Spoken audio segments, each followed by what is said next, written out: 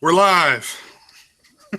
What is up, guys? Over here on the Sausage Factory After Dark, where this is where you hear the shit that you couldn't hear over on the Sausage Factory. We were uncensored over here. Just call it the imitation sausage. No, they were taking the week off over there, so I thought it'd be a good opportunity to do a show on the channel here. Good time of the year, nice fall weather coming in finally, and yeah. Still you guys doing all right? Warm here, but yeah. Great. I love Florida in the fall because it still looks like summertime, but you're not like boiling when you're outside, so it's kind of nice. You're like low 80s in the day? Or are you even there yet? It's supposed to be 58 Saturday night. Oh wow. Ooh. It's been pretty darn warm here, but maybe next week the temperatures will plunge. Like even at night, like even right now, I have a window open because it's like I don't know, you're wacky. I guess it'd be like high 60s maybe. Fahrenheit. Yeah, I'm not old enough to know Fahrenheit. The Canadians of a certain age know that because we used to use it, but I was born after that, so. Oh, cool. There was a question I was going to ask you about Canada, and I can't remember what it is. Shit. Something I was watching recently. We're to the north of you. Oh, okay. Gotcha. Yeah, we're that. That's where we are. You're my go-to Canada person that I ask about information. Glad to help. But so Westworld. You guys been watching Westworld? Yes. No. I know Cole and I were talking about it the other day. I thought it'd be a good opportunity to talk about it. I mean, as somebody who doesn't really watch shows, I mean, this is one that I actually was really interested in, and I don't have HBO, and I had to go through some hoops to see it, but now I have access to it, which is pretty cool. But yeah, I told Jay I did. I guess perhaps in my excitement when I realized it worked and stuff, I played. There are 3 episodes out so far, and I played the 3rd one first, and totally believed the entire time I watched it was the 1st episode. And I was like, oh. So I've now watched the 3rd and the 1st, but not the 2nd. But I really do like it. I feel bad. I mean, I always felt bad anyway that Michael Crichton died when he did. Yeah. He's always been an author I really liked. I mean, his books, no one's ever going to say were great literature. They're not going to be taught in schools, but to just call them just, like disposable entertainment would be wrong too, because he put a lot of work and effort and research. He researched the shit out of so many of his books and stuff. So I always really like this stuff. And it's too bad that he's not around to be a part of this, because I think he would have liked it and been really involved. I liked him as a director too, because back in the day, for those who don't know out there, he directed some films like Looker, which has a little interesting plot to it, as well as Runaway with Tom Selleck, which I really enjoy. Gene Simmons is the bad guy. Yeah, that's a good. I've seen that movie. Well, it's not good, but it's entertaining. If you tell somebody it's a good movie and then they watch it, they'll be like, that's what you call a good movie? To me, it's good. That's what I call a good movie. But. That's what I call a good movie. Bullets that chase you, Gene Simmons chewing the scenery, Tom Selleck and his mustache is the hero. That's a good movie in my book. I got a thick book. So. Didn't Crichton direct the original as well? Yeah, well, he wrote. That's what I mean. It all comes from him. It wasn't. Yeah, I know he wrote it. Yeah, it wasn't. Yeah, it wasn't even based on a book or anything. It was just a screenplay. Oh, okay. Yeah, it was. He wrote and directed it, and I mean, it makes a lot of sense because that movie really does. Like, it's a cool movie, but it only scratches the surface of all the possibilities that it brings up. That's why I think, unlike I criticize so many shows that are out now based on movies. They're just cranking them out, and I'm just like, not everything needs to be a movie. This one, it makes sense to me because there are larger concepts to explore. To me, that makes sense. Not just, let's take this formula from this movie like Lethal Weapon and turn it into a weekly thing. That makes it a lot less special. Yeah, I was going to get to that too. But yeah, like I was worried about it because I'm actually a fan of the movie, even though it's kind of cheesy at parts. But they did the best with what they had. I don't think they had a tremendous budget. When I found out HBO was doing it, I was felt a little better about it, and I was actually excited to see it. A great cast too, man. Gosh, and it's written by Jonathan Nolan. Yes. So pretty competent, people working on this one. Yeah, I'm pretty impressed so far. Really nice effects. Yeah. Blends man, in. it's beautiful. It blends in really well. Yeah, it's actually one of the best looking television shows you'll see too, probably just for an aesthetic like that. But yeah, I need to see the second episode and close the loop for myself. But yeah, but I actually so thought the far- third was the weakest so far, but so that far, I was like just it a lot. Yeah. Yeah, Ed Harris is in there. Mhm. If you guys are a fan of his at all, you may want to check it out. Interesting character, sort of a twisted guy, for sure. Because that's But one of the yeah. things. Because that's one of the things like that's brought up in the movie that you don't get to see. Like the movie's just sort of about, oh, what happens if things go wrong and the androids decide to kill people, and that's just one of the things. And this is like, it's like the whole idea of the place. It's like you can do some really sadistic things if you want to do. Well, Ed Harris is kind of like an exploration of that, which is pretty cool. God, he's a sick bastard. Yeah. So Crichton did a play on his own work with Jurassic Park then, Yeah.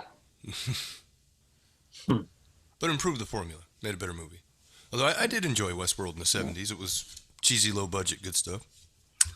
Yul Brynner. Yeah, he's Oh awesome. yeah. Are they going to introduce a character that's supposed to be like kind of like him in the show? I would have liked to have seen that.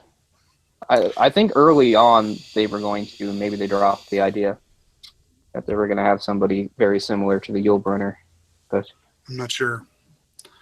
I guess in a way it's good to break off and forge its own identity, I guess. But I think it would have been cool. When it started up, I think they were trying to make Ed Harris look like he was the Yul Brynner character. Except he's human. Yeah. Spoiler, not really, but. Yeah, like I said, coming into the third episode was funny because, like, I realized, like I said to Jay, they probably were being deliberately ambiguous at first about, like, well, who's a host, which is what the androids are called, and who's a guest, just a person. But if you come in episode 3, it seems really ambiguous, and I'm just like, wow, they're really making me guess here. It was kind of funny. Yeah. Have you guys seen Future World by any chance? That's a sequel to Westworld. I saw it a long time ago, No. and I don't remember it very well. Yul Brynner's in it again, playing the same part. Yeah. Trying to figure out who was the main I would like star. to see it again. I haven't seen it in so many years. Peter Fonda, Blythe Danner. Hmm. Peter Fonda, I'm sure, was just getting paid in weed. Weed, coke, hookers, whatever. But yeah, it's not nearly as good as the original. No. But No. the original Future World, I love. Yeah, I was just going to talk about how it seems like lately, like there's been a lot more series that I've gotten into more than movies. It seems like they're really putting production quality into series more so than movies these days. Have you guys noticed that at all? What's another one you like lately? Lately, can't think of anything that's actually quality, but like something like Breaking Bad. Yeah. That's When definitely you're talking one to about go to. Stranger Things, Yeah. I've heard I that's haven't very seen good. that. I've heard that's very good. It's pretty good. I enjoyed it. I'd be interested to know what. I know Cole's not going to watch it, but I might at some point, but for now, or saw like a third of the pilot or What? something. And turned it off. I think I probably will eventually watch it. I just have a silly little grudge. Movies are one thing, but there's so many fucking TV shows. I just that's what I usually do. I just watch the first episode and then I'm like, all right, it looks good. I'm gonna check this out later, and then I never come back to it. You got like 5 episodes of bullshit, but I mean, a lot of them are like that, but some are actually decent. Oh, okay. Yeah, I mean, in the last few years, we definitely see like TV shift to being more cinematic, which I think is a good thing. It seems like people aren't going to the movies, but they're still watching, these weekly TV shows. Like, was the one with, oh shit, he was the ad executive. It was on for a long time. Oh, Mad Men. Mad Men, yeah. Mad That's Men. another. Yeah. I never saw that at all. I don't think I would. I don't know. I find John Hamm kind of off-putting, and that's before he plays like his super arrogant alpha male '60s character, which I haven't seen, but I've obviously heard a lot about and seen parodied and stuff. And Yeah. That's kind of about the same way. I It's think I've funny seen when- the first episode. What's funny is how when people get into shows that are like satires, so many people don't get that. You know, it's like how what's that other show? Like, I'm pretty sure, at least at first, that stupid show Entourage was probably trying to make fun of like those types of people and sort of that generation and obsession with fame and materialism. I think it probably was the original goal. But then it just got so up its own ass and popular with that it was no longer satire. It was like, yes, this is awesome, because you could just tell by like what the fan base is like. I remember like seeing like the Beastie Boys like doing a special about 10, 15 years ago talking about their career, and they were talking about their early days, and they were saying how like sometimes when you try to make fun of a thing, if you go too far, you kind of become that, because they're talking about how like they had that whole frat boy thing going on in the late 80s with like Fight for Your Right to Party and stuff, where they were just trying to make fun of it. But then they realized the people coming to their shows and stuff were actually those people. They were like, yeah, you know, like all that frat boy stuff, all that sexism and alcoholism and all that stuff like that. And they were just sort of like, yeah. And I think that's sort of what happens with some of these shows, especially that. But I think Mad Men too, because I think a lot of people like look at Mad Men, and instead of seeing like the flaws, they're just like, that was a better time. Like, that's what we need to get back to. I'm like, no, God, no. But yeah, I think a lot of people really have trouble recognizing satire. Yeah, I agree with that totally. The dude bro mentality. Yeah. Turtle, fucking turtle.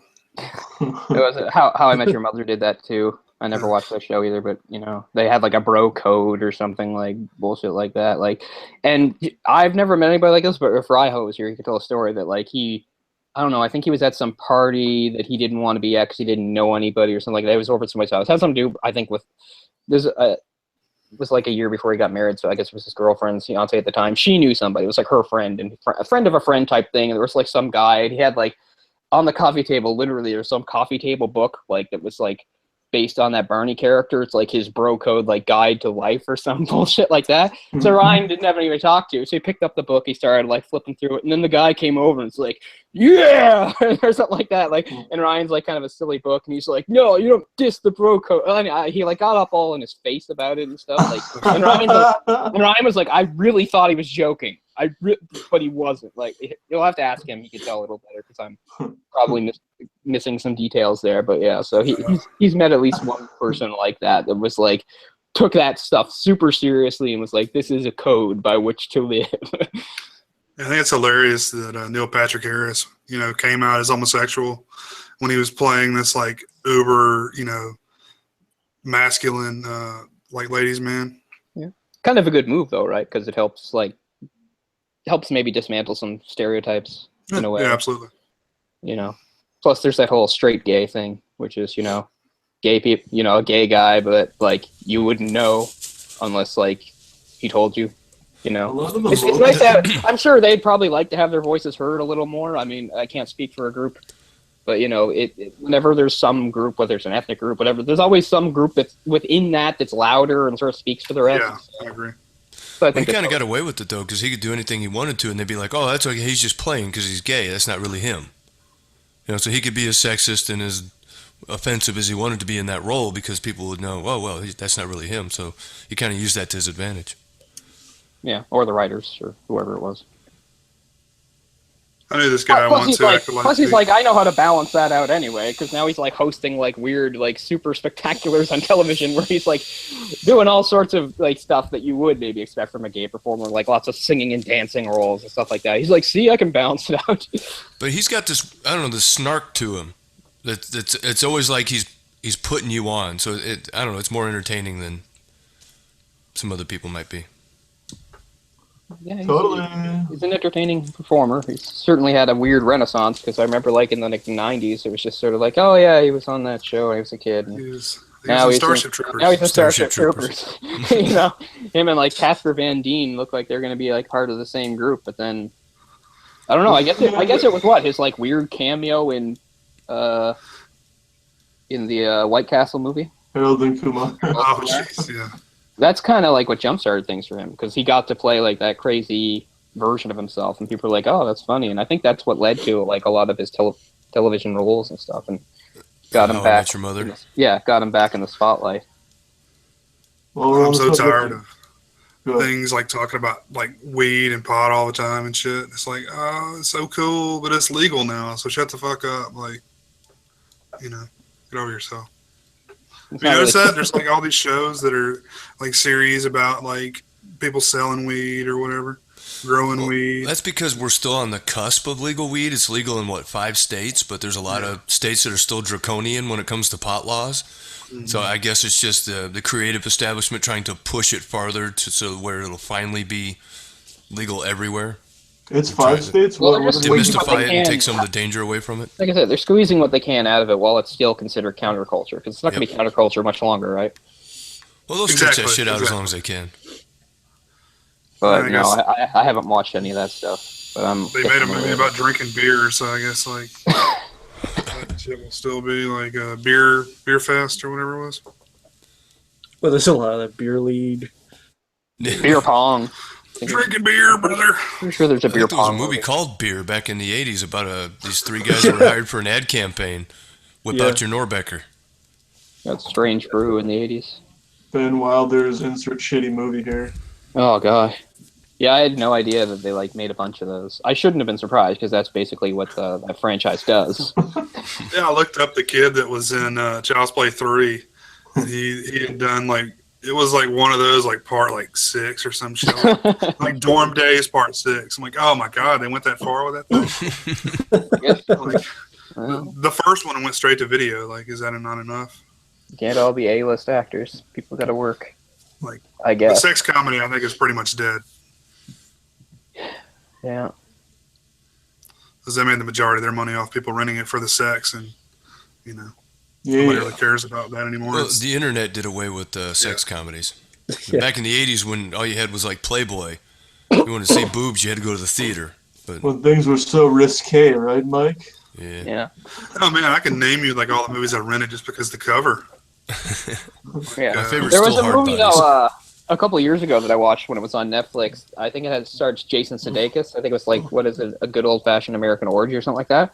And it's about like him and his like weird group of friends, and I can't even remember why, but like I'm like, oh okay, they really decide like maybe we should have an orgy, you know, to I don't know, make things more interesting, stuff like that. And at first it seems very formulaic. It's like, oh, they're just gonna realize that it makes everything super awkward and feelings are gonna get hurt, and they do go through that a little bit. But the good thing is, they really do have the orgy and come out of it better people. And I was like, that's kind of cool. Because I was kind of expecting it to go the other way. Where they're like, whoa, this is not for like normal good people or this will screw everything up. I kind of like how they spun it, that it was actually a good experience for them. You don't really, you don't get an orgy scene or anything. But yeah, it's kind of interesting. I think it was Jason Sudeikis. It's false advertising. aren't they all? But I just mean on the like a movie that does the exact opposite of that was a awful movie called Swinging with the Finkles, with the wonderful, ridiculous pairing of Mandy Moore is married to Martin Freeman. Yeah, that seems right. And they decide to like swing to try to fix their marriage, and it's just all cliche bullshit. Like you said, it's like, oh, we realize that's not the right thing to do, and anyway, terrible, boring movie. Yeah, from the title alone, it sounds shitty. Yeah. Swinging with the What was the title Finkles. again? It's Howard called Finkel. Swinging with the Finkles. How do you sit at a big boardroom exec meeting and it's like, let's learn this fucking movie, Swinging with the Sprinkles? It was great. I don't know. I like how they pitch it too. It's like the guy will be he'll be like, well, really normal, and his wife will be completely unattainable for someone like him, and they did it because that's what it always is. Martin Freeman, who's like 3 inches shorter than Mandy Moore, also like that. Every Adam I'm not Sandler saying movie. there's- Well, yeah, but except there's no boardroom there. That's Adam Sandler himself saying, "I'm going to pair myself with," Selma Yeah, cool. I Hayek. can do a whole thing about Adam Sandler, how sick and Cool, I am by the end. dear summer Adam Sandler thing. Here we go. This summer, Adam Sandler is a lobster fisherman who finds a meteorite that makes every woman who sees him fall in love with him. There. I haven't come up with the title for that yet, but I will. If they heard that, they're probably going to start making it. DOA. Fuck Adam Sandler nowadays. He got like a 10-movie deal with Netflix or some shit, didn't he? I, that many? I, 'Cause it's I only actually 2 hours. watched like 35 minutes of the first one. So Ridiculous bad. 6. No, oh yeah, that's in there. But what was the one? The do-over? The do-over. I watched about Oh. 35 to 40 minutes of the do-over. You're Here's fucking some kidding. sex you could do without, like some fairly hot, like middle-aged woman having a three-way with David Spade and what's his name? He has a really weird name.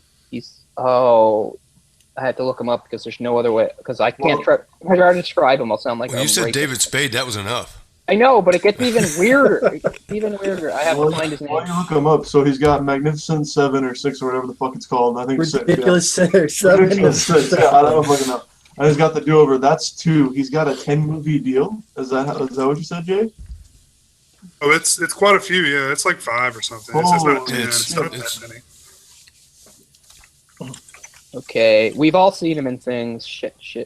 And his name is Luis Guzman. Luis Guzman. God. Yeah. So just picture that. You get to actually see like a woman taking it from both sides. One from Luis Guzman and the other from David Spade. Like, that's what everyone wants to see. Or maybe that's considered comedy. I don't know. But yeah. Yes, Adam Sandler's fantasies never come to life. Yeah. But yeah, so I actually tried to watch that movie. And yeah, I got about 5 minutes after that. Gave up. Did you catch Yoga Hosers? I will eventually. I don't know, man. I don't like that his own daughter's in it. That seems ridiculous. Hoser? Is I it don't know. Johnny Fuck Depp's that. daughter too? What? Yeah. Is it Johnny Depp's daughter too? Or just, Yep. Oh my god. And Johnny Depp himself. Because Johnny Fuck Depp that hasn't movie. cared about anything he's done in like 15 20 years. years, yeah. Since he got that last Pirates check, he's like, fuck him. Yeah. And then every time things gets bad, he's like, oh, Burden, dude, things are rough. I need another house. No, he's doing another Like- Pirates movie. Yeah. He's I mean, Coming out those this are summer. like the most like successful movies of all time. Actually, like if you add them all up, I don't think there's anything. I that's made- enjoyed the first one. I thought the first one was pretty good. I like all of them Couldn't except get the through third it. one. I like the first and second one. The third one is a horrible mess, and the fourth one is okay. Yeah. That's how I the feel. 4th one? They made 4? Yeah, Yeah, That they're was coming okay. out with 5 now. I mean, because They and bore the that shit out of me, man. I haven't seen any of the them. fourth one kind of made sense because like they dropped all the ridiculous plot stuff that the second and third one started to stir up, and it didn't. They didn't have Orlando Bloom or Keira Knightley. It was just him doing stuff. So the fourth one's decent enough because it's just sort of like a back to basics type thing. But the third one is such a ridiculous mess of a movie. Oh my god. So there's 4 now, and then isn't the 5th one coming out this holiday season or next or something? Or I don't know what's coming out. It's called Dead Men Next. Tell No Tales. Well, he got in trouble with his dogs when he was shooting the movie. That's So right. It should Yeah, be, it should Amber be finished by Heard now. was going to go to jail for moving dogs into Australia without telling Again, they're people. divorced now, so. Yeah, and she's saying horrible shit about him. He's saying he beat her up and stuff, right? He was like really abusive. I'm like, chick, you're not even 30 and you're with a dude that's almost 60? What the fuck? Well, she probably weighs 50 pounds more than he does. Yeah. Definitely think she could kick his ass. Yeah. Yeah, Yeah. he always looks like he just walked out of like a clinic of some sort. Like something. Because if you look at it, like his roles in his career, it is kind of like it lines up perfectly. It's like as soon as like they had a huge hit on their hands with that, he's just like, oh, His I don't need dignity down the to sewer. take challenging, interesting roles anymore. I can just do whatever. I can. Kick his You wanna make a dignity sequel? down the sewer. You gonna make a sequel to that shitty Alice in Wonderland movie? Fuck yeah! Yeah. Let's I'm in that. I'm down. rape it 2 times. Yeah. It's pretty bad too. I Looking avoided Glass. both of those. Yeah, I actually watched it. I watched the first one. I'll never watch the second one. Did you watch Under Duress? Yeah, I did, and I slept through quite a bit of it as well. I've never heard of that. That's Johnny Depp. I was like, man, whoever's doing this is doing a great Johnny Depp impression. I was like, they got him back? God damn, I can't believe he did another one. I Paycheck. was kind of surprised. But I mean, I don't know. I mean, I loved him like in the '90s and even in the early 2000s. He was like stealing every movie he was in. The roles, they like he was so good in like Once Upon a Time in Mexico and stuff. And you're like, yeah, Johnny Depp, cool. But I liked him in that. You didn't? Oh, I Yeah, I liked him in did. I liked it. that. I liked him in that. He was fun in that. That's when Robbie Rod was worth his shit too. Tell little Yeah, Mexican what's- kid selling gum to fuck off. I don't know. It's not brilliant writing, but it's funny the way he does it. What's he done lately other than the El Rey Network? Nothing. Sin City 2, Spy Kids 7, whatever the hell it was. Oh, jeez. Lava Girl Yeah. 2. Isn't it great when directors get all like, or any sort of entertainer just decides like whatever they're doing is not important anymore because what their kids like is more important? It's like my Yeah. kids think this is good, so that should just steer my Don't whole go career any now. further, Eddie Murphy. My whole life is fucking ruined. Yeah, and he did it too, right? He's just like, this is I've been wasting my time with this edgy comedy stuff. I should just do bullshit that 7-year-olds like. He's still smoking crack and banging hookers, though. He's just not doing Yeah, any but good movies. not on screen. It's not on It's like, screen, so we're let's not do getting Meet any. Dave. That sounds So what like do a we get winner. out of it? Yeah. Some good tabloid news. That's about it. Yeah. Which Spice Girl did he impregnate this time? Sugar Spice. Spanky And Spice. you're ready for a Captain Planet movie. I wonder how much Just crack by he was Leo on when he DiCaprio. got. I wonder how much crack Eddie Murphy was on when he got caught with that transsexual hooker. Oh, really? Whoa. I don't think I heard about that. No, I remember don't that. ruin I my remember that in the childhood. news. Oh, that was a long time That ago. was a long time ago. I remember It that. was when he was making Beverly Hills Cop, or No, it was after that. It was like the mid '90s, wasn't it? So it was up after part 3. That's It was right. like him and like Hugh Grant both had like weird like sex scandal things like within a few weeks of each other, sometime like in the mid '90s. Like, oh, I was Might just have giving been- her a ride home. Yeah. maybe the Hugh same Grant's girl. prostitute was a female, wasn't she? Yes. Okay. There you Well, go. you So know, he I mean, wins. I don't judge people, but if they've got both, then how are you going to know? Like, you know, it's not until it's too late. You know what I'm saying? Is Just that, saying. is that from experience or? Oh, yeah, all the time. I mean, Bobby Joe. I can't criticize too much, but it's not a mindset I can understand. Like what's his name? Like Oh, we're going down this road. like no, like We're going. Charlie Sheen. Like he long ago achieved a lot of fame and money and was considered very good looking, so he could technically sleep with a lot of beautiful women anyway. But he just like even that really wasn't good enough for him. He liked more, and he like pretty much said it, he preferred just paying hookers because at least it cuts out everything else in the middle. Like where somebody else would be like, well, that's not good for my self-esteem, you know, having to pay for sex. And it's like, why would Charlie Sheen pay for sex? He can get sex because he's, you know, Yeah. he's considered, you know, good looking and famous, but he's just like, I don't care about my self-esteem. It's just way simpler and cooler to pay them. You know, I heard a good quote the other day. You pay them to leave. Yeah, that's the thing. It's So drama horrible. insurance. You know what pisses me off? Okay, while we're on the fucking subject Uh-oh. here. Oh, You know, What like, a prostitute you done know, to you, Mark? there's some nice looking, you know, transsexuals, and I think they're chicks. I think they're honestly chicks. And then I see a picture of them with an Adam's apple, and then I'm like, no! They're not out to specifically seduce you, though, Orc. I mean, you're just collateral damage. Like you can't take it personally. I know, but like, they can't do that shit. You can't be both. It's not fair, man. Just fucking. No, but it's a fake out that leads to an awkward moment. It's kind of like you're like, oh man, that chick's hot. Oh wait, that's not a chick. Oh my god, you know. there's a large segment of the internet devoted to making It's that happen. not fair. You sound like you're taking a test. This isn't No, fair. man, there's some hot chicks in the game community. Well, I thought there were, but guess not. That's interesting, though. I didn't really think there were a lot of Oh yeah, dude, they all play Street Fighter. transsexual gamers. Okay. Talking about transsexuals, Cameron. Go ahead and join in. Dude, it's not fair though, man. What the fuck? What's the best transsexual you've seen? We're talking about how Orc is oddly attracted to transsexuals. Dude, It's not Probably that the odd. We all saw the crying game. That's what I'm talking about. You know how many guys in the crying game were talking about how hot she was, and then that scene happened. So, Yeah. She was the same actor that was in Stargate, right?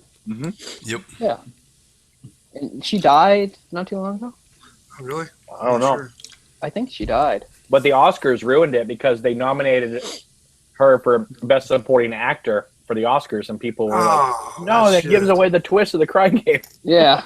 Yeah, I never saw it because I already knew the twist. It's a good movie. It's still a good movie anyway. Although I'll never, ever, ever, ever, ever understand why they cast Forrest Whitaker. It seems so weird to me. He's good though.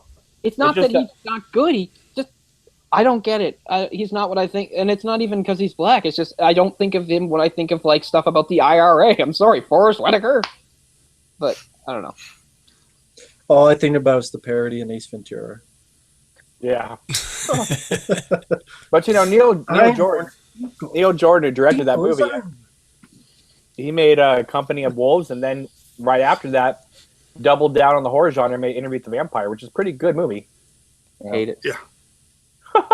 Completely forgot about that movie. I didn't like the Cruise Pit combination in that movie. No, but the mood of the film I like. The just that tone of gloom and doom, and Kirsten Dunst was amazing in that movie. Yeah. Cole's trying to bite his tongue about Anne Rice again. Well, it is funny though. Like when I read it after the fact, was like she was herself super opposed to Tom Cruise playing the role of Lestat. She was the one who had written Lestat, and then she completely changed after she saw it. Like then she loved it. Like that seems so odd to me. But. Well, remember the original director for Interview with the Vampire was going to be Woody Allen. Jesus. Wow.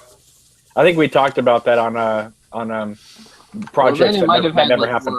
More young Asians in it. I might have liked that more.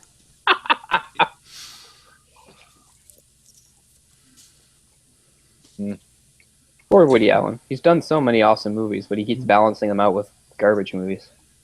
Wow. That's what happens when you're super prolific. It's hard to, You can't work that often and expect everything to be home runs. Yeah.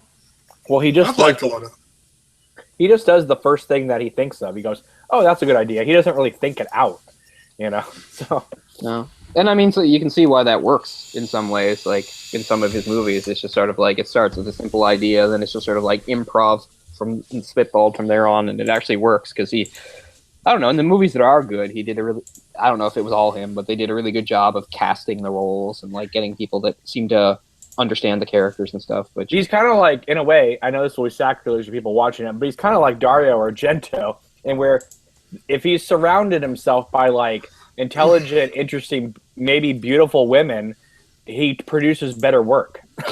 But when he's surrounded by like ugly people, his movies aren't quite so good. I mean, it's true though. I mean, I don't know. I like whatever works. It's that whole Muse thing.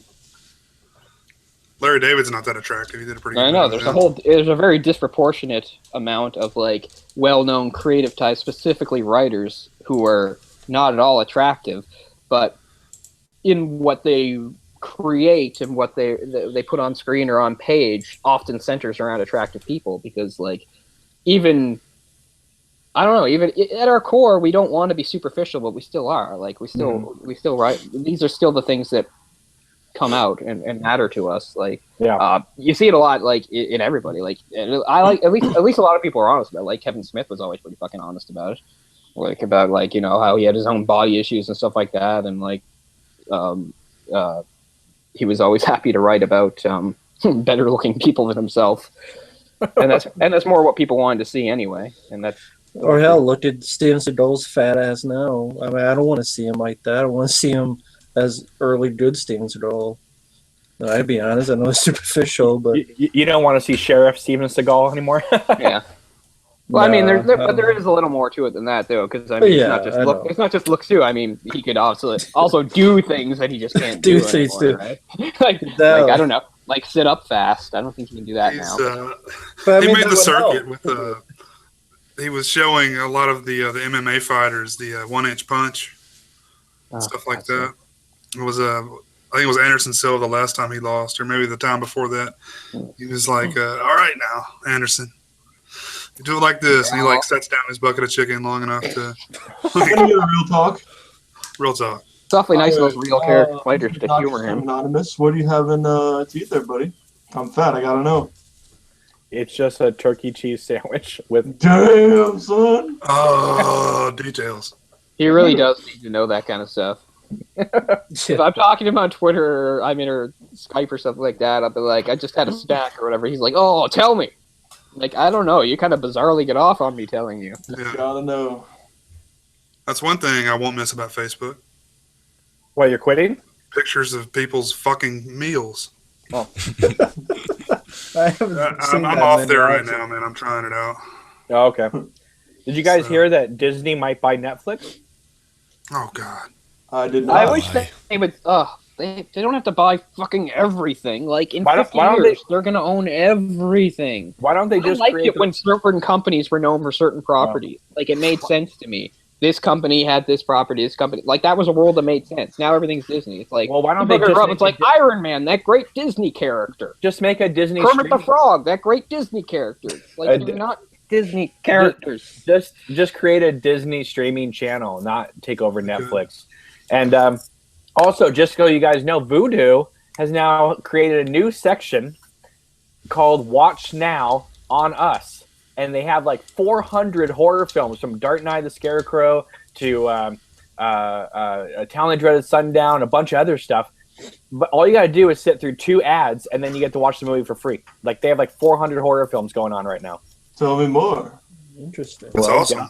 Get on voodoo.com. By the way, I took some of Orc's advice, and was it the AMC Fear Fest you're always talking about? Yeah, dude. I recorded Child's Play 3 off of there, and it's edited to fuck. That's what AMC does, Like, they man. were like, That's why I don't miss it. Go fruitcake yourself and stuff like that. It was stupid, and it's like watch. it's like, I man, know. they cuss way more on The Walking Dead every week.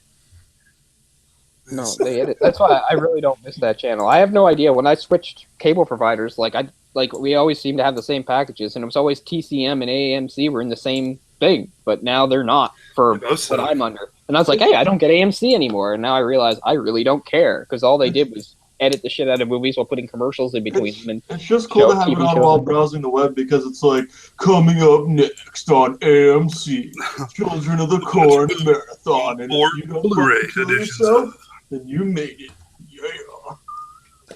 Yeah. There's a marathon of that, no one will watch it. It's like, oh, Halloween. Oh, fuck yeah. Halloween, where the camera cuts away for every kill. Every nipple is gone. Like Halloween now, Halloween would be rated like G if it came out in the theaters nowadays. Man, I grew up, the only way I could watch horror films was on TV, and there's no way in hell I'm going back to that. Yeah. I've got the Blu-rays, you got Netflix. I mean, why am I going to watch an edited, chopped up piece of shit with dog food commercials in it? No. And that's what I love about remember when the original Anchor Bay Halloween came out, that they put the TV version on there, and that was like great because I could watch it without the commercials. Yep. It's what, like a third as long? They edited got- all I've got the- cool No, shit. they actually did it. It is the R-rated movie with the TV scenes inserted in. They did not make it the TV cut. Yeah. Because I've got the TV cut of the second one, and they edit the crap out of it, but added some useless scenes like at the mental asylum and stuff like that. But it's still Oh, not yeah. good. Some what they great cut. stuff on Voodoo. Yeah, check it. Isn't it insane? There's a lot. Like you would be like, I was like saying, Dark Knight of the Scarecrow. Holy crap! Oh yeah, I wanted to watch a lot of these movies Yeah, recently. yeah. I looked at it. It's only like 2 ads, and then the movie starts. So, I can handle that. but you can't add them into your collection. It's only like a streaming thing. So. That's played out Fucking anyway. Waltons, man. What you looking at, Jay? What titles you see? Sorry, the cover of P2 got me distracted. She's No, he's looking at you, porn. Go got fucking her shirt open a little bit there. It distracted me. Doesn't take much. No, it doesn't. Obviously. I told you I rented VHS based on the cover recently. So. Nice. And that was such conviction too. I watched It was true. Ouija last night. That movie was made for $5 Why? million. God, why did you watch that? I don't know, because it was an option. What I was like, please No, turn it off. But then I looked up, like, it had a $5 million budget and made like $108 million. Like, what the hell? Cole, Yes. Cole, So no go wonder on, there's a new one coming out this go year. on Vudu. It's free, and you can watch Witchboard, a much better movie. I've seen Witchboard. Oh yeah, Witchboard's great. Yeah. That have the redhead in it? Oh, Tony Katane. yeah. She's worth the price of admission. She's worth the price of sitting through a few ads. There you go. Oops. Someone's gonna make another Darth Vader comment pretty soon. Yeah, let me repeat. It's not a bong, right? Vaping, Vape Nation. He's ripping fat clouds over there. You have a serious problem, but it's not my business. I actually All the love did think it was. gurus. I actually did think it was a bomb. But I didn't Wait a think it was Wait, Cole, are you trying to suggest that Jay set up this this hangout tonight to be an intervention for B movie, Mike? Mike, I Yeah. have to talk to you about something. We all really care about you. Well, that's why you should be happy that I quit smoking 8 months ago. Get Yeah. off my ass about the vaping. Shit. I say it's a good alternative to smoking. Actually, I thought it was an Tobacco is invention wacko. of. Although it's kind of weird that like there's a lot of people that like, I don't know, if you go on dating sites, there's a lot of like young girls that are like put that in their profile that they're big into vaping. You're like, okay, no. I thought you were gonna put that in there, something It's else. not a lifestyle choice. It's attempting to be a life-saving choice. So I know, but they're Well, I actually, mean, the cool thing is you can just trade out that little cartridge and like get one with THC in it, and you're good to go. Like, wow. not yet. Voodoo wants me to fill out a bunch of stuff. Well, yeah, just in case you buy something, Cole. Put your credit card Buy something. and proceed. I have like no digital paper trail on the internet. I can tell you that much. Verified. Did any of you guys do the Criterion sale this week? I missed it. I avoided it on purpose. I did not, but isn't it all month long in November? No, it's done. It was only 2 days. For fall? So that mean their $50 Blu-rays are now $30 or something? Yeah. But that was their fall sale? God damn it. Yeah, they're great, man, but I can't afford them. Yeah, No. I mean, I really, really, really want the Pan's Labyrinth one. Yeah. Well, you know, the original Blu-ray had better extras, though. So You know, I don't own the original Blu-ray. I own it on DVD though. you can get it for like $5. Mhm. But I'm really excited because I scored one of those Plus shipping. those Friday the 13th Blu-ray box sets at Best Buy the other day. They had it for $99, and I was like, okay, because I really needed Part 4 still because they never released Part 4 on Blu-ray in the States. But I went online and saw that the box set is now selling for $350. So I'm like, I could buy that for Part 4 and resell it. So, That's true. yeah. So Well, you could have bought two. they only Got had one. yours for free and made a profit. They only had one though. I would have done it. That sucks. So Kenny Tarr says he only smokes weed. Beer lungs pure. Smoke weed every day. well, doesn't weed make you sleepy? So how is he up all night tweeting everybody? Hold up. I just thought it was a time zone thing. He's like 4 hours back of me, so He's West Coast time, I think. Well, same as you, Cameron. It's called I thought this was an intervention so Mike could give us all the hookup. It's like, what's your supplier and what's your dealer? They just is it just medicinal purposes in I believe it was Illinois recently this past election. I don't know. I No don't know. idea. I know in Florida we have a medical vote coming up this election, but It's, you know, they're so fucked around here though. It's like we have to actually get a constitutional amendment to force them to make medical marijuana, just medical, legal. And still they're like, well, only terminal people can have it. yeah. So it's like, how is that going to help anybody? I mean, Colorado, you can get. I mean, I think I've seen some studies on cannabis oil and how it helps kids with epilepsy and it kills tumors. And well, if you can't get it before you're dying, what the fuck good is it? I mean, it's kind of stupid. The restrictions and then the anti-number is Amendment 2. The anti commercials are like, they'll be selling weed next to school and it'll look like candy and it'll kill your children. And I'm just like, really? You guys are fucking stupid. I think the pharmaceutical companies are behind a lot of that. Fuck yeah, they are. Well, I think they're already doing that. It's called drug dealers. So and forget about weed. We need to worry about the clowns. You know. I am worried about the clowns, man. I hate clowns. Well, one went out with a chainsaw. That's what someone told me on Facebook. Yeah. I can't wait to see one so I can go, what the fuck you want, clown? I don't know. Yeah, I know. If I'm approached by a clown, like, it could be the friendliest clown around. I will probably hit them. So. Do you guys? No, seriously, be careful because someone said that someone was chased with a chainsaw by one of those guys. Well, speaking of that, I don't know if you guys have this stuff where you are, but about an hour north of me, there's a corn maze for Halloween that opens every year, and people chase you through with the chainsaws, and.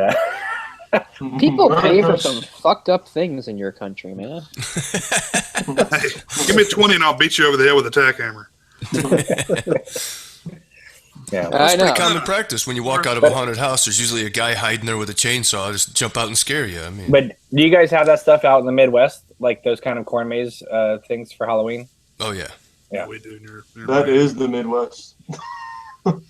True. All right. Yeah, the opening of Jeepers Creepers plays like a documentary. You see that shit from a plane, all corn. I tried to do that one day, but I quit after one day because the paintballs, they got the wrong paintballs. It was the hard ones, so every hit felt like a punch in the gut. So by the time it was over, the whole top to bottom body was filled with bruises. They're like, whoops, we got the wrong paintballs. We got the hard ones. Probably not to aim for the face. Yeah. I had a couple. They're probably frozen. Yeah, those hurt like hell. They lasted over a week. So I said, fuck this. Quit. I don't think I've ever had one that didn't hurt like a motherfucker. It does give you the incentive to play well, I guess. You really don't want to get hit. They make these solid rubber balls that are the exact same size as a paintball. That I've never been hit by one, but man, they do some damage. Yeah, I've never really had practice balls or training balls or some shit. Never really had the desire to get shot at, but I guess again, people pay good money for it. Yeah, man, gotta get that adrenaline pumping. Okay. You never feel more alive than when you're about to be killed. Cole, is the most exciting part of your week is free comic book day on Wednesdays? Well, it's not always free comic book day. It is when I'm there. That's new comic book day. Is Wednesday. I usually go on Thursday, so you know. His favorite day is Friday. You're maple syrup is free. Avoid the crowd. It's an exciting day when I actually have money, but most of these days go by and I'm just like, yep, new comics, can't get those. But isn't it cheaper on that? Like, what is it called? Comixology or something, where you can just like download them or whatever. Yep. Yeah. So I support my store. Wow. Yeah. Cole's fighting the good fight. Power to the people. I think that's something you actually do benefit of physical media. I think absolutely. I think like that's why I couldn't believe it. Like, you know how so many magazines go digital, and it made sense. But like, I couldn't believe it when Wizard magazine went digital. I was like, you're like defeating the whole purpose of your fucking existence, Wizard. You're a magazine that's like dedicated to like collecting physical material, and now you've gone digital. Pokemon. But. Well, I mean, you do eventually run out of space, so every once in a while it's good to have some things. No, fuck that. Oh, Only yeah. pussies and people who give up say that shit. Oh, I'm low on space. No, make some space. Besides, I got that's what my space is for. I mean, you want me to be like Cinema Sickness and build movies into the walls, into the rafters of the house? Put your house out of movies. Have Friday the 13th in your fucking rafters. Have a fucking solar door. I'll have a VHS floating in the back of the toilet. Giving them money and I'll do it. Have a toilet. You know, over the years, certain comics mean less to me, so I trade them in for others. But I just mean, I've got 16 boxes and growing strong. No big deal. No, it's fucking. I'm not gonna name any fucking names, but you know, people are like, "Oh, I don't got space to collect DVDs and Blu-rays," and then they collect fucking vinyl. Like, what the hell? Like, ooh, didn't have enough space. Sorry, buddy. But I mean, That's one thing. that's what my space is for. It's not like I've got like 4 German shepherds or something. What the fuck? That's why I have space. It's to hold my books. But anyway, Let me ask Mike here if he can clue me in on something. Like, why is vinyl coming back? When people say it's a better quality music, is that true? Records do. Not vinyl. from my point of view. I was there during the height of the record boom. I don't know. It's scratchy. It's hissy. If you have to put like coins on the damn needle to make it stop skipping, or I don't know. I was happy to advance. I don't know. Sometimes people reach into the past for something that they think is cool, and if they enjoy it, that's cool. I mean, I'm not into it. I prefer. I like it because it's big. Like the album covers actually mean something, so they're cool. Like I've bought plenty of records just because of the album covers, which I wouldn't, do with a CD or something like that.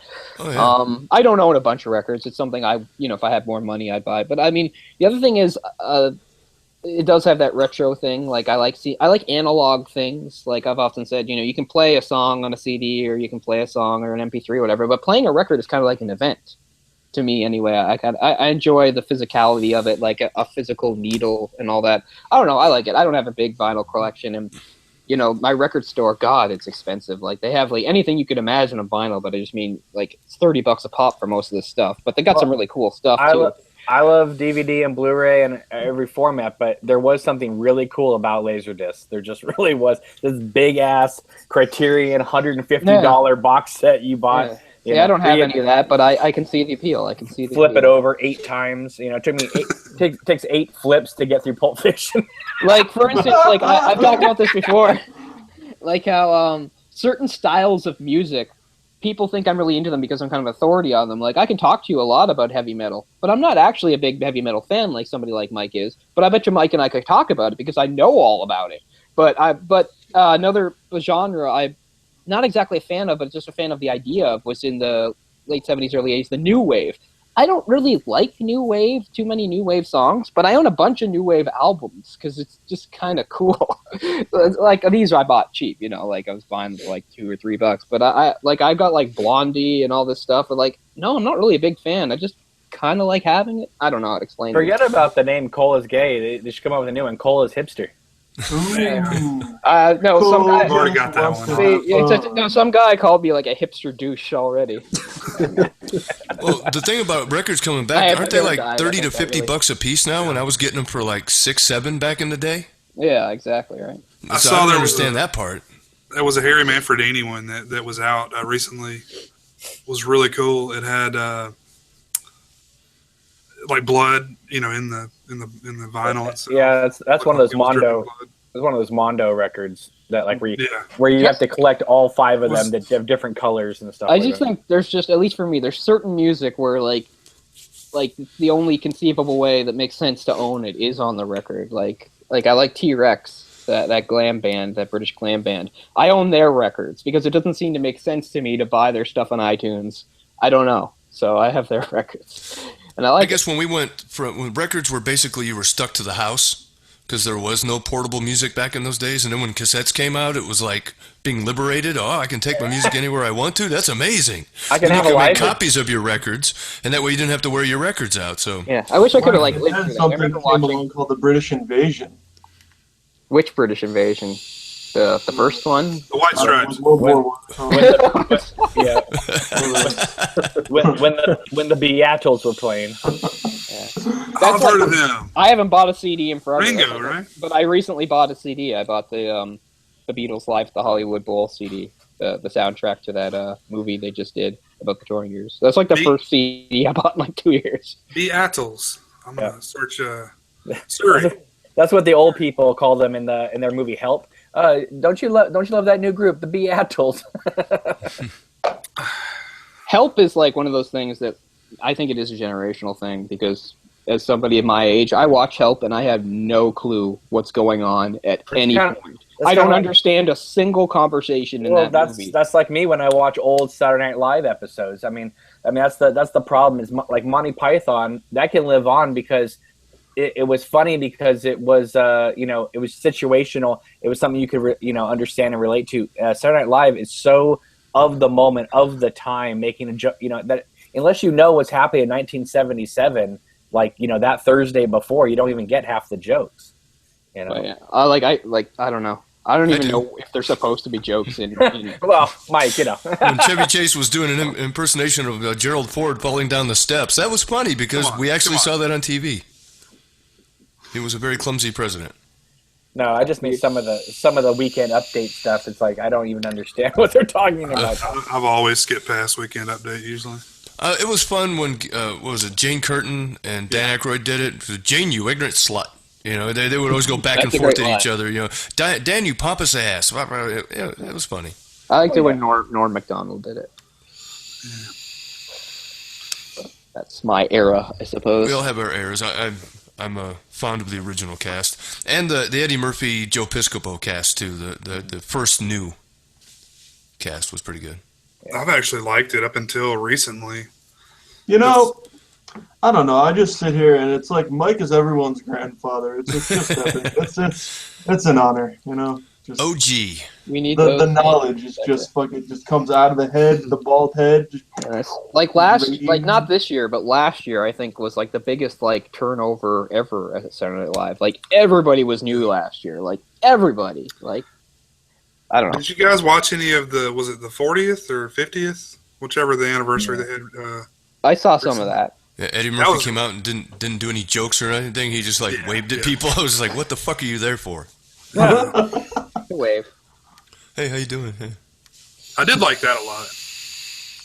I liked it when he did. I would think for all the changes it's had, it's actually a show that does treat its own history well. Like a lot of shows and things don't, but I think actually they do a pretty good job of honoring their history and past members and stuff like that. I think they do for the most part. Do they still do the fake commercials like they used to do in the old days? Yeah.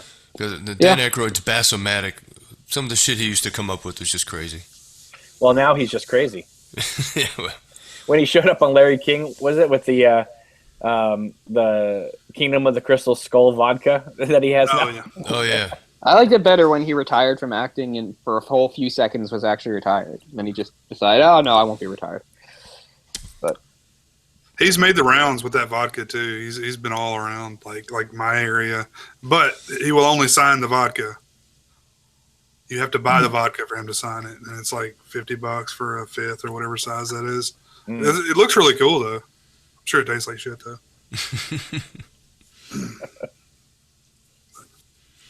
Yeah. Sign my Ghostbusters poster. Yeah, but bring him the remake.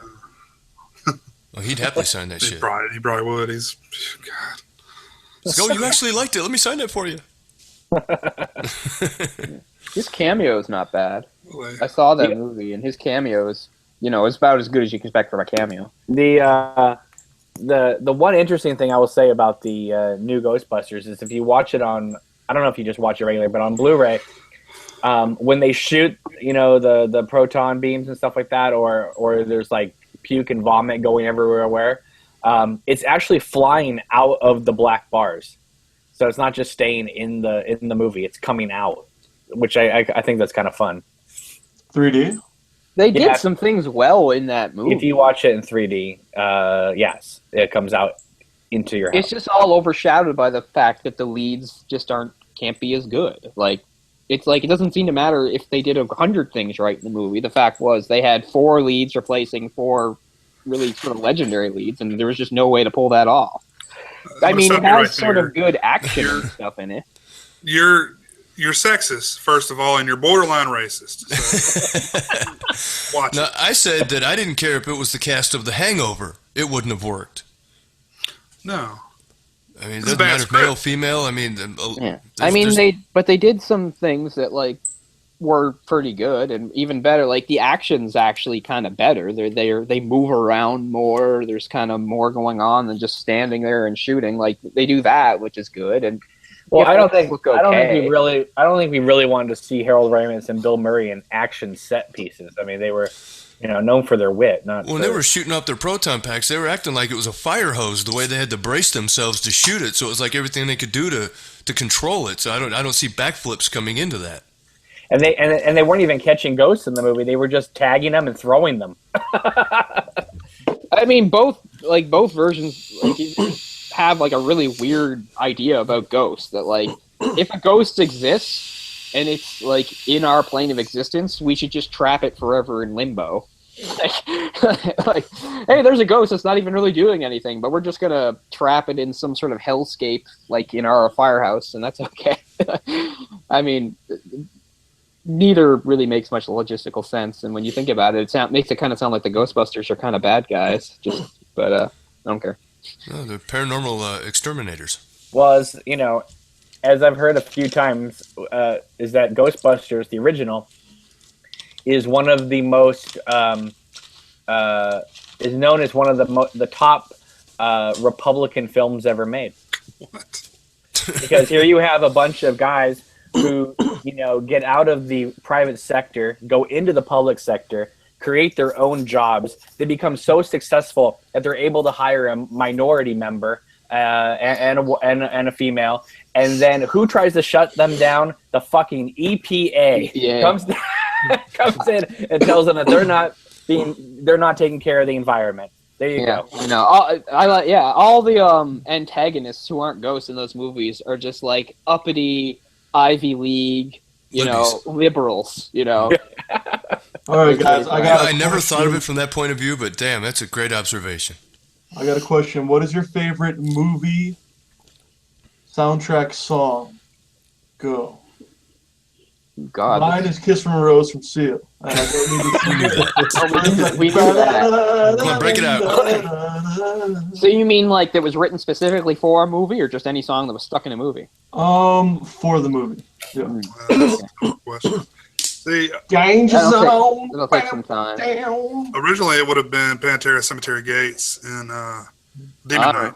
Rainbow Connection, maybe? I don't know. There's no stopping us from breaking. There you go. That song is badass. It's my ringtone currently. Okay, Hearts on Fire, Rocky 4. Oh, shit. Rainbow Because Connection. I had the cassette tape, and I always, when I was on the farm walking back and forth, I always listened to that tape, Rocky 4 cassette tape. How about That was the one song I was listening to the most. I don't care who you are. You watch Rocky 4, you are in a better state of mind after that movie is over. When you see him, when you see Dolph Lundgren training in the gym, and you see Rocky in the snow, it's just like, I mean, that is what movies are about, inspiration. Yeah, definitely fires you up. I mean, he can change. I need to run up a mountain and scream Drago. Drago! Shit, the way things are going, we need a sequel to that movie. Well, I mean, that's the thing with movies nowadays, is that I think they're more for realism than fun. I think a lot of movies want to be more realistic instead of being fun. People tag the 80s with cheesy, but we call it fun. We call it entertainment. Exactly. I mean, it was about forgetting the realistic, bullshit and just having a good time. Escapism. Yep. Well, the great thing about Rocky 4 too is, I mean, I like all the films. I take little, to 5, but Rocky 4 is 90 minutes long. It is in, it's out. It is so fast. The music's great, and it's just to me, it's like it's my favorite of that original series, just because it's just so fun. Yep, I think it may be mine too. And that's sorry, go ahead. It's got so much weirdness in it, but you just accept it. Pure entertainment. Like that robot going around. The robot, yeah. It's like the weirdest out of place thing. Happy birthday, the movie stopped. It just seems like it seems like it should stop the movie dead. It seems like it should stop the movie dead, and you'd be like, "What?" No. But no, we just accept it. We're like, "Oh yeah, you got a robot." What stops the movie dead but amazing is the 10-minute James Brown song. Well, I never really thought that much laid about the it. groundwork for Living with a Hernia video. So Rocky was a poor guy that came from a bad neighborhood, so when all of a sudden he became rich, he would be the type of dude that would buy a bunch of shit that you would never be able to use just because it was fancy. oh yeah, like I said, I gotta have a robot. Hey. Happy birthday, Polly. And that's I one don't of know, those. Rocky 3. Go ahead. That's okay, go ahead. No, go ahead. Say Rocky 3's always been one of my favorites. As much as I love 4, I got to go with 3. Eye of the Tiger. There you go. There's a song from a movie that. 3, I think, Those is are number the 2. two best. Very 1 and 2 nice. are great, but 3 and 4 are the best. 4 is my favorite. That's my opinion. 1 3 is and 4 classic. back to back, man. Yeah. 3 just defines the series. I think it's the most iconic one, which is weird because you think it would be the first one. But Well, 3 is it's just got Hulk Hogan and Mr. T in it. Yeah, Come there on. you go. yeah. I mean, beat that. We're actually all on the same page with this. This is I That's think total Mickey, 80s. that's the one Mickey dies in. Yeah. So you got that too. So there's some big moments. But then he comes back. I mean, I cannot take his death seriously because watching Rocky cry is hilarious. He's like, Mickey! but Mickey comes back. I cannot for- make an emotional connection there. for because all I stunning- can do is laugh my ass off. But that's He okay. comes back. It's okay. He comes back for stunning black and white flashbacks in Rocky 5. That was kind of emotional because Mickey's dying and he lost and he has to tell him that he won because he doesn't want Mickey to die thinking that he was a loser. By Rocky 5, like the series has just become like a cut and paste. Like it's kind of like what they did in Friday the 13th. It's just like let's just keep showing And you listen- clips of the other stuff. Well, listen, Maybe let's put a little I bit- may be a grown man, but I don't think any person can watch Rocky Balboa and not be emotional watching that movie. That movie is incredible. Oh, That's that what scene you where he said. talks to his son is so well done and so well written. Where he talks to his son about Can how we his get son the stopped line? believing himself. Like, and I'm like, man, that really got to me actually. Yeah. Yeah. Maybe What's I the should worst give up my Rocky own, film? like, 5. That's- 5. The 5. Creepy Tar Heel asked that question. For 5. me, Probably 3. 5. I'd say I- Balboa. For I'm me, gonna tell 3. you something, Cole. The world ain't all sunshine and rainbows. It ain't how hard you get hit. How fucking. Hey, I will get Right. choked up talking about the fact that Rocky loses, but he goes out the victor. I just love it when everybody else Yeah. is cheering him on, and the winner is just sitting there like, "What? Why is anyone looking at me?" And Rocky just goes out. It's just 5 was just, it sort of just collapsed under itself. It was like somehow for 4 movies, they somehow sustained like an unsustainable pace of a bunch of ridiculous cliches, and yet they all work. Everyone's like, I don't care. This is working. This is good. But by 5, the cliches just Well, it's too nobody much and it wants just the series collapses. to end. It's with, like, oh, I'm not with spending a- enough time with my son. Now my son's smoking, and this But guy. you- but you can't you know. end the series with an alley fight. It just doesn't work, And that's why, like, when they came back with like Creed, I mean, it's a I hell still of have a to see that. What'd you guys think of Creed? I Haven't still seen it. have to see it. It's I will. fantastic. Oh, I would Fantastic. definitely check it out. Absolutely. When I heard they were making another one after Rocky Balboa, I was kind of upset at first because I was thinking, no, that's kind of a perfect kind of closure. End it. It's great. And then Creed comes out and it's made by a real filmmaker who, Stallone didn't. I mean, I like Stallone a lot, but he didn't write it. He didn't direct it. So they have someone actually writing him good stuff, and it's great. I don't know if they'll ever do a sequel to it, but it's a real film. I like Michael B. Jordan a lot too. I don't know if Yeah. I've seen him in anything. What else is he in? Chronicle. He's in, Chronicle, yeah. He was in Right. The Wire. Fruitvale Oh, I've Station. seen most of The Wire. Yeah, he was. Forget his character name. But he had really tight cornrows. Okay, yeah, Yeah, I saw most of The Wire, I don't want to spoil anything, but you would know who he is. but he Yeah. dies because everybody dies. Wow. Everybody gets shot at some point. All right. What's a spoiler? So Rambo, you Everybody had some spoiled. Stallone stuff to talk about? Everyone in The Wire gets shot at some point. Who? What did you say about Stallone? I thought Rambo wanted to talk about Stallone for a minute. Oh, good. Oh no, no. I was just saying that soundtrack was one of the ones I listened to the most. That one and Over the Top soundtrack. And over the Soundtrack top. was- Wallace. His character's name was Wallace. Sorry. Yeah, I remember the character. Yeah. I remember as a kid, right? Because Over the Top came out around the time as like Howard the Duck and those other movies, and it was known as like being like a spectacular failure at the time. And I remember it came on HBO one afternoon, and I was like, okay, I guess I'll just watch it because I like Stallone films. And it came on, I'm like, what is everyone complaining about? This is great. I You guys don't like sincerely Rocky. enjoy. I just find it way too mundane for Stallone. Like all the stuff Stallone's done in his career, that movie just seems so everyday and boring to me. I guess it just seems very like there's nothing wrong with a movie with that sort of plot. It just seemed too small for him. He's such a big, larger than life character guy in the roles he plays. This just seemed almost too real in a way. It's like, oh, he's some And that's why Schwarzenegger was kind of taken over, because he was doing Stallone's doing Over the Top, and while Schwarzenegger's got Commando coming out, Yeah. So I don't think it's a bad movie. There's anything exactly wrong with it. It wasn't for me because it just seemed out of its own box. I don't know, and that's a kind of a weird criticism. It's like Stallone, just do the same thing all the time, But I don't know. All right, go back. Just go watch Rhinestone. All right, Cole. I was going to say, if you think Rocky V's bad, go watch Rhinestone. Going back to Rocky V, there were some things about Rocky V that I did enjoy. He lost. It was kind of a depressing thing when we find out, he has brain damage, and the guy screwed him out on his money, and now he's back in his old neighborhood poor again with brain damage, and he can't fight. That's kind of depressing. I didn't really want to see that, but how he takes to Tommy Gunn, and that's like his return to glory because he's not ready to give up fighting yet, but he can't fight, so he fights through him, and in a way neglects his son. And I don't know, there was some stuff there that I did enjoy. I thought it was pretty good. You know what I love, Mike? I'll tell you this.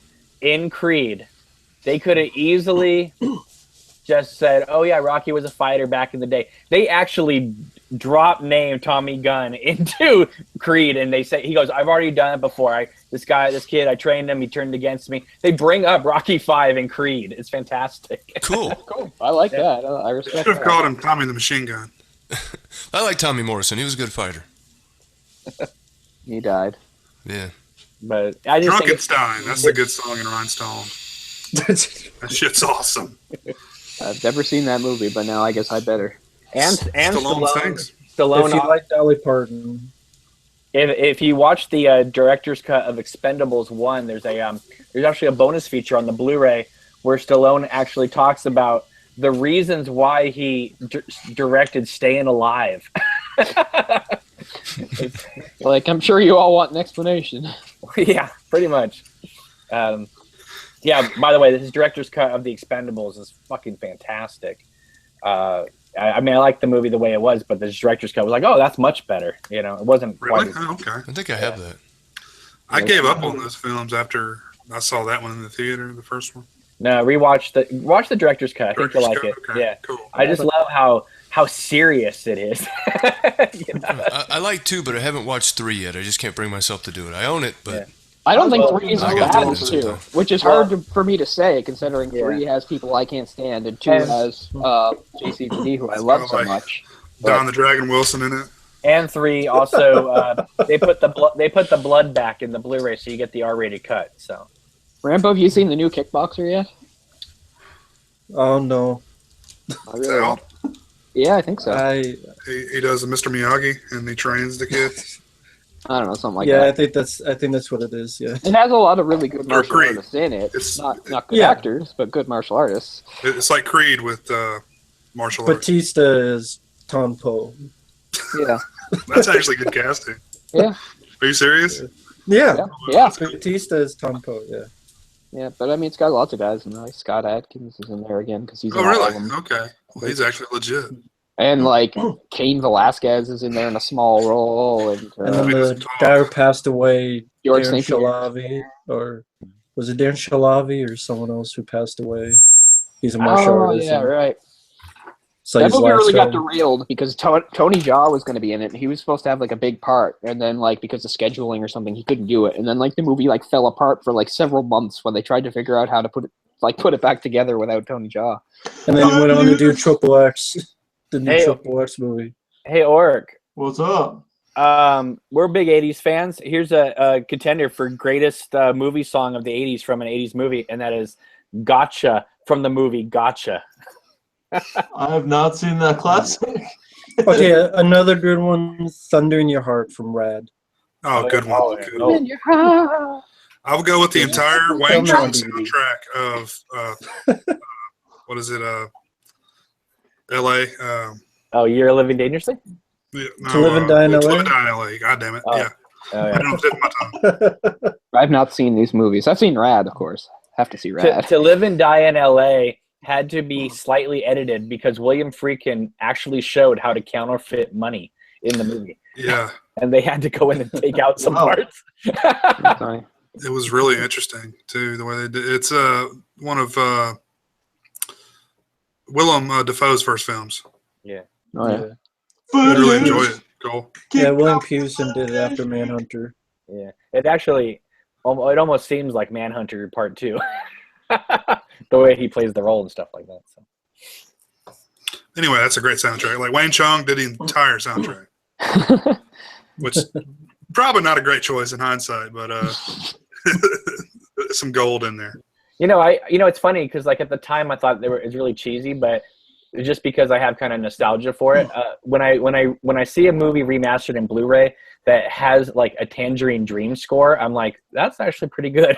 Like when you watch Sorcerer or things like that. It's pretty impressed by some of their music. Cameron, who's your favorite director? That's impossible. If you had to pick one. Well, these questions are always fucking stupid anyway. If there was a gun held to your head. But I don't know. Just let's top 2, maybe. God, I don't know, because there's directors that I loved and then they went shitty on me. Yeah, most of them do that. Yeah, that's kind of a They have kids and they lose touch. So now when I say like, oh, I like this director, I have to name like the period, like 86 to 92 or something. Metallica pre-country. Yeah. Metallica post-90s or pre-90s. I don't know. The Black Album's really good. A lot of people seem to think the Black Album like destroyed their credibility, but I love the S&M concert. I don't care what anyone says. I think Yep. Yeah, that's awesome. Who's their bass player now? I don't know.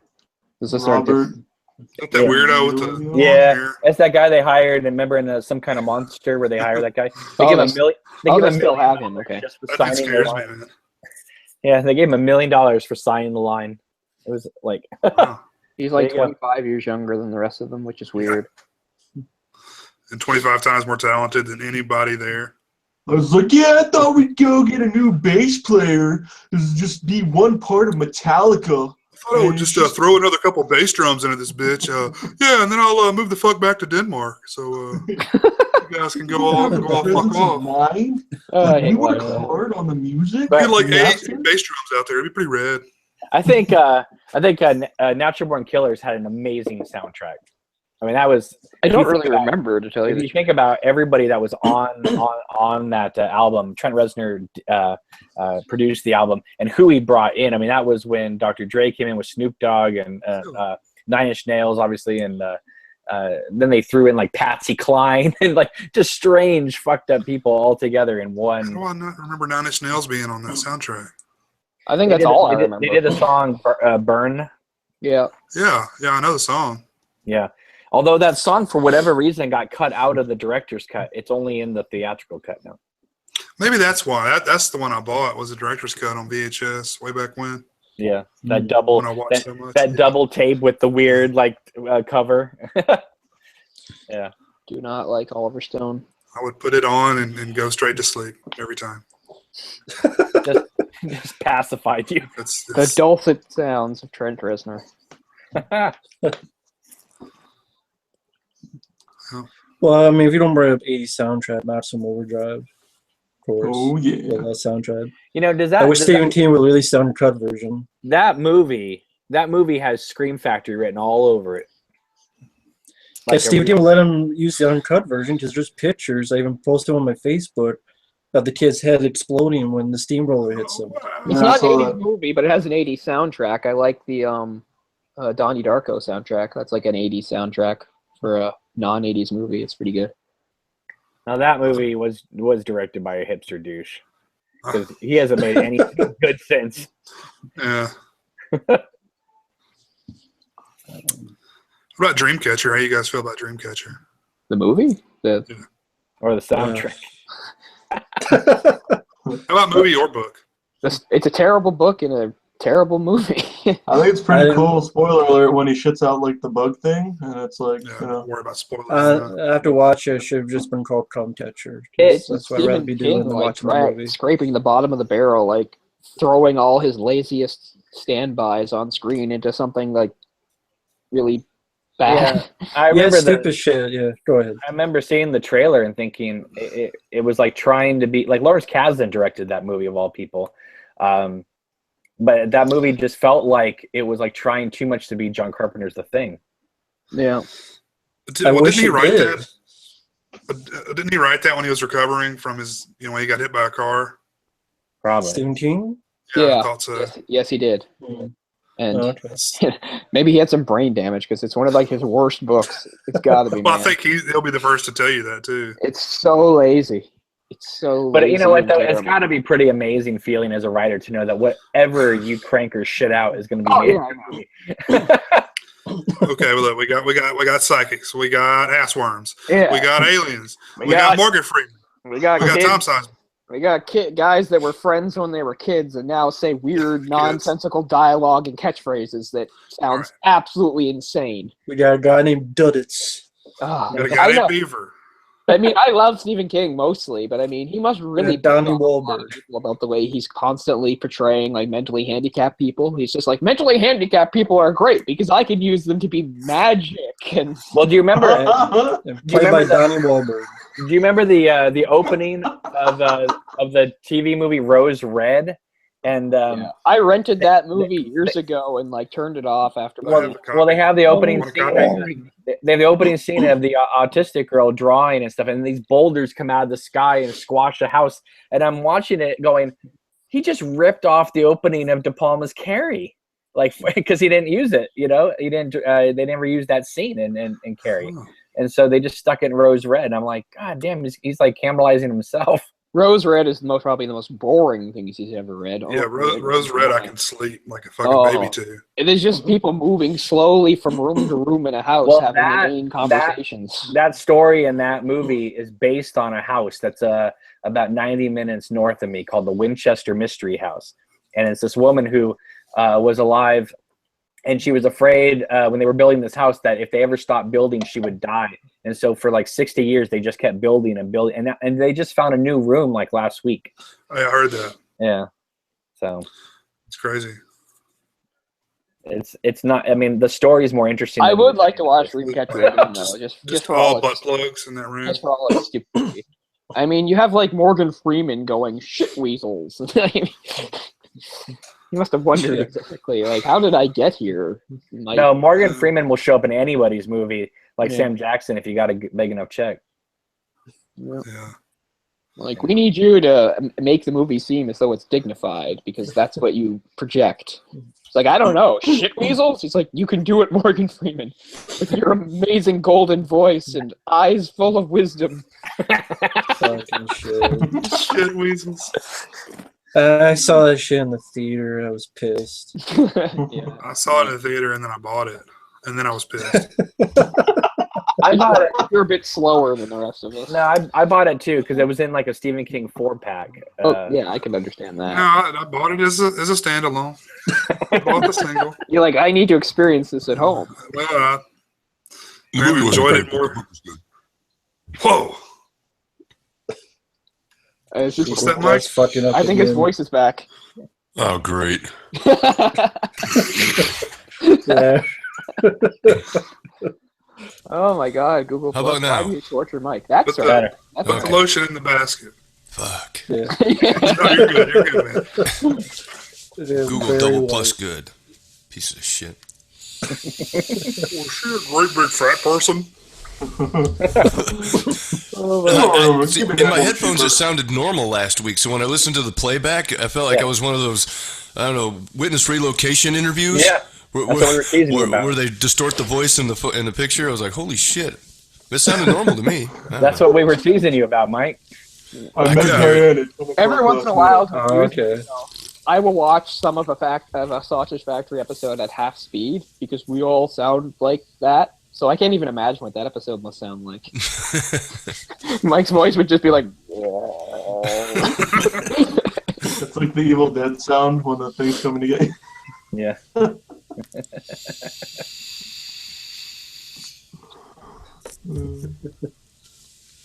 We all sound like that bit in Home Alone 2. It's like in one of those refrigerators you have to open with the key. We you know, it's funny. I was watching Talk Home Alone 2 I think about a year or two ago with a group, and in Home Alone 1, you know, he's defending his house. You know, it makes sense, right? I mean, I know it's, you know, Although we could just call the cops. but it makes sense. But in Home Alone 2, he's a true psychopath, man. He's hunting him down in New York. Like, I mean, it's like almost the Good Son could have been part 3. Oh, yeah. Can you imagine, like, if they tried to make that movie now, it would never, like, it would offend too many people. I always thought he grew up to become the collector in those movies. He grew up and became Macaulay Culkin. That's really Kevin McAllister. I mean, that's what happened when he was an adult. That would have been great. Psycho. I know. That would have been fantastic. They are really And that is good the movies, I love them. collector's kind of like the R-rated version of that. It's like A great super reveal at the end of the movie. like, He's always entitled masses kid with from a wealthy family hates his family for no reason. Ah! I'm surprised they We should haven't have a tried Macaulay Culkin show. I'd love to talk about like the Page Master. You're the only one. I haven't seen that one actually. So. Oh, That was back when he was like, Yeah, "Fuck I you, mean, Dad." you want to talk about the Page Master. I can't wait to hear your thoughts on Saved. I love Saved. Oh, okay. Is that I haven't Mandy seen Moore? that one either. I think Yeah. Saved is great. The Mandy Moore one, where she beats a girl with a Bible and says, "I am full of Christ's love." Yeah. Yeah. And she has a remember- crucifix and she keeps her coke in. She like Yeah. takes a bump. No, that's Cruel Intentions. Yeah, I know. You Uh, leave Mandy Moore alone. Mandy Moore's a fucking angel on Earth. Okay, I Watson, remember Richie Rich. Yeah, I remember Richie Rich. Remember that like Blank Check came out like the same year as That was Richie an Rich, epic movie. and they were like the same movie. That's Well, if we have a Malcolm in big the middle, right? big enough check, Sausage Factory we could make a movie with Morgan Freeman, Sam Jackson, and Macaulay Culkin. So we can remake. I don't know what's an '80s film that has not been touched yet. Well, you said Culkin actually became a good actor. He was Did just you say- fucked up in real life to actually apply it to anything. Rambo. Which film did you say? Did you say the song from Rad or Thrashin'? Rad. Okay, we got to remake Thrashin'. I don't know. How about the toy? You could put Sam Jackson in Richard Pryor's role. That'd be hilarious. And we have Donald Trump playing Jackie And, Wilson. Oh my you would God. break the internet with that. With We are that way too deep in the 80s now. Much deeper than I've ever gone, because you guys keep throwing out names of movies I've never seen. You've never seen the toy? You never No. seen Thrashin'? No. Never even heard of him. No, You I got to see the toy. have no fucking clue what they are. Fashion is But now Mike, you want to talk about a movie that could never be made today? The Toy, a white rich man buys a black man for his son. Wow. He rents. He Watch pays it. him. He pays him to be his son's. Yeah. It's actually a good message in that movie, though. I don't know. But, I mean, last up to a thing. I mean, consider in, like, the mid-90s, we had Kazam, where, like, some kid treats Shaq as his slave. It's like, I've got a magical, giant black slave. It's great. Yeah. It's, Oh, the running toy was out just of- one of those movies that the theme was racism is wrong. Like one of the many films in the '80s. It wasn't trying to exploit it. Yeah. It would be cool to combine, like, The Toy with Mommy Dearest.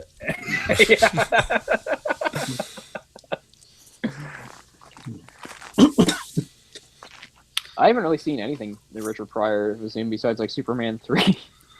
Like, I like him for his stand-up, but there was nothing that ever convinced me he was good for movies. Stir Crazy, oh, yeah. Silver Love Streak. seeing the Weevil Good Oh. movie. Yeah. Yeah, see, I tried watching, like, one of those movies he did with, what's his name? But Gene Wilder. Yeah, Gene Wilder, because I like both those guys, but I can't remember which one it was. It might have been seeing it. And just remember, it was going to be Gene Wilder and Richard Pryor in Blazing Saddles. Yep. Yeah. I like Blazing Saddles. Oh, another one I like. There's he a did, controversial statement.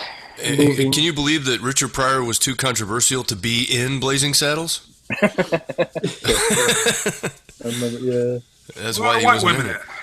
Oh, I got it. You want to talk about obscure 80s films that no one thinks about anymore? We should remake Nuns on the Run. Please no. We used to have a copy right here, yeah. Let's not. That's an actual movie? We're going to do it with a heavy metal Yeah. soundtrack. Isn't that the one De Niro was in? No, that's We're No Angels. Oh, okay. I don't know that. Nuns I know on the Run is Flying Nun. Eric Idle and Robbie Coltrane. So that was the '60s, the Flying Nun. Eric Idle. No, Nuns on the Run is about two bank robbers who hide out in a nunnery. And Is it like Sister Act? Does it start Whoopi Yes. Goldberg? no, Yes. it's a little bit like that and Back to School. You know? Oh, Bosom Buddies. Oh yeah, bosom buddies. There's something. I know that movie. That's a TV show, Cole. Well, whatever. It's the first thing I ever saw Tom I Hanks. know in. what it is, Tom Hanks. Doesn't it make you wonder though? Like I've seen episodes of that movie, that show, not movie, Bosom Buddies, and it's like Tom Hanks and the other guy, and Tom Hanks doesn't really stand out anymore than he does, and yet he becomes this massive movie star, and that guy's just some like footnote in history. He was in Titch with Seth Green. And he was a Newhart for like a decade. So You're right, very comparable to Tom Hanks' career. You guys are really. hey, you know Tom Hanks though did put him in It's better than anything Tom Hanks that That has thing done. you do. Wow. Yeah. What's his name? Peter Scolari? Yeah. Oh, I Yeah. love that movie. I haven't seen that movie in 1,000 years. That thing you do. That's a great. Well, now you can see his 3-hour director's cut on DVD and Blu-ray. Ooh. Oh, totally. I love. I don't know if I can handle hearing that song for 3 hours. I mean, they did play it quite yeah, a bit. Yeah, I know. I mean, that's kind of the point, but it still grates on you. Giovanni Ribisi was in that? Yeah. You remember when Giovanni He's on, Ribisi man. He's was cool. in that movie, The Other Sister, with Juliette Lewis? I think that's the movie that I think killed his career. That's it. I was trying to think of the title of that the other day. Yeah, where they're, Yeah, mentally, they're both- mentally challenged folks. Yeah, they're both Down syndrome kids, and Giovanni Ribisi just really makes me uncomfortable. I just find him really creepy. I don't know. I watched him in he's in a couple movies that Seth MacFarlane did lately that I saw, and he's so weird and off-putting in those Yeah, movies. he's Watch in the Ted movies. Yeah. He's in the Ted movies, and he's in What's Once that shit Upon, for? and he's in Once Upon a Time in the West. Or not Oh, Once God. Oh, A Million Ways to Oh, Die on the Million. List. Oh yeah, they're slightly different movies. Slightly different I quality. knew what you meant. Yeah, I haven't seen it. oh my god, someone's I gonna thought knock Million you. Ways to Die in the West was fine. I don't understand really why it would bomb. I understand that Seth MacFarlane sounds like Sergio Leone, but he's not the same person. Okay. They're so similar stylistically though. Yeah. But I thought that was okay. I mean, for a comedy. I mean, especially for a comedy that comes out nowadays. So I didn't really understand why it Giovanni bombed. Ribisi. There's so many worse comedies, but You can handle Giovanni Ribisi in that one. no, he's like I said, he's just really. I don't know. He's a creeper. Thank God weird he's in on the- screen. Because if I was in the same room with him, I think I'd have to run out of it. He was weird in The Gift, too, wasn't he? Yeah, I find him weird in everything. Is my point. He was in. I remember the Mod Squad. He did. It was in the more poster. That movie shit. I only watched it because of Sarah Polley. There's I don't know if you guys know, but there's a big Kino Lorber sale going on Amazon right now, and I'm looking over some of these great '80s films. Moving Violations. There's one that never gets talked about anymore. Don't know. And for $16, you can now pre-order Porky's 2 and 3 on Blu-ray. Okay, at least I know those. The You first saw time I ever Richard- saw Porky's was I saw randomly on a sleepover, when I was 10 or 11. We randomly were flipping channels, and it was a scene in Porky's 2, the Did it scare graveyard you? scene. Did that scare you, Cole, when that funny feeling came in your pants? Boogie, boogie, boogie. But I mean, that's why we were watching it, right? Because we were like, hey, it was so weird. It was like there was these two kids, and they were gonna get down, and then suddenly it was like she was dead, and suddenly this guy was running around going, for years that haunted me. Boogie, boogie. I had no idea what it was. It took Between years. Porky's and Police Academy, that's the movie that started the whole Kim Cattrall thing, you know? Yep. And Mannequin came out. Yeah. There's a classic. That put over the top. Hey, Mannequin 2 on the Move is even better. That has a real fan base. It's Christy Swanson, eh? so weird. Yeah. Nothing's gonna stop Stop us us now. I've never seen part 2. Yeah, it's a stream. That has a real following. It's some sort of cult thing. There's all sorts of stuff on the internet about it. I've read some of it. Yeah. I haven't seen it, so maybe it is really cool. I don't know. But Who's the guy lead in Mannequin 2? William Wayne Ragsdale? Ragsdale. Yeah. Yeah, Fright Night, yeah. I don't know who that is. That's the lead Fright Night. The original Fright Night. The best. Yeah, Fright Night's a weird movie, but it's cool. Another one of those Fuck movies you, where Twilight you have Cole, you have no idea what the tone is supposed to be in something like Fright Cole, Night. you've never seen Moving Violations? Nope. I haven't either. It's kind of a rip-off of the Police Academy stuff. A bunch of people get speeding tickets, and they Bill have to Murray's go to school. brother's in that. Yeah. Yeah. Was that sound effects guy there? Because I'll watch it then. No, Michael Winslow is not in this movie. He was the only good thing about the Police Academy movies, so I don't know. No, Tackleberry. I mean, Tackleberry. I Bubba Smith. Listen, There's Tackleberry. like this whole group of people that I don't understand. That like I David don't know what McGrath, I think is his real name. Tackleberry. I was watching some of like what was it? Fucking Short Circuit not too long ago. I was like, what a weird time in our history that like somebody like Steve Gutenberg and these people are considered like movie stars. They're so bland and terrible, and yet they're the leads. Like Thomas the Goots. I gotta tell you though. Don't hate on the Goots. But Tackleberry inspired one of my favorite TV shows of the 1980s, Sledgehammer. So, do you guys know Sledgehammer? I know the Peter Gabriel song. No, I know the TV show. Yeah. No, Sledgehammer was Dirty Harry as a sitcom for like 2 seasons. It was fun. Yeah. Okay. I know it wasn't on long. I watched it. But it was maybe it was the 10-year-old version of me, but I thought it was hilarious. So yeah. But okay, we need some sort of topic, Jay. We're just drowning in a bunch of. I know it's awesome. That's the whole. You're talking about Richard Pryor. I remember that movie Moving, where he faced off against King Kong Bundy. Dana Carvey's in there. And Randy Quaid, yeah. Crazy. That was just like I love Dana Carvey. We like the kiss of death for any movie. That was like a strange time because that's when like you got movies like The Couch Trip with Walter Matthau and Dan Aykroyd, and it was just like it was really bizarre. Like these comedies. Weekend would at come Bernie's, man. I'm all about Weekend at Bernie's. Yeah, but that was '89, and you're talking '85, '86, where these comedies would come out and they would be for nobody. Like nobody would want to see these movies, and yet somehow we all rented them. What was that Richard Pryor movie, Moving? That had Dana Carvey in it as the guy that drove his car across country? Yeah, that's what you're saying. that movie's actually pretty funny. Like, yeah, I like that movie. I was being serious. I think it actually holds up. No idea. They go in there and they took the cabinet doors to whoever they bought the house they from. Stole they took everything, like all the fixtures. All his house, yeah. Like they would say, "Yeah, we're taking that." No, I'm just kidding. No, we're taking that. No, I'm just kidding. They come back, they took everything. Yeah. And right around that time, Tom Hanks came out with the Money Pit. Oh, I love that movie. That's a good one. I tried watching that this summer, but I had to give up.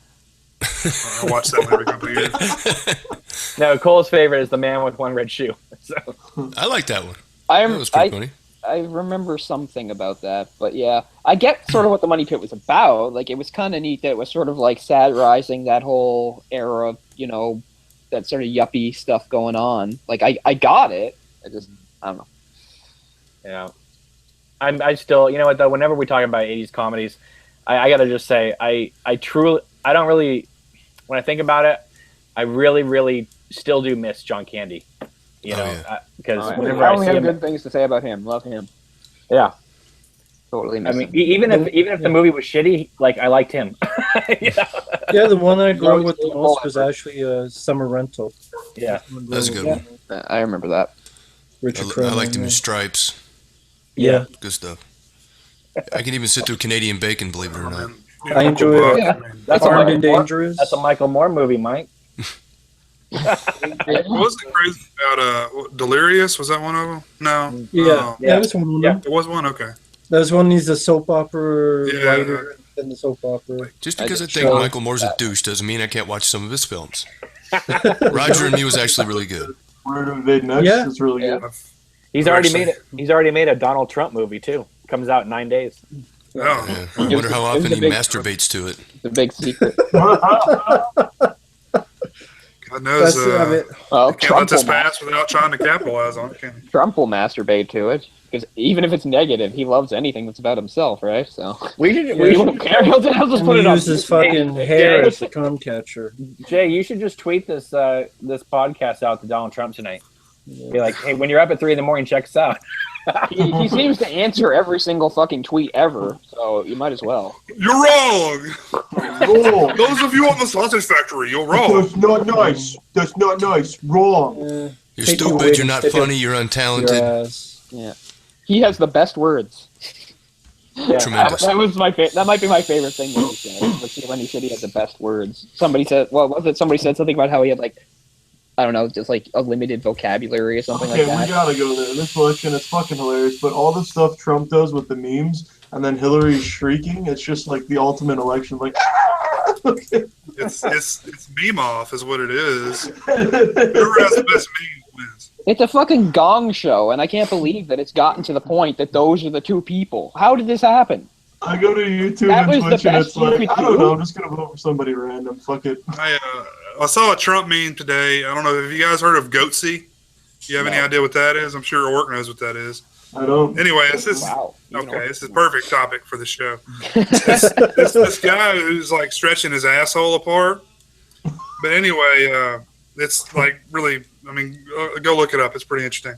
What? Is he like, Okay. take pictures of Anyway, it? I don't think there's anything interesting about somebody spreading their asshole apart. It's It must be just me. people have been quite No, creative it's about me too, the so way they that put alone. that. Anyway, they've done that to Trump's believe mouth. that, They've yeah. stretched his mouth open like the asshole. And It's a I've great seen memes where they image. replaced his mouth with a butthole before. That's pretty funny. I'm a little behind. The last one I heard about was Ken Bone, so. Ken Bone. Ken Save Bone your this, Reddit. Ken Bone that. so, what is this Nintendo Switch all about, guys? The new console, That's a I'll good tell you what it's all about. butthole free. Stretch assholes to Speaking of Nintendo. assholes, Went from what stretched about asses to Nintendo Nintendo. Switch? Okay. Nintendo Switch to me just looks like once again they're just caring about gimmicks more than actual hardware. Is this any new? Is it new games at all? I guess there will Well, it's be. remakes of the same old games. Yeah. I mean, Just, I saw the video for it. I see what it does. For people that don't know, like it's like a home console, but then there's a part in it that you can take out, and then it's like a portable version that has the same game on it, so you can keep playing it, move, and you can set it up like a little TV and play little remotes and stuff like that. And it's neat, but I don't spend hundreds of dollars on stuff I think is neat. why does Nintendo keep doing weird shit like that? Like, why don't I they don't focus know. on putting out good games instead of Like gimmicks? when, Because They don't live in Nintendo doesn't because care of about retro. what actual gamers are. Because I'm Orc's gonna love this, but I'm a real gamer. And here's Oh. here's who Nintendo is Just what's old selling is their new product again. to. Nintendo, I watched this video for it. They are selling this product to people with bright, happy lives, with great social lives, with children, with disposable income. I have none of that. I don't have a bunch of friends to come I'll over and give play you with. this. You I don't are have a real car to drive single-player around in. gamer.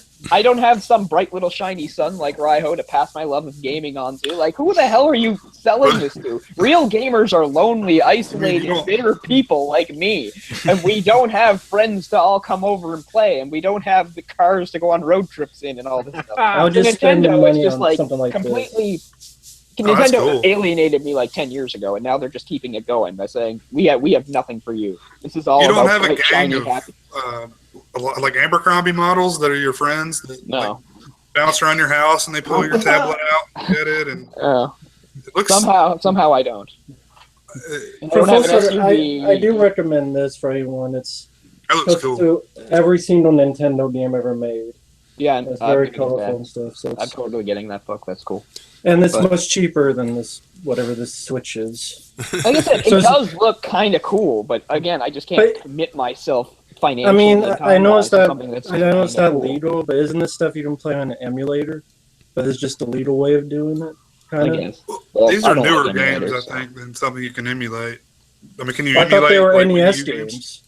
No, these Those are. were- I mean, yeah, you can't like emulate like they have like Skyrim or something. Yeah, some of the newer games are out on here too. Oh, I thought this was like old Nintendo games. Okay. It's- Oh no, That too, but Oh, Well, yeah, okay, you're so always going to new get one. Mario Part 37 Like and they're- Legend of Zelda, Okay. the ever-ending whatever, blah, blah, blah. I mean, but yeah, that's the problem with New Nintendo. They stuff have too, very okay. poor third-party support, so most of their shit is just rehash of the Well, same the big games they've deal been is- making since the 80s. supposedly Oh, they're okay. having that. Supposedly they're having like their best third-party support ever, though, for this system. Is what they say Mm. that this. I'm not Don't trying worry, to shit though. on it. I'm not trying to shit on it too much because I'm sure it'll do well in a lot of ways. I'm just saying, like, it's a continuation of the alienation Nintendo has made from myself and people like me. They've moved far away from me, and they are concentrating on this different demographic that I have nothing in common with, and Mm. that's their prerogative, and that's fine. Yeah, they're But- happy with their base. But I just mean, I think there's a lot of cool applications to that system, but for me and the life I live and stuff, it doesn't really offer very much. I What's remember when the- the Wii came out. I gotta say this real quick. Miyamoto, he was in. There was some conference or something where he was recorded, and he was like, "We print money." He actually said that. I remember. I don't care. But I mean, I'm still blindly get loyal it to out. him. Even if I'm not a Nintendo fanboy and haven't been a long time, I'll still always love that man and still always see him as a great genius. But Sorry, I've got the commercial going here. It's in my ear really loud. where's the movie about his life? We've got 12 It's, movies about fucking Steve Jobs. How about a I'm movie sure- about Shigeru Miyamoto, for God's sake? I'm sure if you've already bought a bunch of shit on the Nintendo store, don't worry, you can rebuy that shit on this new console. Well, they'll make that movie. It'll just be played by Jonah Hill or something. Oh my God. You're probably right. They'll put some scotch tape on his eyes or something like that. Yeah. I don't know. I'm a pretty hardcore gamer, but with all the new consoles and PCs the way they are, you really only need one. Like, because they all have Epic stores on them. I mean, Nintendo titles are exclusive, but I mean, So what like, one do they you rate recommend, Orc? What's up? What one do you recommend, Orc? You said you only need one. PC easily. Then PS4, then Xbox One. They're both great, and then the Wii U is, it's a thing. Yeah. My only problem with PC gaming is that Nintendo's awesome. it's expensive. I mean, Yeah. there's no way they could make a console as powerful as a PC and sell it for $400. Here's the thing, though. You get a $1,000 PC. There's a lot of free games, and then on Steam, there's thousands and thousands and thousands of games. I can go for a few bucks on sale. And then we go hard copy versus digital download. What's funny is like Mm. people like think that I'm like really anti PC gaming. I'm not. It's just. What's funny is when I was much younger, I was a big PC gamer. I was a big PC gamer in the '90s, but everything just changed. And for what it would cost to buy me a PC that could do that, I could buy the new, what's the new iteration of PlayStation 4 that's coming out next year and the new Xbox One that's coming. I could buy both and probably the Switch and a bunch of games, and I would have all that variety versus just a PC. And what's the controller? But how much are the games on console? There's no one standard controller for a PC either. Mike, you couldn't talk about how you're the master race then, though. Well, that's just it. Back when I was a kid, PC games sucked. I mean, remember Tandy, anybody? I mean, Nintendo and Atari were kicking their ass, so I was a console gamer, and that's what I'm used to. I mean, I understand if PCs have come a long way, and if you want to go into that, that's great. But I'm still... What's funny is like when they made that jump, like with stuff like Quake and stuff like that, that's when I got out, kind of. I understand exactly what you're saying, but if you have an Xbox One and a PS4, you have to pay $10 a month, so they fuck you in the ass right there, and then every game is $60. Wait, why do you have to I pay don't pay $10 a anything a month? month, Orc. You have to pay $10 a month to use the online features. I don't pay anything a Do month. you- I do use you have to have PlayStation that? Network.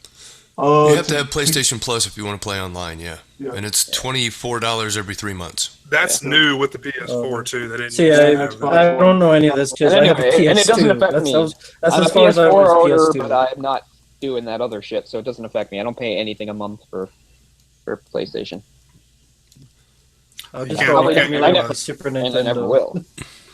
Most games now, the majority of the content is multiplayer. I know. And then another We're thing. going into a much lazier era where it's just like, well, we can have the one-player campaign, but it's all about the multiplayer, and I get Campaign that. sucks dick though. But you can't do that to everything. Yeah. And then another thing, regardless of what platform you're playing on, is it's 30, 40 are the games free to play on PC. And then across all platforms, there's a lot of $60 games here for US prices. So I know Cole gets rages when he hears this. But to get the complete game with all the map packs, it's now $100 or more. 120. And I'm just yeah. like, My money. Too rich for my blood. Yeah. See, that's another thing that's just made me move away from this stuff. I liked it when I bought a game and that was the end of it. Not you had to buy That's a what game. it used to and- be, yeah. But the reason why they do that with the add-on shit is that they want to charge you $120 for the game, but they know you'll never pay $120 for the game. So they like, give okay, you the you'll pay $60 game, and then $60. if you want the rest of it, you got to pay up for it. Yeah. Spread it out. It also I mean- makes them like not focus on as much of a polished product because they can always fix that with a download. That's I the know, worst which thing. is why like so many games, like when the Batman game came out, it was all bugged to hell for the PC version. I guess I didn't. yeah. So what's the last good game you played? Oh, the last. This is for anyone. That was like a new game. Yeah, newer, yeah.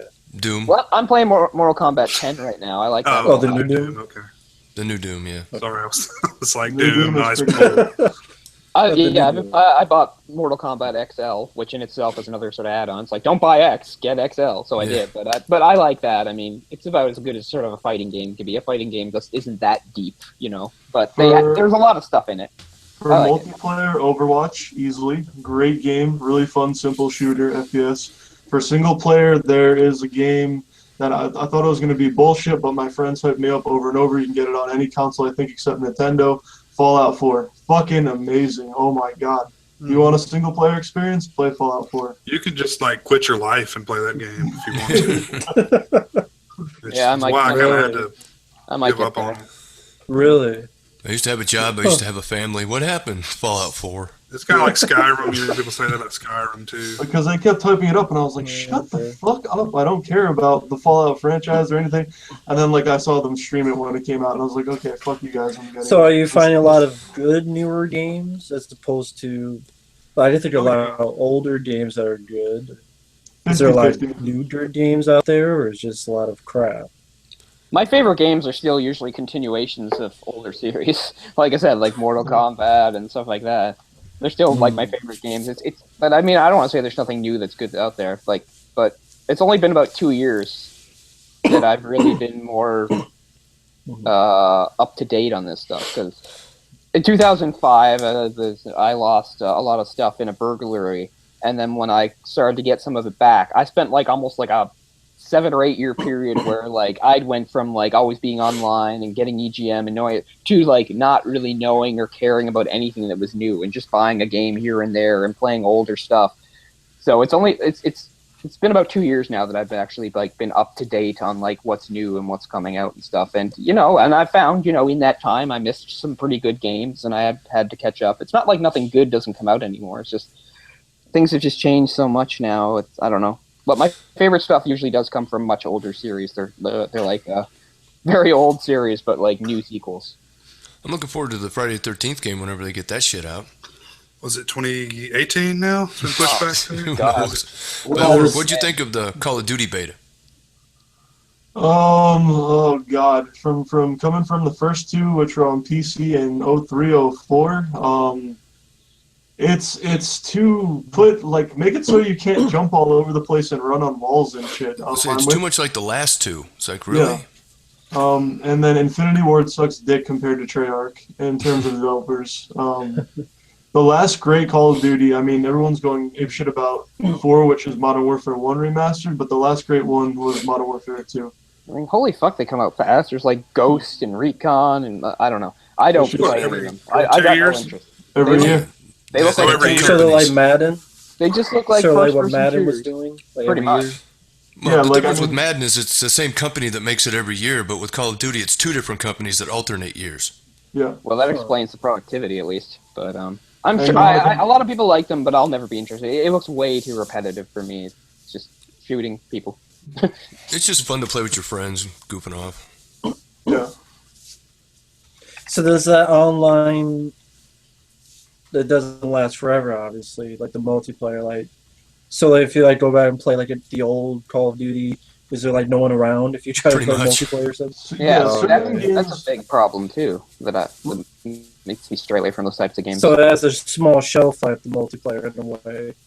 Yeah, certain games okay, you pay for it, but it doesn't matter because it's been around forever. World of Warcraft came out at the end of 04. You can still play. There's 8-9 million people playing it. But with Madden, let's say, or FIFA, if you don't purchase the new game within 2 years, they're like, hey, sorry, fuck it, we're shutting down the servers. Yeah. You just get left behind. Yeah. But that's what I was asking. The first Call of Duty that had multiplayer, you probably won't find people playing that older one. They'll be playing the newer one. Maybe find a few hundred. Mm-hmm. Yeah, last week, there's Orc and Pizzo just basically sat in the lobby for a day straight because the beta was so fucked. It was just they were just sitting there waiting for it to load a game. I was like, oh man, you guys been having a good time playing this? Because I knew they were on. They're like, no, dude, we started playing an hour ago. I'm like, Jesus Christ. One of the best things. And I don't have the patience for that sort of thing either. I know this is a movie. It's just not how I'm made up as a gamer. I'm too single-minded. I'm too singular. I'm too narrowed in. I need the game to play for me, and that's it. Fuck everybody else. I'm too competitive, and I'm not very good either. Oh, so it's a really bad combination because I get really pissed off when I don't do well, but I never do well, so I'm just always like really depressed. I'm not saying Mike and Jay are bad. They're pretty good at Call of Duty, but No, I'm not, when we man. go up against Not good at tryhards, all. they rage so hard. It's fucking hilarious. I know how you feel though, cause like, Jay's like, fucking goddamn it! because years ago, like when Halo games were big, I never owned an Xbox, never want to own it, so never played Halo. But every once in a while, I would go back to my hometown, visit my parents, whatever. While I was there, this is back when Rye still lived there, and we had a certain group of friends there. I would come over and we'd play Halo together, and I was always the worst because I never played it. That was the only time I ever played the game, so I always got to be the worst, like out of like 5 or 6 people, like.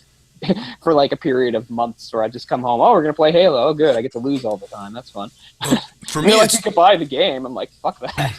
It's a certain time of night that I can't play. I'm competitive, but then when, I don't know, it's like sometime after midnight when all the tryhards come out and the shit bucket gamers wake up, then it's impossible. It's impossible. It's gang rape, and it's not fun. It's just, and then I start raging, yeah. Yeah. Yeah, see, I just have no desire to open myself up for any of that. I mean, I saw somebody in the beta was already like level 30 the day after it dropped. I'm like, Jesus. Yeah. seriously? Really? You guys make it not fun. Look, It's Mom, those type make of me people. sandwiches and keep them coming. Yeah. Bring them to my room. I've got to go phone people all over the world. Ma, give me the meatloaf. But it's Bring the cool. shit in this bucket. I like very basic multiplayer games because there's not much to them and you can have fun. And even if you're getting your asses kicked, like me, Piz, Jay, and Mike, we get the shit kicked out of us sometimes. It's still fun to hear your friends' reactions and then the people you encounter on consoles. Oh my god. You want to talk about the fucking faith in I humanity. can't have really a sense of humor about that. And to me, that just all seems like it's intruding on my experience. I just have a really, like I said, narrow, centered version of a game. Orc trolling everybody, I think, is worth the price of admission right there. Oh, it's funny. Listen to them talk shit to people. It's hilarious. It's just so funny. Oh my god. You just encounter anyone and everyone. I don't know. I love it. It's not even like being competitive as it's just like you just log in and one guy's like, yeah, motherfucker, yeah, I got that coke, son. Yeah, I got that weed. Taiwan number 1. You're just like China fucking number talking. 2. Yeah, I don't want those people in my living room or my head. Oh man, you love it. It's so funny. It's a collection of people with the same mentality that just have really bad personalities. Or you should, or, I love watching you screw with them, but no, I don't think I would really enjoy any of it myself. or just go on there and just say something like, "Don't want no bitches busting ghosts." Damn.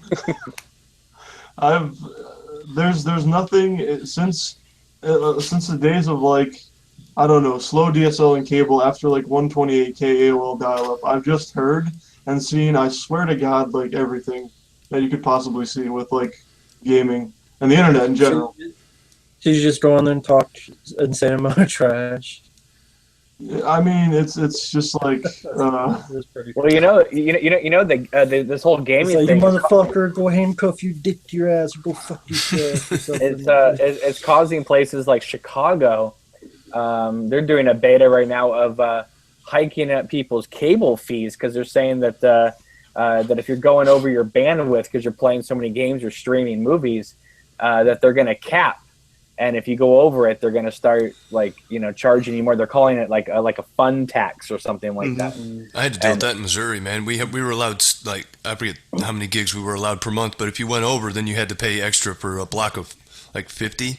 It's some nice Gigabytes. horseshit right there. I'm Yeah, gonna say it because I don't care, but Rambo has we that have that right here. now. Yeah, we I have love that where here I'm in at now. Iowa. Yeah.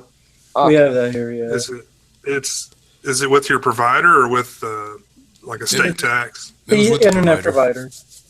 The internet Okay. provider. I had Suddenlink in Missouri, and it was a terrible company. As I know, like, some of those providers have put a cap on like Netflix and, streaming sites, that you would stream from. And then they're getting really fucking scummy, and around prime time at night, they're fucking throttling your connection. So they're like, all right, let's watch 5 episodes of Miami Vice. And you know why they're doing it? Because they want people to go back to cable television. Yeah. because everybody's people, but because you're dying. you know, like Saturday Night Live, the debate, all these things are up on YouTube like within 5 minutes of these things airing. So, you know, You can And they watch can't the control debate it. on the website of the news channel. and Facebook. Yeah. I mean, it was streaming on Facebook last night. So I don't need cable. no. I wish. I would say sports is probably the only thing that really makes me keep it. Yeah, same here. Yep. That's like the main thing. Because all the other stuff I watch on TV out of laziness, I could easily watch Right. I elsewhere. mean, I'd love to watch the new episode of like Westworld or something. But, I can easily deal without that. Yeah, the HBO Go Yeah. you can get for $10 a month now as a streaming service. You don't even have to have the channel. HBO Now, I believe. Oh, I'm sorry. Oh yeah. Yeah. See, that's what I was struggling with because neither is available in Canada. But I found Move out down to the States, Cole. not for any. Yeah, I was thinking, Cole, what if I bought like a streaming device and sent it to you? Like, how would it know that you're in Canada?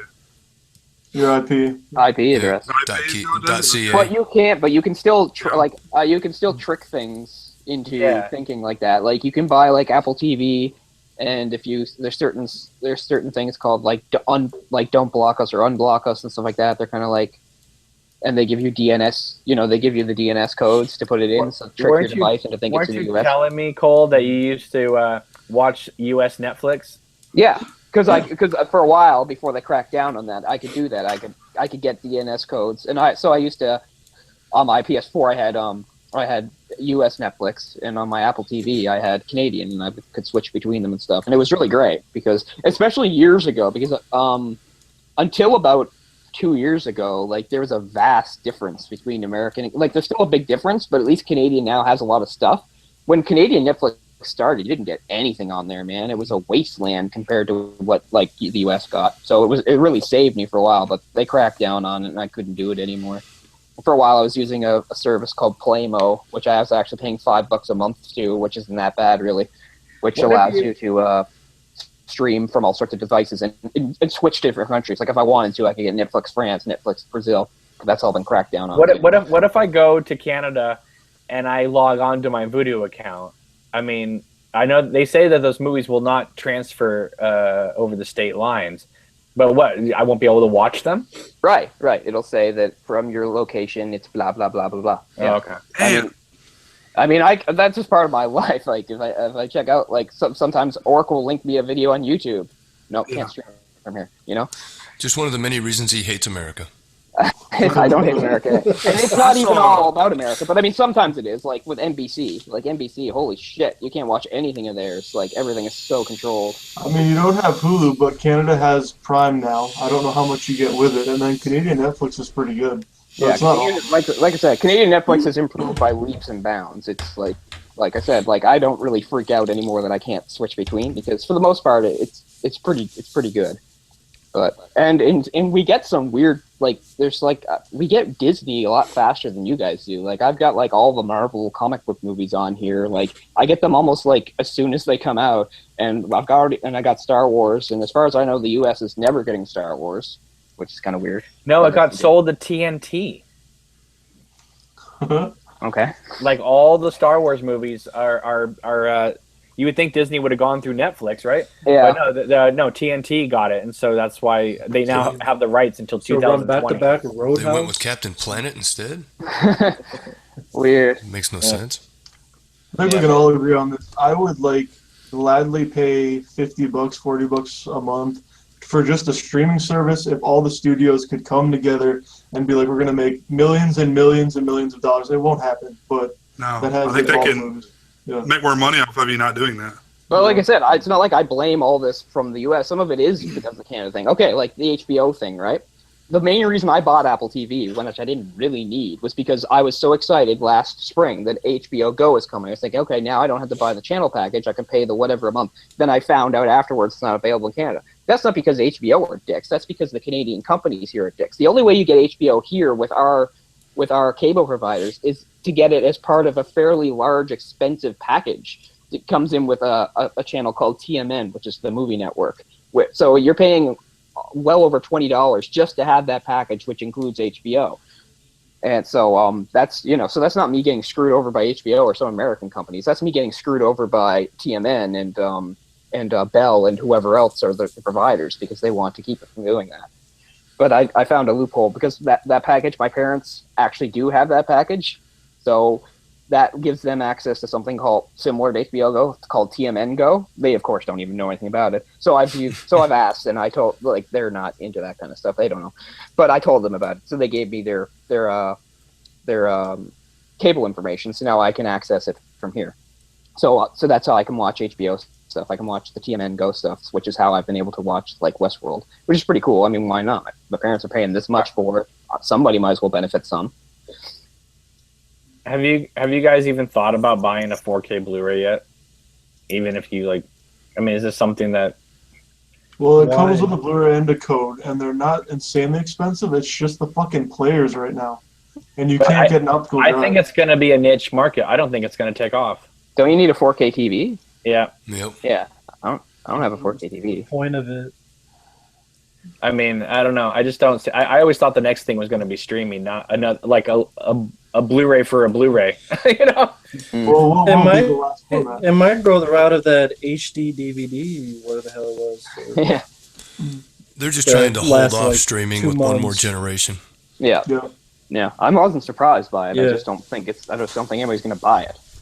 For some people, buying a 4K TV and a player and buying a bunch of Blu-rays, 4K Blu-rays is nothing. It's just like shit to them. Yeah, but that's too much. Or these are the same people who bought the curved screen and the 3D screens, and if you're making six figures or more, it's easy as fuck to afford those things. Yeah, but even if I could afford them, I wouldn't buy it because you would just know this is a flavor of the month. A curved TV, come on, no one's gonna. I was really. Does anybody have one of those? I have to say, I was really impressed by that when I saw it in the store. I was like, that's cool, but I guess it's not a thing that's going to last. I want to know what's the appeal, because I thought like a flat screen TV was good because you could watch it from just about any angle in the room.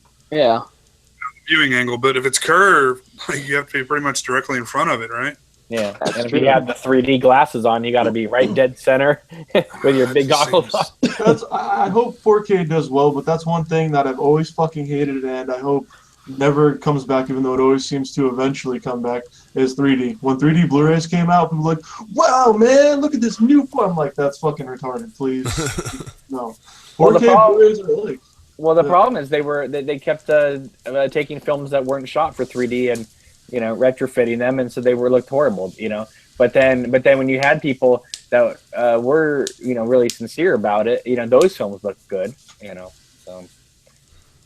But... I'm curious, when they had the Blu-ray versus HD DVD, did any of you guys actually get the HD DVD? I almost did. I was on the fence. I waited to see who was going to win. I didn't. I'm not going to say like I had some foresight because I didn't, or I was so good. I just thought Blu-ray was cooler because I like blue, and I was just like, I want Blu-ray to win. Yeah. And then PS4 was going to carry it, and I was like, okay, that's it. PS3 had it, and that's what did it for me. And that's pretty much what. Forget about Blu-ray versus HD DVD. I couldn't believe that it really came down to DVD versus DivX. That people actually, and this is why Disney wanted DivX more than DVD, because DivX, you actually had to plug your player into a phone line. You would buy a movie for $5 that costs like Circuit City. You pop it in your player. You would have 24 hours to watch that movie, and then if you wanted to watch it again, you had to pay $7.99 again to watch it again. So Disney was backing DivX because they wanted parents to pay $7.99 every time your kid wanted to watch Little Mermaid. Oh my god! But people were like, "Fuck that! I want DVD, kind of like VHS thing." So that's how that took off, because we came very close to having DivX. Was that you that posted a video or a picture of some DivX titles, like in a pawn shop or something? No, it wasn't me. Somebody posted that somewhere on Twitter, and they were like, it's funny because all these have expired, yet they're for sale, and somebody's going to buy them. Cinema Sickness will. Yeah. I didn't even know what DivX was until you explained it Oh my god. No, Circuit City, it was what Circuit City completely backed in 1997. When you went in there wanting a DVD player, they took you to DivX first. And he'd be like, no. And so they had to come out with players that did DivX and DVD, which is how I got my first DVD player. Because when DivX bombed, all those floor models went on sale for $25 when DVD players were still $200. So I was like, "Oh, I'll take that one." Yeah, I've had a few DVD players that also played DivX. Yeah. Oh, cool. It's an odd format. So was Divas just another CD? Type of Yeah, thing? it was a DVD. It looked like a DVD, and all it was it would play your movie for 24 hours, and then you could never play it again unless you paid the price you paid for the disc at Circuit City. That's so stupid and wasteful. And unless you had multiple phone lines, call waiting type of thing.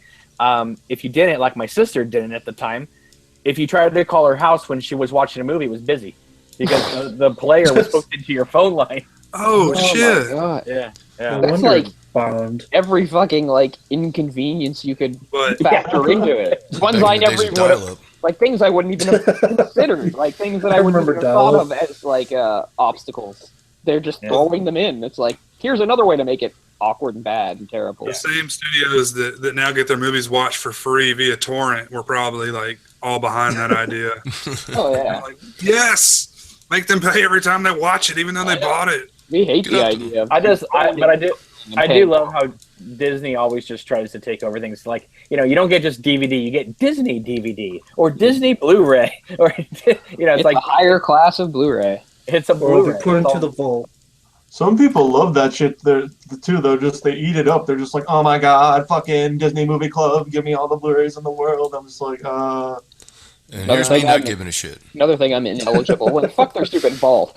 Because you know what? I might actually own a lot more Disney movies if they didn't keep fucking throwing everything back in the vault. Because guess what? Cole, I can't throw together your $40 or $45. Yeah, but to Cole, buy this is limited amount of time. Cole, this is why Disney is now remaking all of their animated films as live action movies, because those movies have been out for so long that everybody owns them. They can't keep selling them to people. So the only way they can sell them to people is to remake them. Which is terrible. I guess I Yeah. should be careful what I say. I do live in the town that Disney built. Yeah. Start getting some Halloween 3 George, your words. nightmares But I mean, where the There it is. animatronics will show up and kill me. I mean, literally, Tim Burton is right now making a live action Dumbo. Oh my god! But Why? I mean, That's and I don't even know how. It's going to be like Dark Shadows. But how live action can it be? I mean, he's not Johnny going to work with a Depp real will Super elephant. dark. I want to see him make an elephant fly. Go for it. No Yeah, CGI. exactly. So- Do the real thing. Is, It's live action, is remember? Johnny Depp going to be Dumbo? He's the They'll probably be the tamer. First, you need to breed a special elephant with oversized ears. Well, didn't They Dumbo just have like a little face- rat friend or something? They Yeah. just face swapped his face onto Dumbo's face. His He wife flies is the around. rat face. I hope. Well, good. They can do the crow scene with real black people and make it really racist. I want to, but the one film that Disney has said that they're going to do a live action remake of, Song of the South. Song of the South. No. they actually named one that I didn't really like as a cartoon, but I know as a film it would be amazing, which would be Mulan. If they Mulan actually was a shot great- that. Yeah, they Mulan can do was that. awesome. That was like one of the last really good movies they did.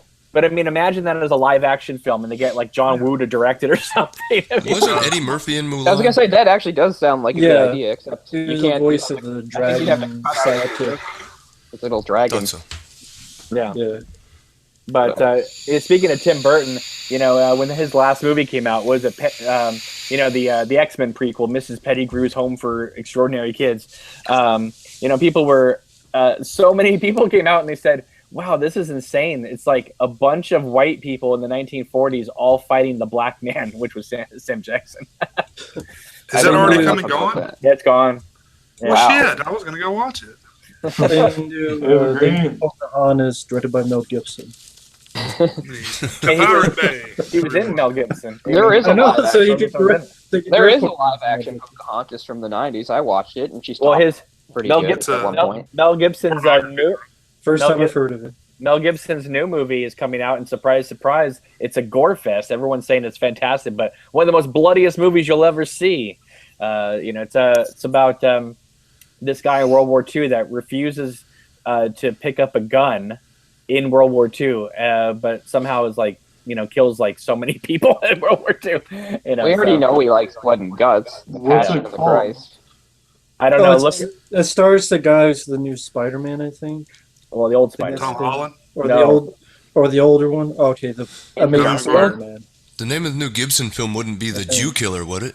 No, no. Is that The a Bear film? No, that's his attitude. Come on, no. Come on.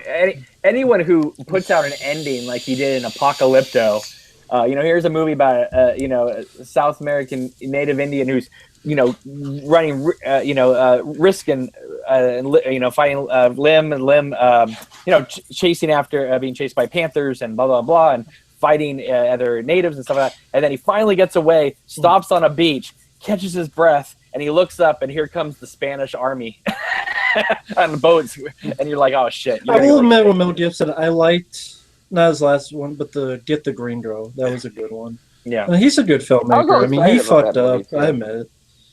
Because there's not really enough stuff about like those South American cultures, so I was really interested in that movie. I love and Apocalypto. It's it's so pretty good. original. yeah. I mean, They should have done a sequel because I mean, people often forget that like maybe the best people in like the last few hundred years at genocide were the Spaniards. They were way better at it than lots of people. Like what they did in South America, I don't know if it's ever been done anywhere else on that scale. Yeah, but the English get all the blame. I know the English and the French, they certainly did their damage, but the Spanish, what they did in South America, Mexico, Mesoamerica is ridiculous. Like it's almost too hard to comprehend the amount of death and destruction they brought in. Huh. And to think like they didn't have like nuclear weapons or anything, that they were doing it with like disease and muskets and stuff. well, Mel Gibson is doing a sequel to The Passion of the Christ. He said that. What's the sequel? Like, is it when Christ Resurrection. allegedly Yeah. resurrects? The resurrection. Well, yeah, but Where he's else on, do you go? I guess, but I mean, nothing much happens in those days. He comes up, Thomas doubts Well, him. he might shows just the adapt the. Was it the was the last chapter the book of with Armageddon? What is it? Revelation. You're talking about Revelation. Revelation. Yeah, can you? I hope he directs that. That'd be fucking fantastic. Speaking of good soundtracks, I don't want to close my eyes. Jeez. If J.J. Abrams that directed Apocalypto, there'd be fanboys like blowing loads all over the internet. Yep. And the new Mel Gibson film is called Hacksaw Ridge with Yeah, Andrew that's it. Garfield. Oh, I'm gonna. Okay. Oh, really? Yeah. Did you guys Similar hear to that Vince Vaughn. he was Go ahead. supposed to be the tattoo artist in Hangover 2, Yeah, and Yeah. Galifianakis Yeah. threatened to quit or whatever? that's fine. Mel Gibson didn't need to be in that shit movie. Yeah, They did him totally. a favor. I kind of lost some respect for Galifianakis over that. I don't know. Well, There's again, been a it's like bunch of- Galifianakis. I didn't really have any respect for the guy, but I mean, at the time, it was like, okay, you were in one Not successful anymore. movie. You don't get to play prima I donna like now. one or two movies. I used to like him back when he did stand up, like in the early Yeah. '90s. And shit. I like his Okay. stand-up. I didn't see the stand-up. I like his stand-up. He He was like he's- really the first guy to like start like playing just playing on the piano while he did jokes. Like now everybody Exactly. does it, but he was like the first person to like have like an old melodies going while he did that. Yeah, he's kind he's of been a okay. one-trick pony. Just playing the piano. My cousin can't really keep track of how things are going in life. He drives a Ford Focus. Yeah. What was that movie did with Will Ferrell, The Candidate? I was I going to like bring that that. I up. like that movie. That I was funny. like that movie. Didn't he shaved off all his facial hair, right? Or maybe he just had a mustache. That was a good movie. He had a mustache. He played like a homosexual or something. Oh, but his dad was a great character in that movie. Yeah. No, I liked that movie. That was the Candidates or whatever it was called. Yeah, it was funny. And Will Ferrell played George W. Bush. Basically. Basically, yeah. I'm gonna fuck his wife. See, that had a weird out of retirement thing by Dan Aykroyd. Although it's too bad because it was underused. I did like the idea of Dan Aykroyd and what's his name being brothers. Third Rock from the Sun guy. John Lithgow? John Lithgow, Oh. yeah. They're brothers in that, which I think was a hilarious concept, but wasn't really used enough in the movie. They're like these two billionaires, and they're the ones that are like manipulating the election from behind the scenes so they can have their way. And it's all right, but yeah. It just seemed like a really good idea that wasn't explored enough. I like the idea of them being like billionaire brothers. And there's some funny stuff at the end, like where they're like where like he goes on TV and he's like, "I'm just going to tell the truth now, and I want everybody to tell the truth." And like I think John Lithgow turns to Dan Aykroyd's like, "I tried to kill you in your sleep twice." Like that. And then he was slinging vodka. Wants to buy some Crystal Head vodka. It's true calling.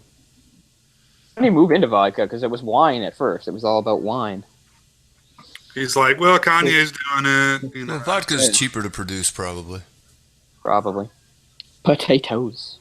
Well, there's a whole market out there. Like, if you've got any kind of, like, image, like, you could just go buy a vodka and, like, slap your name on it. They'll distribute it for you and everything. I mean, I'm not trying to say that I'm different from other people, because I am just as big a consumer whore as most people, but I'll just admit I've never found any sort of product more appealing because some famous person put their name on it. That just has never worked for me. I did when I was like 10. You guys can check out our sausage flavored vodka over on the sausagefactorystore.com. But it just never occurred to me that like at some point, like if he wanted to, Michael Jordan could like sell like bed sheets or something like that. And people like, oh yeah, well Michael Jordan's an awesome basketball player, so the bed sheets he buys must be incredible. Like it's a weird leap in logic. The shoes were understandable though. It's understandable when he's selling sneakers and saying these are the sneakers I play basketball in, but the best thing for him was when Scottie Pippen had some shoes.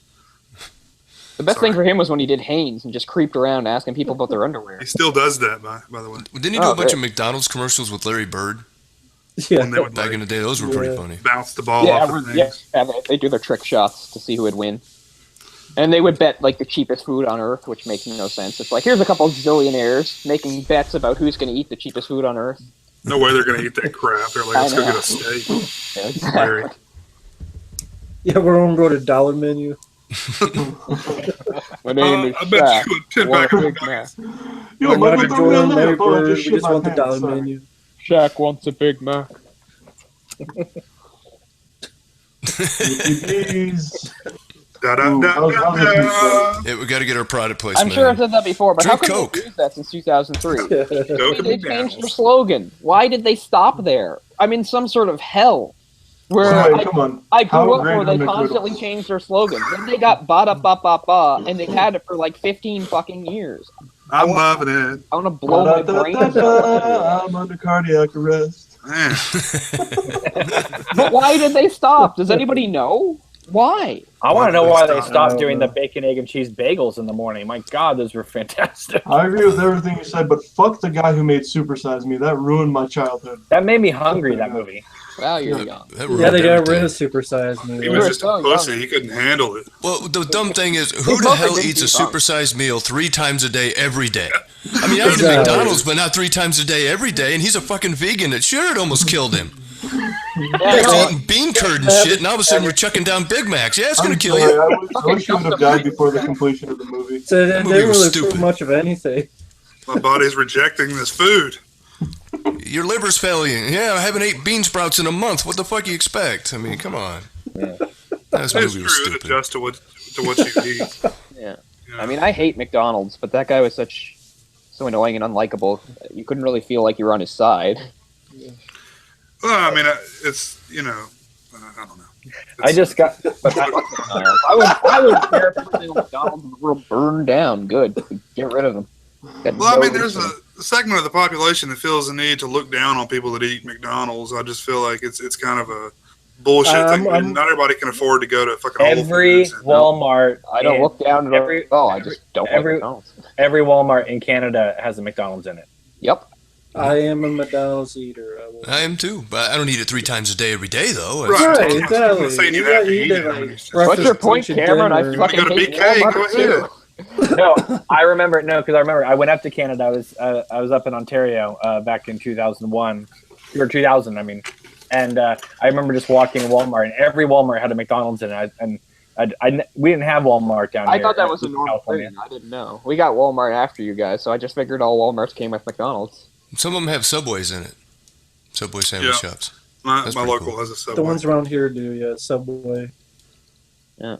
We get McDonald's. Whoop de doo. I've never eaten in a McDonald's in a Walmart in my life. I mean, why would I? It's not like me. It's not like I'm Full drawing a line experience. in the sand or anything. It's At just least I it's the never same I didn't prices, like though. McDonald's when I was a little kid, so I wouldn't like it now either. At so. least it's the same prices, though. Have you ever tried like a Burger King at an airport? It's like $6 for a regular cheeseburger. It's like, oh my god. Oh my god, everything at an airport.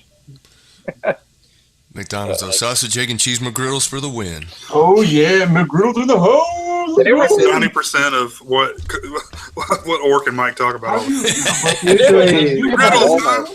Hell yeah. Jay, have you had a McGriddle? It's fucking like, oh my. You know who you're talking to? Yes, I've had a McGriddle. Walmart's The still thing- here though. Walmart's the not thing going. I order is the bacon cheddar McChicken plain. I mean, people here, that's like their whole life. It's just going into Walmart and picking up whatever the But hell you can they get need. you can get two McDoubles now for $2.50, which is I like that.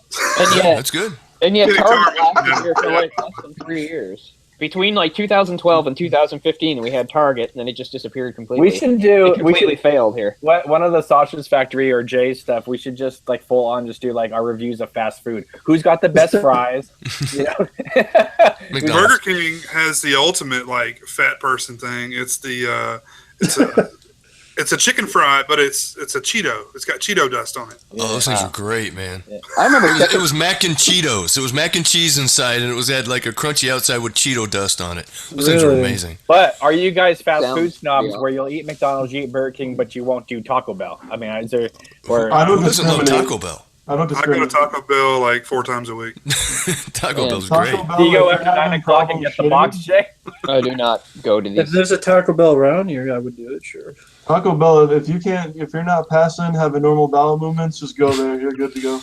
And White Castle up north, love the White John Castles, man. Silver's. The gut bombs, those are great. We have a thing called Checkers down here, which is Rallies up north. I love them. I Love see their fries. commercials for Checkers sometimes, and it looks pretty cool. I'm So who always has- I'm always seeing commercials for American food franchises we don't have. I'm like, oh, that looks really good. It's like Hardee's and Carl's Jr. Like, why do they feel the need to have 2 different names? And has Yeah, it's anyone, regional, I guess. has anyone actually ever eaten at Green Burrito? I've never eaten. I've never No. Never heard of Everywhere, it. No. I've everywhere, heard of that. everywhere They around have here, it's like Chipotle in Canada. it's Carl's You Jr. got Chipotle everywhere, man. I'm It's like- jealous. Carl's Jr. and Green Burrito everywhere in California, but I don't know anybody who orders off the Green Burrito menu. So, Man, I went to Long John Silver's tonight for the first time in a long time. I felt bad, man. The place was like empty. McDonald's cars around the thing. Burger King, I go up there, there's like no cars, no people inside. I'm just like, oh, man. We don't have like I love that Long John. and Silver's. alone Long John's Taco great. Bells. You All ever the, try that? all the Taco sauce? Bells around here are KFC/Taco Bells. I don't think there are any standalone Taco Bells. They're both. They're KFC and Taco Bell. Long John Silver's has this. It's like a yeast sauce or something that they have. It's definitely an acquired taste. I'm not a fan. And that's like the only place I do eat fish at, because usually I hate fish, but the way they do it, I can eat fish there. Mark, You can look at it a different way, I guess, for folks out there if you're But I- perverted. But I think McDonald's does have the best French fries, though. I think they're awfully new ones are pretty anemic. bomb. I agree with that. You know, But if you like GMOs, you fucking monster. I'm a monster and proud of it. Oh my god, I'm sorry. And I do have to say, McDonald's, I love the fact that like they don't give a fuck anymore about their drinks. Small, medium, large, it's all $1 now. I love it. Yep. Yeah, It I is? love that's Well, you ask for a yeah, medium, you get a yeah. fucking extra large anyways. Like, holy shit, that's a medium? the Okay. best is the people who hate all the fast food stuff, like Jay was saying. Like, oh my god, do you know what's in that? And I'm like, yeah, I fucking love this shit. I mean, not everybody has the money to eat like You know what, chicken though? in their life. You know, I mean, have I get Sundays at McDonald's. I I have- have hot dogs. I know what's in them. So I have fuck to it. paraphrase something I heard a long time ago, which is people say, oh, yeah, fast food, smoking, drinking, it takes years off your life. Yeah, it takes off the convalescent hospital diaper years. Yeah. It The doesn't ones you take- won't really miss. Yeah. you're all gonna wind up in the ground regardless. You know, you can eat as healthy as you want, but you could go outside and get hit by a car. Yeah. You never And know. as proven by that Spurlock idiot, when your body gets used to a certain diet, it's okay. So he was vegan. He shouldn't have stepped into my realm because it almost killed him. But I'm used to it. I grew up with it. Like Al Bundy, I'm the cockroach. My body requires this food, so I'm okay. What are you eating hamburger toppings for all day? I love the Al Bundy reference. We should all be wearing no ma'am shirts right now. And I understand the moral obligation of some of the vegans, the cruelty to animals. But hey, the shit tastes good. I can't help it. You know what I'm saying? I'm gonna eat some bacon. I'm gonna eat some hamburger. But aren't plants alive too?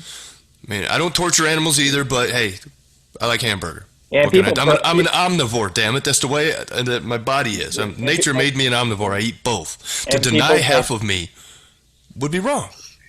Plants are alive too, and they eat plants, so they're killing something too. They're eating the food of the creatures that I eat. So how cruel is that? They want them to starve to death. I'm just trying to eat them before they do. Chlorophyll. I don't see people out there protesting against lions for eating deer. You know, I mean, so. Nature's cruel. Nature's cruel. Another point I like to make is, like, how did we get to where we are, even though things aren't as savage and as crazy as they were back in the day, but how did we get to where we are today as a civilized world in some points? Like, we didn't fucking all eat. Wow, real talk here. Yeah, with vegetables and fucking, oh my god, let's eat mangoes. How did we get there? Did you not see Piz's latest video of people having therapy sessions because of Halloween costumes in college? I did, and it made me cry. The world as I once knew it, the beautiful place I used to live in, is fucking dead. Yeah. What kind of costumes are these? Like regular costumes, Cole. Because I mean, I get there's always some tasteless asshole that comes up with something, but still, there are a very small minority, very small. Like a Gutsy costume. That'd be bad news. Oh my God, Cole! What you said just offended me. Please, can you apologize? Is that we'll what hook it you up with is? the counselor, man. We'll hook you up with the counselor. They're offended or they're scared. I saw him talking about it, but they're just offended, or they think that someone who dresses up as something is like making fun of that people culture. Are too much fucking pussies nowadays. Yeah, it's pussification of America. The problem, man. I mean, that's the truth. I mean, we're going to fucking future demolition man. It's called playing dress up. Like, in the demolition man is exactly the future. I can't think of anything more harmless than Taco Bell everywhere. In the 1980s, man, we had a movie come out called Soul Man with C. Thomas Howell. Can you imagine that movie coming out today? I saw a write-up on that. Spike Lee's still pissed about that movie. Yeah. Is he? Yeah. Ray Dong Chong's pissed at him because he's pissed about that movie. That shit was hilarious. What is Spike Lee not pissed about? And people wonder why I cannot support. People wonder why I cannot support the progressive movement in this country, because they're the ones behind this shit, and I can't do it. I'm all for human rights and equality and shit, but you guys are taking it way too fucking far. Yeah, I met Ray Don Chong a couple years ago, and I told her how much I love that movie. She probably looked at you waiting for some. Really? That was a 1-2 punch for Steve Miner. He did that in House like in the same year. That was fantastic. I like both those movies though. Yeah. But see, there was a morality tale to that movie. He ended up, he cheated to get in, then he found out that she was the one he stole the actual scholarship from. Right. And that made him, realize what he did I was mean, wrong. we did it. It's just it's not supposed to be offensive. And it wasn't really offensive that in the 80s, but now they want to do like retrofitting, like where they want to go back and ban Gone with the Wind because of the way it portrays slaves. It's like you can't change the past, man. You can't rewrite history. That's just wrong. That's cultural Marxism, and I'm not for it. Yeah. Learn from it. Don't erase it. Like it never existed. Learn from history, or you're doomed to repeat it. And if you rewrite it, then you're going to end up doing it again. So come on, people. It's much more offensive to try to gloss over history or hide things about it than to actually present it properly. Well, you have a slave movie right now that's out called Birth of a Nation, which to me pisses me off. The fact that he took that D.W. Griffith title from back in early 1900s, Birth of a Nation, and changed it in 1915. It's just kind of like, I get what he's trying to do, but to me, it's just like, it's just reeks of hipsterism. I'm not going to go see that movie because the directors are rapists. That's true too. But don't care about the content. A rapist. Yeah, him and his co-screenwriter gang raped a girl in college who then killed herself, and they wrote this movie where there's a gang rape in the movie. Oh, tasteful. What a nice guy. Yeah, that sounds as cool as Victor Salva. Fuck them all. And I'm supposed to pay attention to the message in your movie. No, so, thank you. So yeah, I don't really care what's in the movie. I'm just not going to support that. Yeah, Rambo, definitely. Clown House is not a movie. Scream Factory will be releasing anytime soon, even though they have the MGM vault. Well, That's I mean, some they special did features you may not wanna Jeepers see. 1 and 2. A lot of people were pissed off with that. What we was that, can't rewrite Jay? history. Like I point out to people, sure, there's still some racism, there's still some inequality going on in the world, but if you look back 50, 60 years, we've come so far. We're not hosing people anymore. We've come so far. People are treated better now than they've ever been treated in this country. And just give it some time. It'll come. You know, you can't just change everything overnight. You got to be a little patient. But it's happening. Just pay attention. Well, see, that's the thing is that they, the country elected Obama, and now it's all it is about. Like, okay, now let's get the next president will be a female. It's all about like we want change. You know, it's like they want to snowball it down the hill. And like you said, it takes time. You can't just have everything all at once because the whole world will explode. And I'm like, I don't mind if we have a female president, just not that one. That's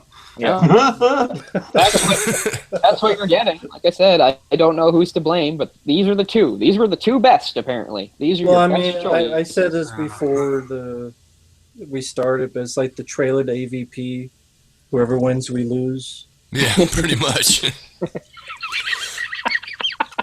So we should make one of those posters. Take out Alien and Predator and put Trump and Hillary in there. But I don't know. Everybody's saying that Trump wants to start World War III, but he's not the one that wants to put no-fly zones in Syria and piss off Russia. He's not the one wanting to do that. That's her. She's the warmonger. He's an idiot. There's a difference. Yeah, I know if you're on Facebook, I'm staying out of this. I just think it's funny that they go. I mean, like I think Trump is kind of foolish too, but but any little thing he says is turned into like a meme, a T-shirt, a sweatshirt. Like by the time the debate was even over, the whole thing of what a nasty woman you are is now like Planned Parenthood's like tagline and stuff. Like we are nasty women here. It's like, yeah, I saw that. I was like, really? Well, Hillary Clinton is a nasty woman. He was telling the truth, but he didn't say that about all women. But they took that as like no. It has no place in a fucking debate, especially a presidential debate. I'm getting sick of this backlash against political correctness too. Thank God political correctness exists because we're seeing what happens when there isn't any. It's fucking madness and anarchy. Okay, yeah, sure. Let's have people running for president of the United States, and we'll just have them throw out words like that. It's and Rosie O'Donnell. Ridiculous. That is so. Like, that is society gone mad. Now, do I think there should be a bunch of T-shirts about it? No. But really, you think that's professional? You think that's proper? You think that's political? It's fucking ridiculous. The problem with political correctness is it never stops, and then it becomes, it takes away freedom because, now you can't express yourself because you might offend somebody. That's because people are too dumb to know where the line is. That's not, I mean, everything is an idea. Nothing's absolute. There's no such thing as black and white as far as this goes. Yeah, you have to find the line, and that's kind of challenging sometimes. But to just say political correctness is bad or political correctness is good, well, no, it's an idea in between. Because guess what? Democracy is supposed to be good too. But how is it going? It's going fucking terrible. So, but I'm no, gonna show you guys what a goat he is. Him saying fucking nasty woman, like, I wanted to vomit in that moment. I mean, Jesus Christ. Just for fuck's sake, act like a professional. For fuck's sake, keep your fucking mouth shut and listen. No, it makes me mad. It's not even my country, but to listen to somebody who's supposed to be a political leader talk like that in front of a zillion people, it's a fucking joke is what it is. And yeah, they will turn your country into a joke of the world. All the other countries will see you as pathetic. This girl told me the other day, oh yeah, we have two choices. We have the choice of the first female president or our last president. I'm like, I just don't see it as a good thing. I mean, if he becomes president, he'll probably like president. Either way, we'll probably be a laughing stock on it. He'll invent some sort of new term for like super president or some better. Well, he invented a new word last night, bigly. Yeah, I know. So. If he becomes president, he'll probably decide that that's not special enough for him, and he'll be some executive position for himself above president. Cole, we'll have a president for the first time in our country up at 3 a.m. that you can personally tweet to, and he'll bitch you out. I know, but you don't think introducing doing it actually evidence of a recorded 11-year-old conversation in private is not childish and unprofessional? You don't think that all these women being coming out and all of a sudden, oh, he sexually abused me? Well, Why didn't you say that when he did it? I mean, Yeah, they're I both think- playing the bad, whole- and the the first whole half thing's a hour of the clusterfuck. debate was good, and then it went off the rails, and they were both doing their shit. I think people acting like they're surprised by it are the biggest idiots. It's like, Trump said that? Yeah, he says that every goddamn minute of every goddamn day. Who cares about something 11 years ago? I'm He said it actually like it. yesterday. He'll say it tomorrow. So to me, that tape is irrelevant because it's what he does every single day. All right, we got to move One on, day guys. that he doesn't. But she hasn't really done anything to lift it up, though. She just goes right back down in the shit with him. So I have nothing- I look at him as I'm not- equals on that. I'm not saying anything about Clinton because, again, I don't care. It's not like I've followed her career. It's got nothing to do with me. Well, you were pretty impassioned there just a second ago, Cole. Well, I didn't see her using the sort of language he used in a debate, that's all. We're fucked either way. He's a heart You can attack, say she's fuck her, cancer. right, but I mean, at least she's a It's competent death either follower. way. Yeah. Like I said, whoever wins, we lose. He's a heart attack, and she's cancer. You can always Yeah. write it I in. mean, you guys all say I that. think we're It's already at laughy stock. You know, I honestly think that if most of the Democrats voted the way they wanted to, they could just write in Bernie Sanders and he'd win. Yeah. I think he might have been good. But, I mean, the difference is, I mean, let's say he even becomes president. The world's not going to end. You know, everybody acts like... Because even before these candidates, there were other elections, and there was always one side that thought the worst thing that could happen is if this person got in or that Yeah. person. And they did. Like, so, I don't know. I guess it can always be worse. He It can always be worse. won't ever be able to build the wall the way he talks and, about. and that's the other thing, right? Like he can't do half the shit he says about. And some of the people vote for him because they think he can, and some of the people vote against him because they don't want him to. And both those people forget that he can't do it. The president doesn't have magical powers. He can't just go healthcare, this, war, that, college education. He can't do that. And people Bush and act Obama like, have been pretty effective. and people act as if they can. They just wait Nice and move. make up laws. I've got a pen and I've got a phone, damn it. Everyone has their own beliefs, but what this election is doing to our country, most importantly, for us living here, obviously, and the world, is just it's not pretty. What this election's been doing to my Facebook feed isn't pretty. I just want to come on and look at stupid pictures and stuff and see how someone's doing, not read like somebody that I haven't talked to since I was 16 years old bitch about the current election and how I'm going to hell and to get off their friends if I ever vote for Trump. I'm like, listen, Yeah, who I doesn't just want to hear need you be tell me? racist and show me pictures of your breakfast, lunch, and dinner. Is all I want. I'm I just saying think, well, that, like, I believe when it's over, whether you're American, Canadian, whatever country you live in, everybody will be just glad when it's over. yeah, exactly. I guess the good thing is, like, they won't be able to do anything because they're the two most unpopular candidates ever in the world. So, you know, the House and the Senate is going to tell both of them no multiple times. So hopefully that will contain the damage. But that's what that's what I don't get though. Like they're both so hated. Nobody, even so many people that say, "Well, I'm voting for Hillary, but I don't like her. I like her more than Trump." And the other thing, like, so how did they get there? Well, they never let us pick. They always choose for us. On the Republican side, here, you choose from these 17 assholes. And on the liberal side, oh, here's 7 assholes for you to choose from. What if we don't like any of those assholes? Well, we still got to choose one, so we're Whoa. fucked, right? Well I guess. played, Mike. It sounds like there's going to have to be a lot of grassroots political movements going on in the U.S. if any of that's going to change. People are going to have to stop sitting on their hands and actually start doing stuff or getting directly involved because sitting around and bitching about it isn't going to work. I live in California. And God knows we do it enough. And, you know, I hope it doesn't include, like, burning down buildings and shooting people, though. Listen, I'm not a conspiracist, but I do think that whoever wins, there will be riots in the street by somebody. Well, you know, if Trump wins, man, the inner cities are going to blow up. It's going to be ugly. And I don't want to see that. You know, I don't want to see anybody get hurt. I think it's bullshit. So yeah, I think people are going to get hurt either way. It's going to be all the Yeah, Hillary but I mean, supporters. you saying that's an accurate, reaction to have to that? No, I don't think I don't think it's Not appropriate accurate, when a appropriate. football team wins a championship and they flip over cars, you know. But if they're going to do that for a sporting event, what the fuck are they going to do now, you know? And that's the winning team. Yeah, that's the winning team. Yeah, Yeah. It's ridiculous. it's not appropriate, but yeah, it's certainly accurate. I think. Like, I think it may be safe to say they're probably going to do that regardless of who wins. Yeah, that's what I Probably. mean. That's what I'm saying. You might want to stay indoors that day. It'll be like the purge.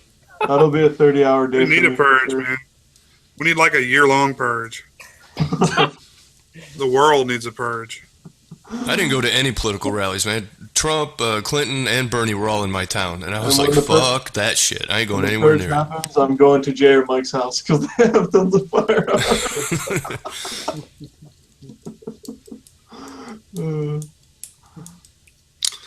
I'll just go down to Mike and we'll just fly to Cuba or something. Sell the Cuba.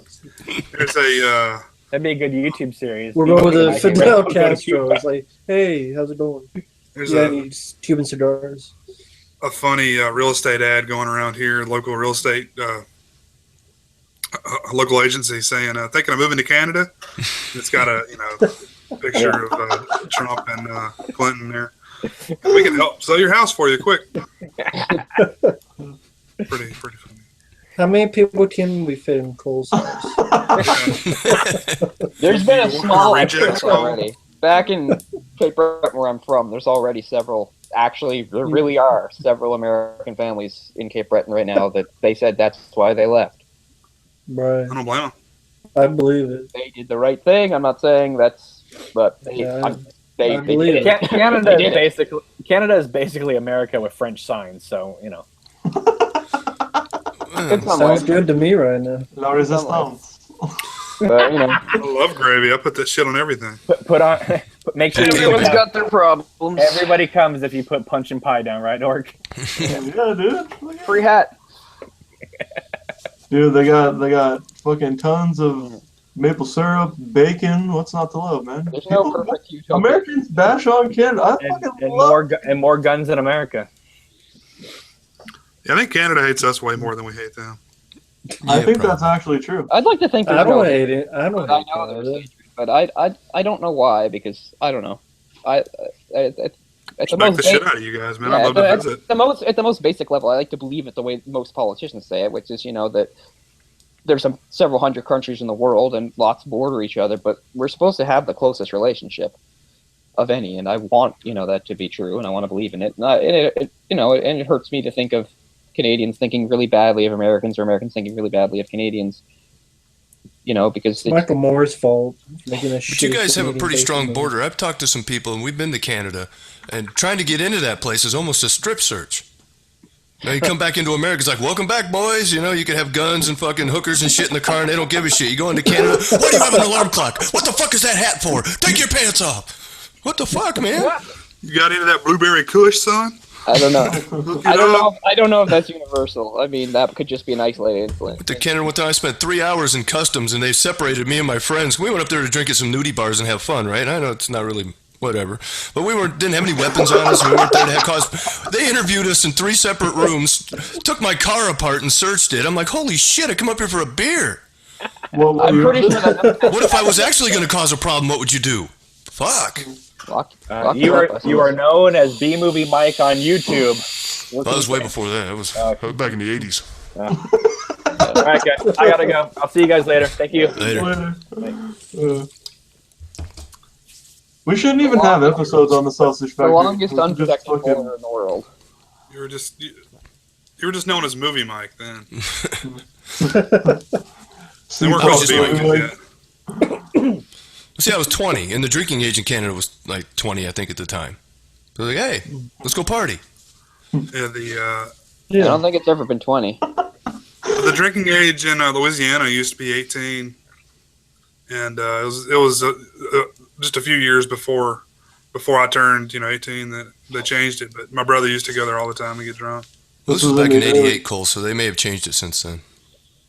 Early 80s D-minus movie. It was 18 into the 70s, and now it's 19 everywhere except it's 18 in Quebec. I can't remember it ever being as high as 20 or 21. It may have been 19, and that's even better. Yeah, it's okay. it's 19 here except for Quebec, where it's 18. But it was 18 until sometime in the 70s they raised it to 19. You could be 21 driving. 21 You seems can't awfully drink fucking high. alcohol. Yeah, 21 seems awfully high. I mean, not to be biased agree. or whatever, but I it just agree. seems awfully high, considering like when you can drive a car and things like that. I don't know why 21 is so high. I agree Because with they Jay. don't trust young people to drink, and then really- they drive, and then they're going to drink because they're irresponsible. So we can't let them do that. agree I think with one of Jay. the things about having it as high as 21 too is that it's created this huge market of fake IDs in the U.S. that you could totally cut down on it if you put the drinking age to 19. Well, There'd be anytime way you less. make something illegal or restricted, the black market thrives. Alcohol, drugs, whatever. I mean, they create their own problems. Because, I mean, people head off to college usually at 18 or 19 years old. So when you're getting there and you realize you're not of drinking age for like 3 or 4 years there, I mean, yeah, most of them are going to do something about their IDs. I really feel like if it, was a little lower, it wouldn't be quite as tempting. I agree with You Jay. wouldn't A want lot to of do it. people- Go ahead, sorry. Oh, go. I agree with Jay, and a lot of people share the same sentiment. I mean, is there You anything can't in die your for country your that's higher country. than 21? What? Is there anything like, strip clubs, or is there anything that's higher than 21? Or is No, like it's 18 for everything, 21. Well, Yeah, I think you can't rent a car unless you're like 26. 25. yeah, Okay. and I think that's the same here too, but that's more about insurance and Yeah. But yeah, see, it just seems weird then, like 18 for this, that, everything, drinking 21, it's 19 here, which, okay. But it seems kind of high. I think what you were talking about, Orc, was the drafting thing. Oh yeah, drafting, and we'll just put it in the chat. If you get drafted or you can enlist in some form of the military, some branch of the military, you should be able to drink. Yeah. It's Yeah, just for sure. I agree. And voting age is 18? 18. yep.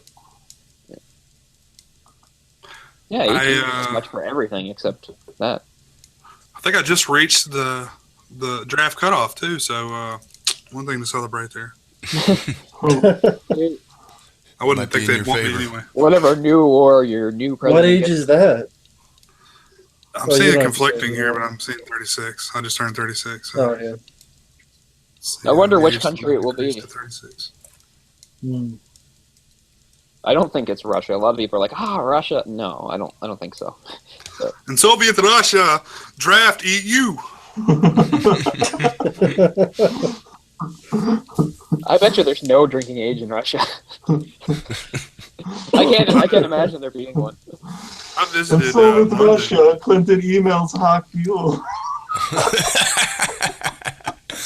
Very nice. That's the shit you need to be saving for the meme corner now. Yeah, some of that weak That's stuff. the again. gold. I went to London when I was like 15, 16 years old, and it was just like cigarettes, booze, anything you wanted. I mean, they didn't really, Same kind of just took thing. my word for it. They're like, you're old enough, right? Same thing. I went to Mexico when I was 16, and I was everything. Oxycontins, it's all out the window. Yeah. Rohypnol. Mexico is so weird because in some places Mexico is so normal, and in other places it's so lawless. Like it's crazy. I'd be Like, you, scared just to go, go to Mexico. you go from like a completely normally run city with like laws and police officers and everything, then you go a few blocks and it's just like anything goes. It's crazy. All the stories here about Mexico is like if you're there 5 minutes, you get kidnapped or something. The Yeah, way it's they not. make it It's not a sound good like. place to be a tourist nowadays. I'm always hearing about like Canadians getting like killed down in Mexico on vacation and stuff. Really? But don't say the Yeah. word hombre. Jesus. Like it's reported. I mean, Mexico's just bad for anybody right now. Like that judge just got killed, because the cartels are more powerful than anybody. Cartels are more powerful than the cops, the military, everybody. So they just, they kill whoever gets in their way. Huh. I hadn't heard it was that bad there. No, they just killed another judge just Well, the other day. that's why we have such an immigration problem, because those people are trying to get out of there. They're trying to come here, which I completely understand. But And then when they get sent back, oh my god, I feel yeah, bad they for get them. killed and shit. It's not right. We should build a wall or something, right, guys? No, maybe we should tell Mexico to get their shit together. We wouldn't have to build a wall if you actually ran your country the way it was supposed to be run. Don't worry, just though. tell- We'll make them pay for the wall. Yeah, Just tell, or just Hey, tell they have a Donald wall. Trump. You know about the Mexican wall at the Guatemalan border because they don't want Guatemalans coming into Mexico? But they're not racist, right? Well, I think nothing but history. History has shown us that building walls has never been much of a solution. Berlin boys. We can just tell Donald Trump, look, you can be the president of Mexico. Just leave us the hell alone. He probably loved Just that go out shit. in Mexico, be the president, and do whatever the hell you want. Because it can't be worse. Go boss all those Mexicans around. See how they like it. He's Build probably your used to it. wall around yourself. Gracias, por favor. That's the one thing you can give Mexicans credit for. Like if they got somebody in they didn't like, they'd have a revolution pretty fast. I'm really hoping that doesn't happen here. Civil War Part 2 does not sound good to me. No, because it's less, And not the it'd be Marvel much- films, it'd be guys. much This is the less, real it'd be shit. much less clearly defined sides. Yeah. You know, you just be like, I Exactly. don't know, I don't know, and you just get caught in the middle and shot. I don't know. I'm moving to Canada. We can all watch I'm yoga. gonna bring my videos guns up to in the house. Canada. Yeah, I was like, I don't think Trudeau would let you bring your guns across the border. Yeah. You know, you can buy new guns here. Okay, you can buy. Oh, fuck guns yeah, I'm on the way. Where do I Like I sign? said, I'll go to Florida, visit Mike, say, hey, how's it going? First My time meeting, and grandfather then owned we're sailing to like fucking Cuba. 50 guns, and they were all over the house. Now they were not just all over the house sitting like they were And in you're a lucky case. those toddlers didn't start shooting people.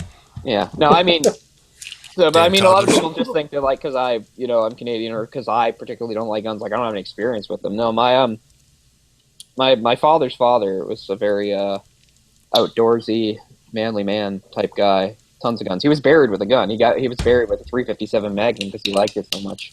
Martin. You never know when you're going to need it. Yeah. Not to get too personal, but my two grandfathers couldn't be more different. My father's father was a big guy, Ukrainian. He was a miner. He was a hunter, outdoorsy guy. He's that sort of casual racism you get from a lot of that generation and stuff. And he drank and smoked, and he loved women with big tits and stuff like that. I think Shit, you're he was a with- man. And my They don't make and too my- many of them anymore. And my mother's father was a small, quiet, soft-spoken person who never got angry, never drank, never smoked, never swore. They couldn't have been more different, my two grandfathers, from each other. The first one you described, I thought you were talking about me. You like big tits? I grew up in his world. Yeah, by the time I was about 12, he figured I was old enough to tell me about, like, women with tits and stuff like that. Do you have any advice? Well, basically, that was the best way to judge them, like, by the tits. Like, if you're gonna go, if you go to a place and there's a lot of women, you want to pick one out for yourself. Well, that's what you need to check out. that was sort of the advice he imparted to me. Go back in time. Well, Cole, it's about time I told you about titties. It's interesting. Where Though, you- like, his racism was interesting though, because it's not the racism I think a lot of people would come up with. Like, for instance, I keep saying sorry. But one of his best friends was black, and it had nothing to do with that. And actually, as a Ukrainian, when he was in the 30s and 40s, there was a lot of racism against him. So actually, he made friends with a lot of people that would have been considered minorities, like some black people, stuff like that. Now, his racism was mostly regarded for the English. He hated the English, and he called them limeys, and he did not even like people of English descent. So that was, that's actually most of the racism he had. Yeah. Those poor Irish people, man, they always get shit from everybody. You do. It's true. Yeah. They were slaves. Nobody gives a shit. They're even in Blazing Saddles. They kind of hint at that. All right, you guys can stay and you guys can stay, but no Irish. Yeah, I know. It's like all the whites against everybody, but the whites still didn't like the Irish. They were like, "You're white, but you're Irish. You suck." They were slaves, but it's okay because they were white. I don't know. I don't Well, get that. Yeah, I have not to play that card, but yeah, I'm Ukrainian and I have direct ancestors. I've looked it up who were slaves at the same time as slavery was going on in America. With blacks, there were in the 19th century. Many Ukrainians lived as basically feudal serfs, and they were essentially slaves. They worked the land. They didn't own anything. They lived in a house that was provided for them. If they ran away, they were shot, and everything they made went into the landowner and stuff like that. So, And, but a lot of people overlook that. my great-great-grandmother was Cherokee, so I am somewhat, like a lot of people in this country, somewhat related to the Native Americans. But they make them sound so angelic. But they were territorial. They raided each other's camps. You had like the Mohawks, and if you went into Apache territory without a invite, you were killed. They would steal kids and burn down teepees. I mean, it wasn't like it was all peace and love and shit. I mean, they didn't understand property lines, but they had territories. It was the same thing. They weren't hippies. They had slaves that they would steal from other groups of Indians. I mean, it was the same shit. It just wasn't as evolved, I guess. I don't know, but they make it sound like everybody was all flower children and shit over here. No, it wasn't. Meanwhile, And it was a much more complex society too. A lot of people give everybody a great history lesson because I love blabbing about my nose.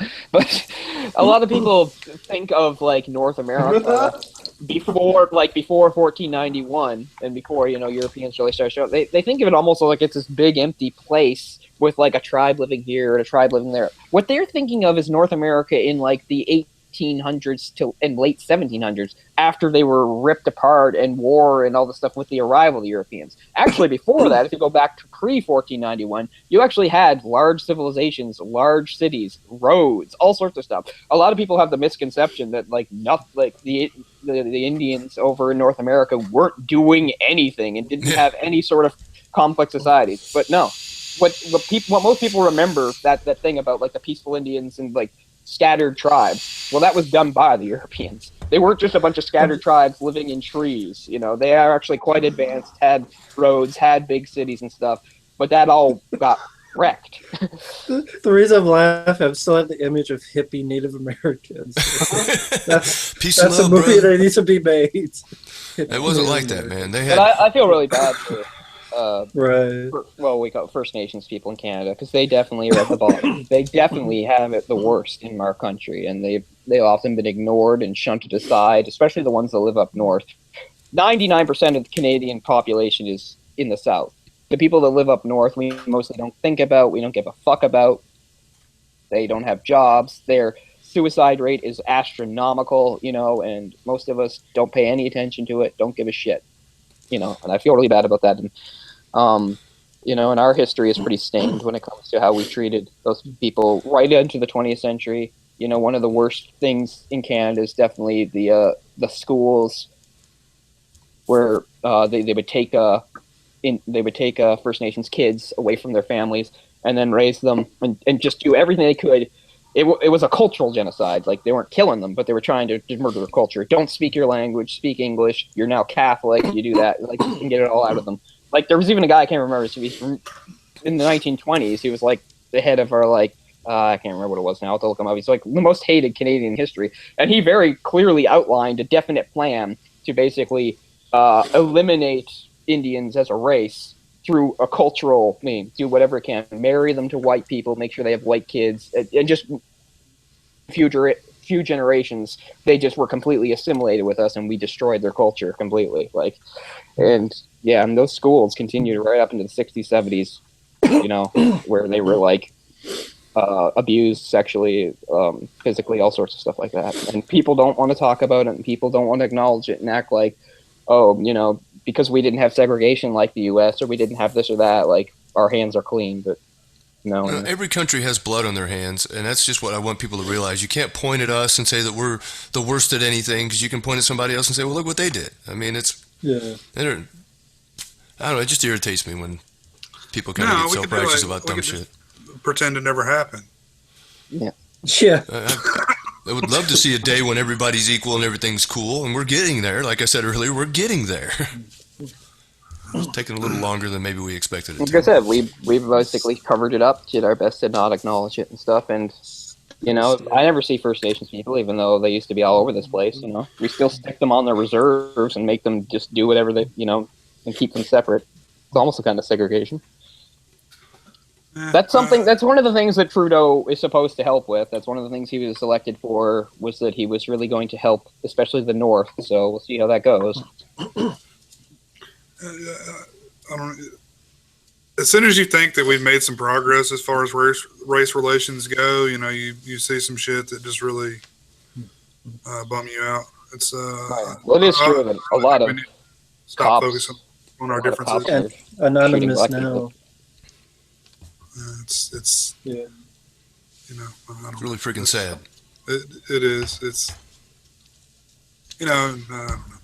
We can talk about I don't pop out of bed every morning going, thank God I'm a white guy. Woo, it's great to be white. I don't think about it. I'm just me. I get up, I go do what I got to do, and I go home. I I don't think about it until I'm constantly reminded by media. Oh yeah, that's right. So I'm now bad because I'm a white guy. I forgot I about get that. a I'm little sorry. bothered by people who talk about white privilege as if it's something I'm not conscious of. It's like, of course I'm conscious of it. I never experienced white privilege. I know there's classism, But I don't know what money you're expecting separates to us do. more than race does. Yes. I mean, I think the golden rule really applies to, it can fix a lot of things in life if you just, treat everyone the way you'd like to be treated. I think it could solve a lot of problems. This is true. Jay, you're a faggot. That's one thing that the Christian world and the secular world agree on. Do unto others as they'd have them do unto you, and treat other people the way you want to be treated.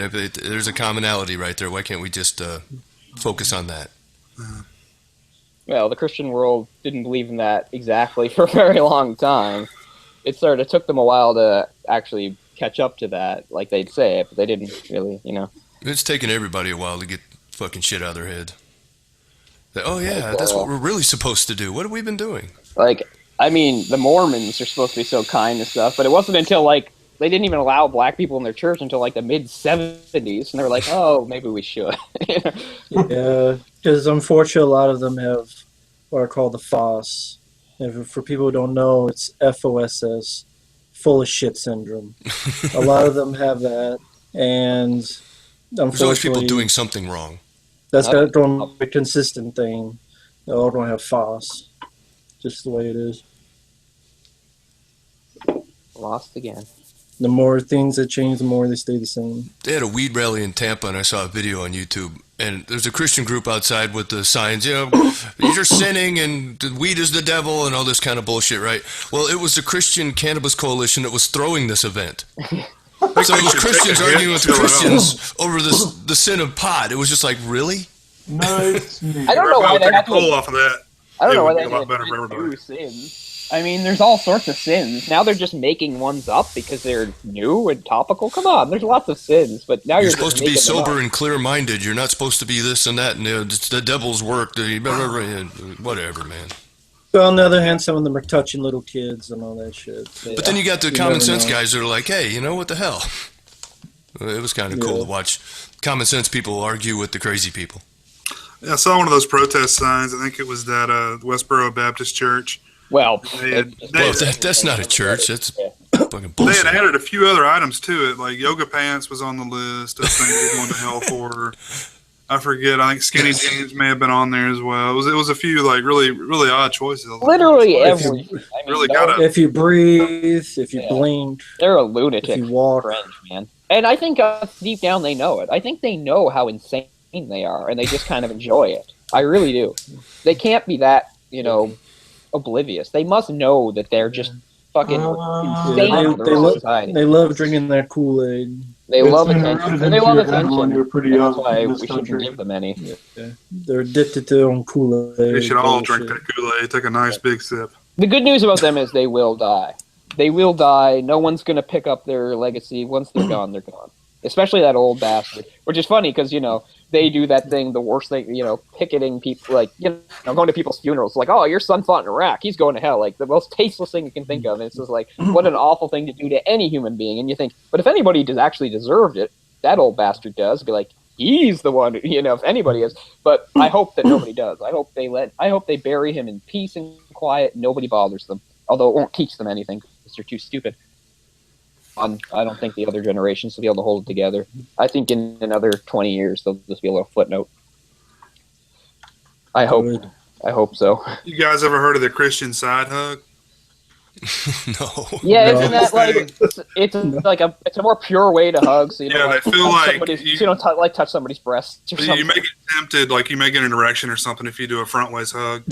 So they do a side hug where you hug like side like that. Is that a normal thing to get erections by hugging people? Yeah, I haven't oh, my covered that boner! Oh no! yet. I guess I've been hugging the wrong way. Maybe you should be doing some more forward hugs, and maybe you won't get a boner every time you hug Been somebody. fucking missing out, man. Hug from behind. Hug the shit. That's my favorite hug. Hug everybody. Just, Hug on my knees. oh. Yeah, so we've established that the world's full of crazy fuckers, and hopefully they all go away. There's a rap song Yeah. about the Christian side hug that they made too.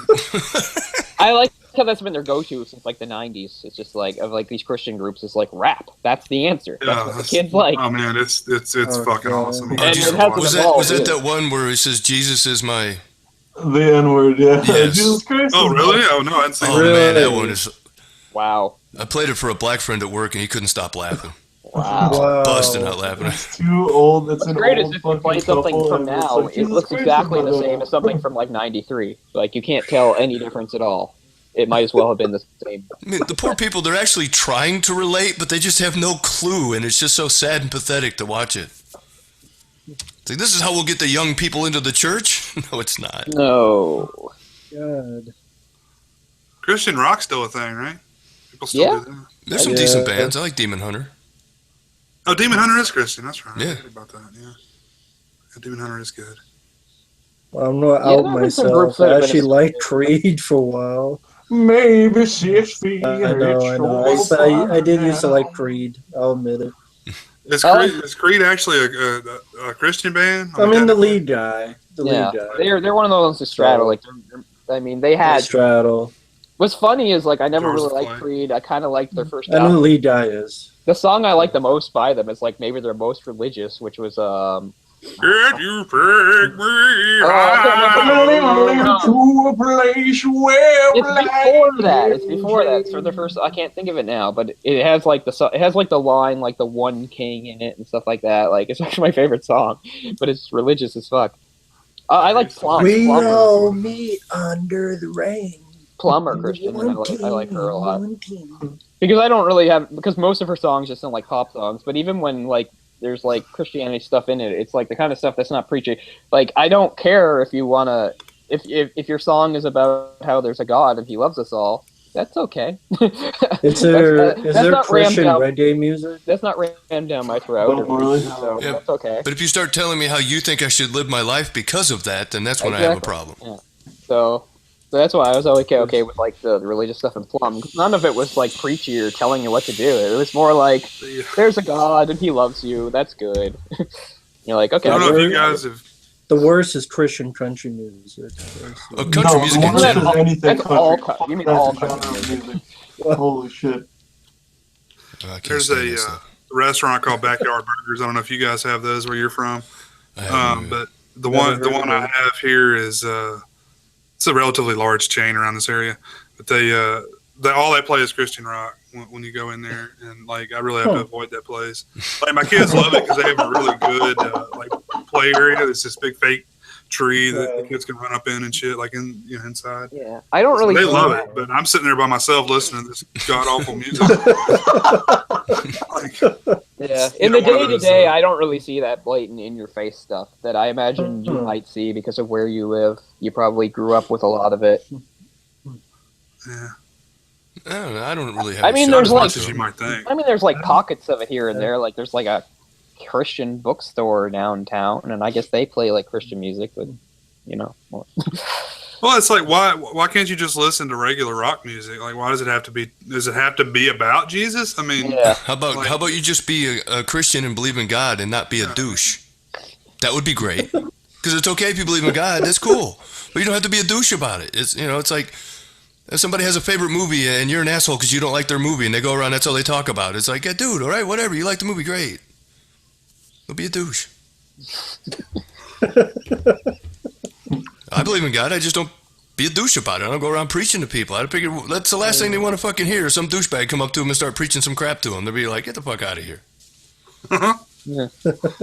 I didn't know that like Mormons send out women now too. It used to always just be men. Because like a few years ago, I was walking on the sidewalk, and there were these two girls in their early 20s. I might have been, a few years younger than them. And you got Andy.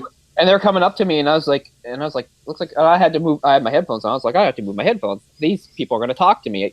I must know them. I must have like taken a class with them, or they're a friend of a friend. I don't know who the hell they are. So I'm like, okay. And they're like, hi. I'm like, hi. I'm like racing through my mind. Who are these people? How am I going to fake this? Was this the And- three-way you had? Oh, shit.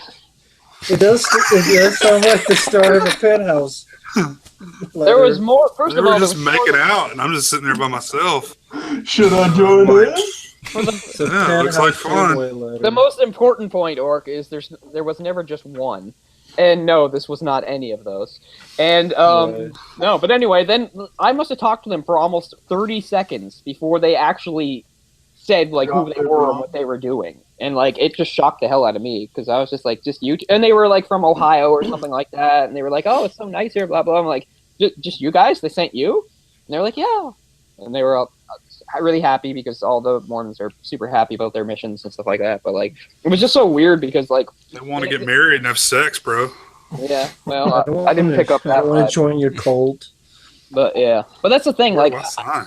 that's the problem. Like, because every time I meet Mormons, I'm too polite to do any. I always listen to their pitch for way too long and stuff like that. And then I'm just like, Tell me I'm just more. like, and then I'm just like, I can't even get into like the deep fundamental stuff with you guys because it would take too long. But look, and I'm like, I have tattoos and I'm gonna get more. And I'm like, I'm just not gonna change those things and stuff like that. And they're like, oh, but you should. And I was like, why?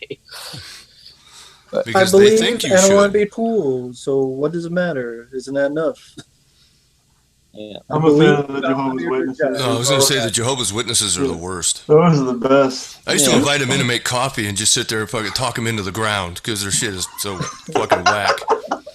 Well, you you can't do be the friends with anybody that's not a reverse. Jehovah's Witness. I'm like, oh, do you celebrate Christmas? No. Well, that's Jesus' birthday. You're not happy he was born? Do you celebrate your birthday? No. Well, that was a gift from God. You don't want to celebrate that? Well, they're just like, I celebrate. They don't like I celebrating. celebrate Satan's birthday. Let me You have much convert more you. patience than I do. Have you seen Friday the 13th Part 7? Let me see you. Let's pop that I will on. convert you. That was funny. I was Look, living in this. she's a psychic, right? I You've don't seen think I've ever- Firestarter, okay? They kept bringing new people over to the house to try to stump me. Like every week there would be like a new guy with them. It's like, all right, talk to him, talk to him. Like, yeah, come on in, I'll talk to you. I don't think they've ever directly engaged me. I think once or twice they like shoved a pamphlet under my door, but I don't think I've ever talked to Jehovah's Witnesses. In America, they're like fucking, like, I don't even know what to describe them with. They're like, Nice. yeah. You can't get Well, that's Nice. I mean, I guess that's some of it though, because I mean, Jehovah's Witnesses are just everywhere.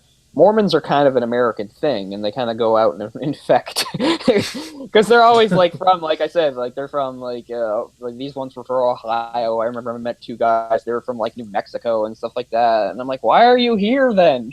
Go bother you the want people to know there. why? Why did you travel all these miles? They ran out of If people any, to bother. I know, right? And if like, any you ask them Jehovah's what Witnesses they're are doing, and- watching, stop knocking on doors. and they give them so little money. They send these people who are like 20, 21 and like have no knowledge of the world. They're like, go to a foreign country. Here's like barely enough money to live on, and spend your days like harassing people at their doors. That's a great way to experience another country.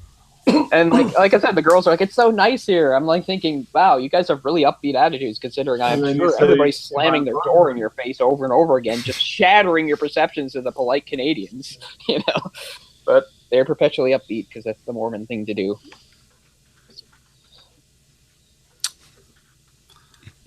So yes, I would like to show you something. It's called the Virgin Mary. Would you like to come inside? I'd love to breed. That's about like all I have in They do common. that a lot. That's an honest answer. That's an innocent answer. I mean, they're like a gremlin when you pour water on it, or a mogwai when you pour water on it. They just pop off and they go everywhere. They're like, all right, you're going to this side of the country, you're going to this side of the country, and fuck everything in between. And have as many more of you as you can. Sorry if I offend any Mormons that are watching this right now. I doubt that. I lived in Missouri, so there was a large. And fuck everything in between. Okay, here's a question. Oh, wait, you go ahead first, Mike. I was gonna say, there's a large community of Mormons in Missouri, and they didn't bother me. They were nice. They were a little, I didn't really bother them. They didn't really bother me, but I wasn't into their lifestyle. But they didn't really bother anybody, so it wasn't a big deal. Okay, so like as Jay pointed out, a big part of being a Mormon is like if you get married, like have kids, procreate, like make a whole bunch of them and stuff. So like, and they wanted them to get married quite young. So what's sex education for Mormons? Like, I can't imagine it being very accurate or good. It's probably not allowed. So they don't even tell them how to do it, and then they're just like, okay, go do it. That's pretty funny. 'Cause We have there's a not pair really of any other forces culture you that can like watch. tells you to do it. You know, like We have my some church. pets My you can church watch. doesn't care if I fuck or not. I'm not part of a church really, but I mean, technically the church I grew up in, there was no point where they're going to take me inside and say, get out there and make kids. If I said I'm going to be abstain and be a lifelong virgin, they'd be like, that's cool, not our business. But the Mormons, they like Jay said, they actually have like an agenda there. They're like, you have to procreate, go out. I've known a good many Mormons personally, so Yeah. I know a little You bit should about ask them about their Mormon. sexual education and what it was like. I'd be interested. Fuck everything in between. It's just weird though, because in some ways they're so sexless, right? And yet that's like at the heart of it. So it's The just a ones weird. I've met are very polite, and you could punch them in the face and they won't curse at you. They don't know any curse words to use. True. But you're right. You they guys would- have they seen wouldn't that, if they did. or you may have heard of that show. It's like the dude with a bunch of wives. What is it called? Sister Wives. I avoid They're- shit like that. Yeah. I know you probably heard of it though, right? Oh, Like, yeah. Yeah, Dude real- Dude has a bunch of wives, Yeah. and that's exactly what it is. And They don't even do it the right way though. If you're gonna have a bunch of wives, mix them up. Like he keeps them all separate. I'm just saying, if you're gonna have a bunch of wives, shouldn't you? you Be got a like, bunch of hey, wives. what- I mean, you get a young one, and an old one, and one with a You- fat ass, and Obviously, never been married, Cole. You wouldn't want that many wives in one room. yeah, no doubt. Yeah, You'd but be that's like why Hugh you don't Hefner and have a them- huge that's why you- Especially when their menstrual cycles line up.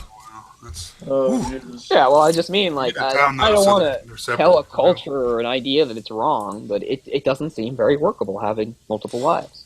Nope, not for me either. But more power to them. If they I enjoy mean, it. I guess it's whatever. workable, but I'm Sure, just I mean- saying, like, for me, it would be more of a sex thing than anything else. Let's face it. So I'd be like, why are you just saying tonight I'm with her and tomorrow I'm like, just bring them all in. But yeah, so.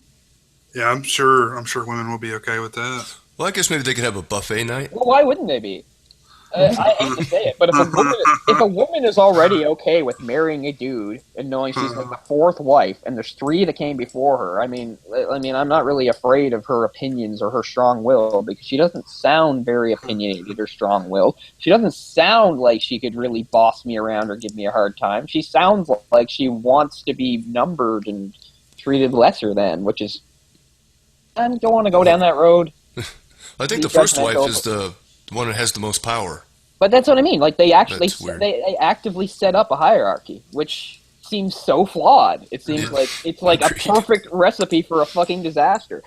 Exactly. It'd be one thing to be like, "Hey, don't judge our culture. We have a man with like wives, and they're all equal." But they're not saying, "Well, they're not all equal." Well, then what? Be like I'm Austin sorry if you're a Powers. little upset about getting some criticism. Then Be like Austin Powers. Wife number 2. I order you to go do wife number 4. Well, the second wife chops the first wife's head off and absorbs their power, right?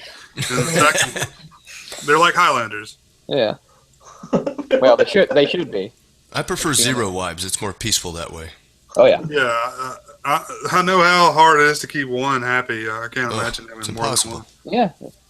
They're like, so when you're over there fucking so and so, I was over here doing your laundry.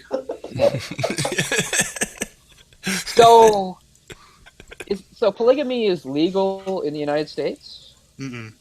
but it's legal for them because No. it's a religious right. It's it's not actually- recognized on the federal level. So it's just completely illegal, and they do it anyway.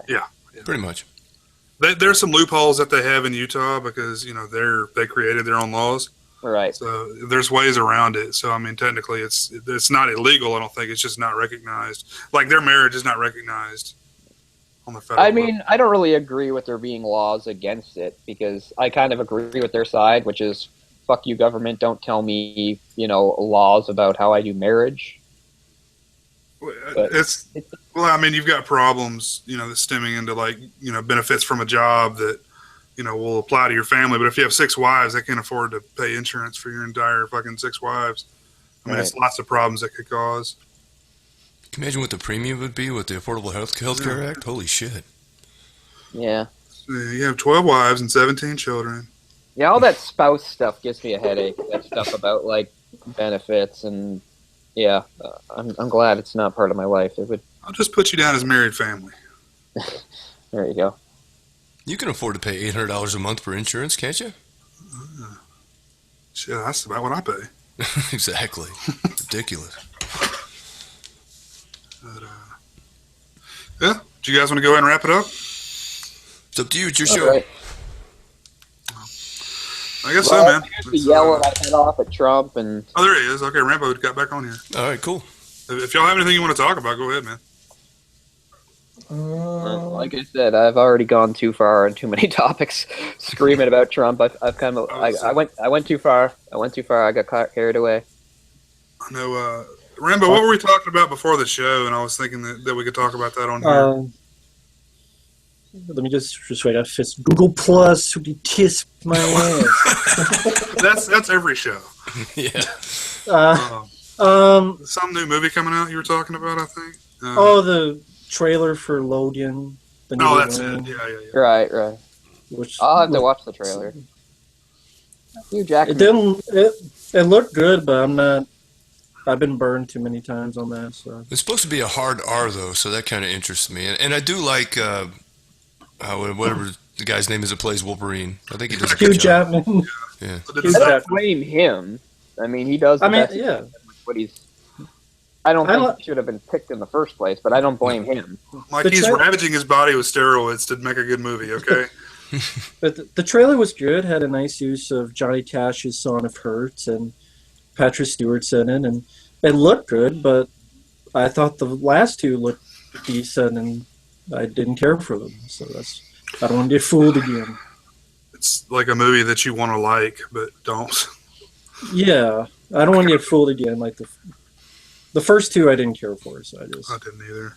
Don't have much hope for it. But the trailer itself, I thought looked good. It looked like the Last of Us video game, honestly. If anyone played that, because it's like Lodian looks just like with the beard and all, and then you have a little girl cash type of music. It looks like Last of Us the movie. So, which looks interesting, but I'm not even burned on the end. So. Yeah, I was always a big fan of Sabretooth, and I didn't really like the way they put him in the first film. Which one, X-Men or the first Wolverine? He was in the first Wolverine, right? Yeah, he was in both. Oh, okay. Two different ones. Okay. No, I mean, it was Tyler Mane was in the first X-Men movie. Yeah. Okay, well, not Tyler Mane, the other one. Okay. I think Tyler Mane was a little bit more appropriate. Yeah. You know, Sabretooth is always a lot bigger than Wolverine. Yeah. And then, but that was always one of my favorite characters. And it is R-rated because there was a Red Band trailer where he thrusts his claws under a guy's chin and the top pops out of the guy's head.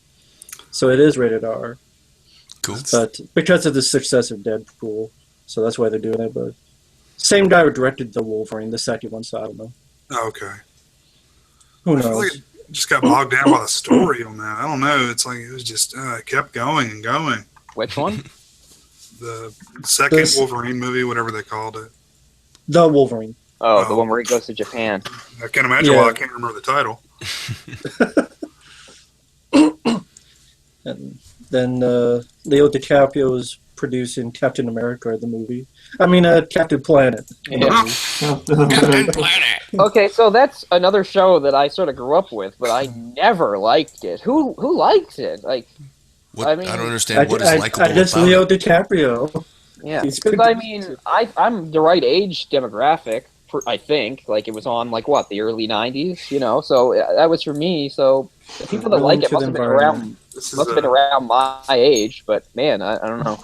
Like I can defend some of that stuff because I was around. I was like, oh yeah, but I did not like that show at all. It was live action. Yeah. So it's gonna have a bunch of like a rainbow of young teens. Yeah, I'd watch if Don Cheadle played them. And they're all gonna have rings. Diversity of the movie. Yeah, if Don Cheadle played him, like the Funny or Die sketch or whatever, I'd watch that one. For those who haven't seen, I kind of like Robot Chicken's take on Captain Planet. I know I saw it, but I don't remember anymore. Yeah. Gonna take pollution down to 0. Yeah. I mean, I thought at the time I kind of had a crush on the European girl that said "wind." That's about all I can really. That was positive about the show. Everything else was lame as hell. Especially that poor kid who was like, "Oh, we have the power over the elements. What's your power? Heart. Have fun with that. Heart." Was it? water. Yeah, it wind. was like water, wind, fire, and heart. He could have gotten Earth, but they were like, Earth is stupid. You could be heart.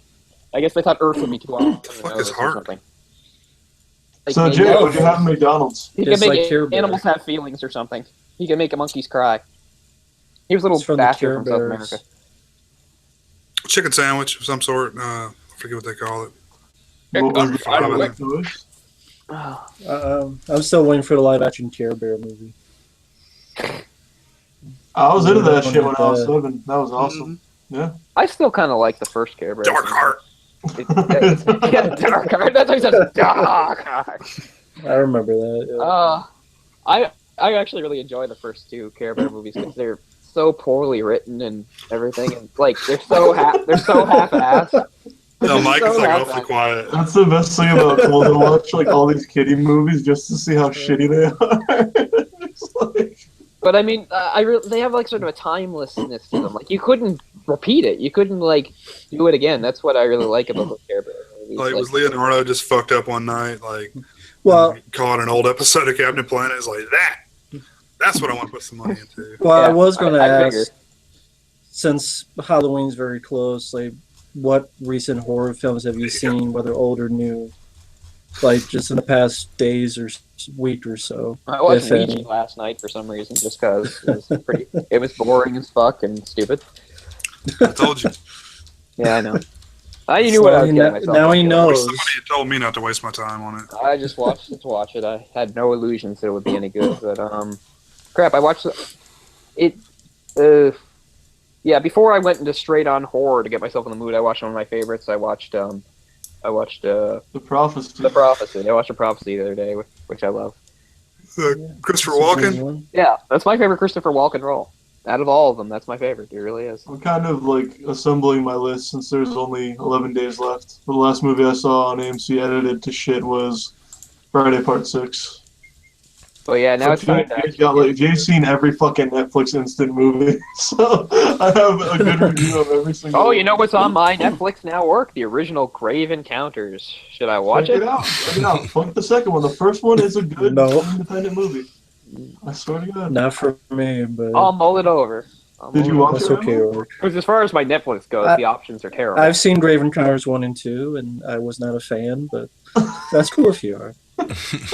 Just wasn't for me. Well, depending upon what I'm doing and what mood I'm in, I might actually give the first one a try just because it's there. Rambo's brain right now. What do you I mean, think? I already watched Ouija, Yeah. so how could I, Rambo's brain. Well, what do you think? yeah, I Oh, mean- it's okay if you like it or but clearly my time is No, I worthless. mean anyway.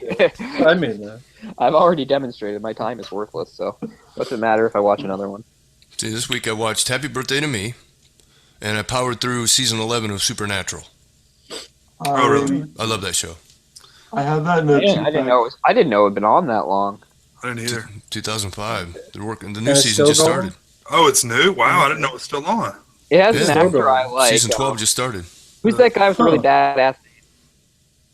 Jared Padalecki. No, the other one, Jensen Ackles? Jensen Ackles. Yeah, I like his voice. He I does. knew some- the dude's name, guys. He does some. He Knew does his some name. voice work. I really liked him. He was the red. He was Jason Todd in Under the Red Hood, and I thought it was a really fitting voice for him. How was Happy Birthday to Me? I bought that in a cheap Blu-ray 2-pack. I've never seen the movie.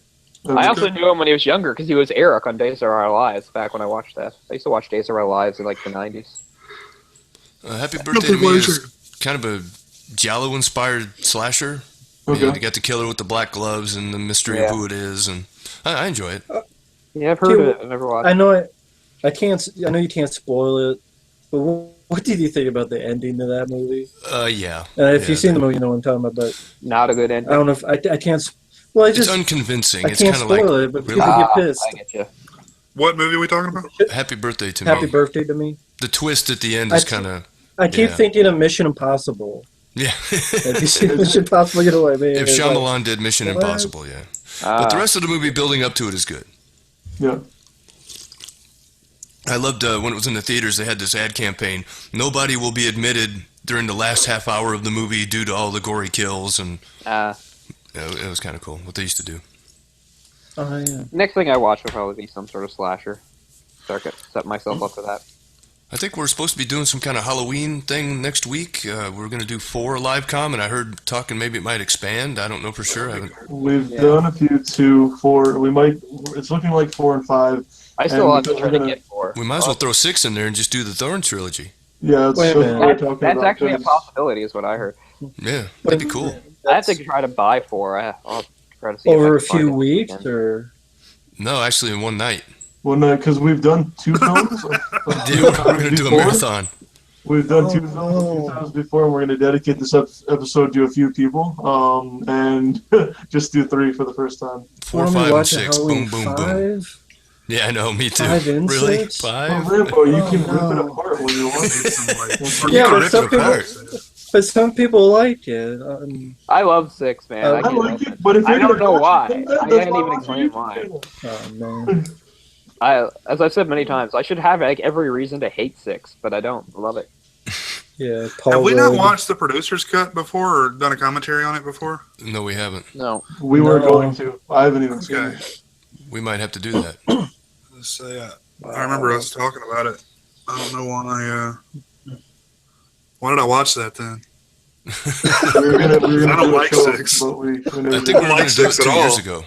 The producer's cut is worse than the regular cut, I think.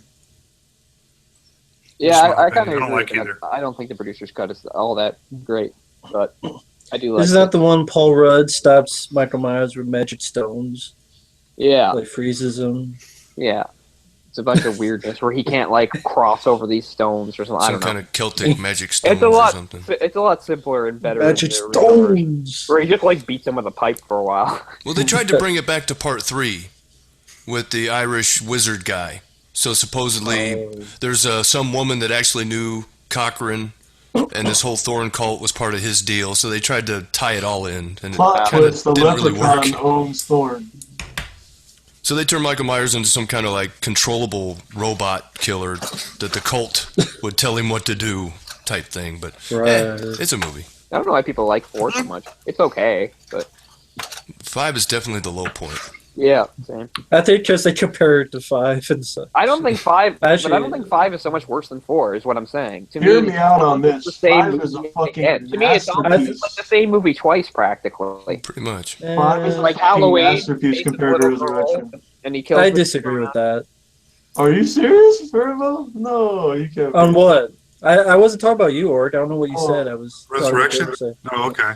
Well, what separates 4 and 5, really? I mean, I know them both very well. 5, I think, What is makes it worse so different? because I like the character of Ellie Cornell, and they kill her off in a stupid way for no reason. You have a Michael Myers crying in one scene. You have a stuttering little kid, which I understand kids stutter in real life, but doesn't need to be in a damn movie. And then you have a Man in Black that they just put in there for some reason, and they didn't even know what the hell it was, and that was in 5. And then you have an ending where Michael Myers, with his mask on, is in a fucking jail cell with handcuffs on. It just looks silly as hell to me. At least the 4th one, he got shot to shit, put into a hole and blown up. Here, it's some Man in Black with a gun comes in as if he's Paul Kersey and just shoots all the cops. And I'm like, what the fuck is this? And then they didn't even know what the hell it was. Just persist. They didn't know what the hell to do. I think just 4, I agree, like 5 Daniel is Harris, definitely Ellie Cornell. I think And 5. 5, it's like Daniel Harris, we liked her, so let's make her mute. And Ellie Cornell, we liked her, so let's kill her off. And then let's have a stuttering kid. And let's have Michael Myers pull his mask out and cry in one scene. I thought the I'm like, mask what was the the fuck worst is in this? 5. Yeah, I it thought looked, 5 it looked had- like Yeah, it was, didn't I fit look- his face properly. It looked like it was fucked up. blowing off. It looked like it was going to fall off. Looked pretty like- fucked up. It was When horrible. Sherry Moon Zombie showed up, she's like, I'm going to skull fuck you to fucking hell. It's like, man, that's hardcore. Like, Forgot that's about just that. what this series needed. Now, talking about Resurrection, I was at Walmart tonight and they had those like chainsaw shirts and they had some Hellraiser shirts and they had a Halloween shirt. And underneath it, I saw it said Halloween Resurrection. I'm like, fuck that bullshit. I ain't buying that shirt. And I hate that I don't have the shirt anymore. I had it for like a period of a few weeks before I lost it. Was that like, yeah, like right at the summer in 2000 when the stupid remake came out, I bought a T-shirt that was based on the remake, which I hate, but the shirt was really good and I was really proud of it. But then I wound up losing it to an ex-girlfriend. But these things Get happen. that shit back. She took Not, your shit. it's not worth it. Well, she didn't take my shirt. She just wound up with several things that I bought sort of by accident, and She had her shirt on and she was eating cereal the day after. I know how it goes. we've been living together. It was Many movies and CDs that way. yeah. He knows how it goes when you live with a chick. They take everything Yep. Your soul. and leave you empty and broken. True story. But yeah, that was like the one positive thing about that shitty remake was I thought it was a really good shirt. It was a really good shirt, even though it was like the new mask. It looked really good. I got to wear it maybe twice before I lost it. I love how you're like, I hated the movie, but man, that shirt. Like I said, it's the one positive I can take away from that awful. That's hilarious. I saw that in the theater with my sister, of all people, and like at the time we laughed because it was so ridiculous, but then afterwards I just felt really bad because I was like, what happened?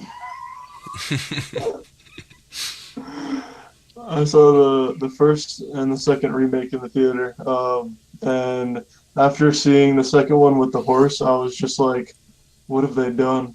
Why? And I was dumb enough to think the second one couldn't be as bad as the first one because I was like, at least it'll be different. But it wasn't different. It was, it was all the same shit. But I love those apologists that are like, it didn't rape your childhood. It's for a new generation. I'm like, well, the whole reason I went to see the movie was because I liked the original. Okay, and I didn't like anything I saw in the remake. So I have the right to say that. Just because I'm a fan of the original doesn't, like, void my opinion of this movie. Whoa. Who's responsible for this debacle? Jay. He stole the show. He made us do it. He helped me. He helped me there. You guys have all jumped, I see, over to the Jaythestingray show. There will be severe repercussions. TSF After Dark. This is the imitation sausage. Vegan sausage. It's kind of like the Chinese knockoff.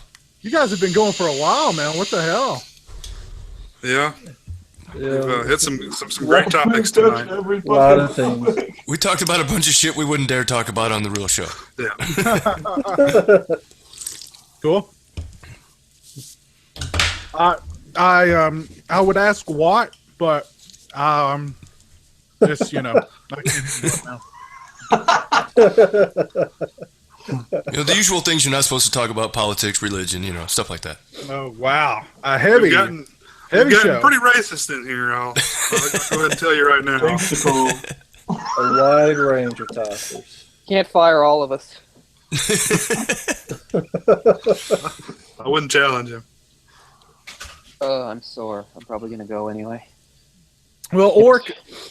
There were rumors that Orc got fired last year on the Sausage Factory. I don't know if you guys heard. Oh, I did. Wait, did Orc get fired? no, I somehow managed to not see any of that. Well, I did briefly. Yep. it created quite He the got fired ruckus. last week. And the annals of TSF history. I'm gonna go. I'm not proud of this one. I did not do well. Cole, don't leave me. I got all fired up and carried You told away. us about the First Nation and Cole, That tell was me cool. more about Canadian history. It's good to have dialogue. Collective. I'm gonna have to Conversation, go back and Just some of that collective guilt. hey, let me ask you this, Cole: is giver, is that a popular Canadian slang term? I won't lie and say yeah, that giver. no one ever says it, because people will say it. Like, not everybody will say it. There's a certain type of person that'll say it, yeah. Well, not Okay, everybody in I heard America that says "get her too. done" either, but that's kind of popular Yeah, sometimes. so I mean, it's kind of comparable. I don't even think it's that embarrassing, really. I mean, I'll say No, I don't think so either. I was just curious. No, but yeah, no. People will say that, and if you said it, they'd know what you were talking about. Yeah, like Well, that's not one of those completely made up things like the accent. Like the accent's the most baffling thing. Like I don't know where that comes from. It's Minnesota. Like, but anyway. Well, there's a Canadian film coming out called that Tyler Levine, maybe his name is, the guy that was in that fucking Dale and Tucker versus Evil. Tucker and Dale versus Evil. Okay, yeah. I He's coming out remember in that some of that movie. Yeah. I just get annoyed when certain Canadian movies like just try to throw it in everybody's face that they're Canadians. It's like, okay, it's fine, just let it be what it is, instead of going overboard. In Strange Brew, those guys were doing like a made-up accent. Yeah. Okay. I mean, I've never heard that anywhere in any part of the country. Now, it's true, there's parts of the West I've never been near, but I mean, I know plenty of people from there. But no, I've never heard that, ever. I don't know where anybody gets that. And I'm not upset by it, I'm just baffled. Like, well, that was just I don't comedy. get it. It's comedy through exaggeration. Yeah, I mean, you're right. It gets a thing. Like I see it all the time on like Family Guy, where everybody sounds like a Canadian character always sounds like they have like fucking brain damage. They're like, "Hello, I'm Canadian." Like South Park. South Park. Hey, buddy. Yeah, well, yeah, that is made up. I'm not your buddy, guy. Yeah. I'm not your guy, friend. Flip top heads and that thing, but I don't get it. Like, if Canadians have flip top heads, then how come like Justin Bieber didn't have a flip top head, huh? How come James Cameron didn't have a flip top head? Are they trying to say that like if Canadians become celebrities, they somehow transcend that? That's offensive to me, and I'm gonna have to like firebomb them. Canadians only become normal if they reach celebrity status. James Cameron. How about those Leafs? Yeah, they lost again. I didn't see it. I guess they didn't play that bad, but they lost, and that's what matters. Fucking hockey, eh? It's too early in the year for me to get super upset, although I was pissed last night, as you know. Cole taught me some Canadian. It's pretty cool. Shut up. Well, So do you speak French like on a regular basis? I mean, I know that you know it, but do you speak it? No. I speak Mexican. My French is terrible these days, like because I don't use it. If I used it, it'd be better. But like I have no reason to use it, really, in where I live. Sometimes I hear people speaking French and stuff, but There are certain parts of Canada where that is more popular than others. Like Quebec? Well, it's not popular. It's who they are. They are French in Quebec. So. And it's really tough in Quebec, too, because like it's not like everybody in Quebec can't speak English. Of course they can. It's just that they realize they're kind of a little cultural island, and so they have to really strive to hold on to their identity and stuff.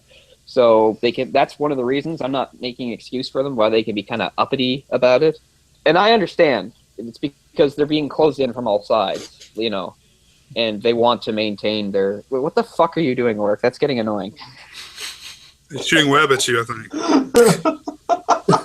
He's having a breakdown. But the province next to me, New Brunswick. New Brunswick is the only real bilingual province here. If you're like the northern part or the western part, it's very French, and then as you get further towards here, it's English. It's the only really real place that's half and half. But there's still little weird things like Cape Breton, the island where I'm from. There's a little tiny fishing community called Cheticamp, which was always a French, where they still speak French there.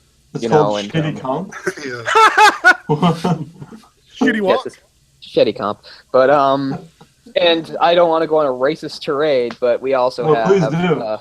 Well, we have, in Atlantic Canada, we have Acadians, and Acadians as an ethnic group, which is not real, bothers me because they're not real. They're a fake ethnic group that want to make themselves out to be. They have their own. The Acadians have their own flag. Is this offensive? I don't know. I can't tell. Should I turn it off? They have a license. Their own license plate with the stupid flag on it. They have their own fucking national anthem. For those who don't know, the Acadians were simply French people.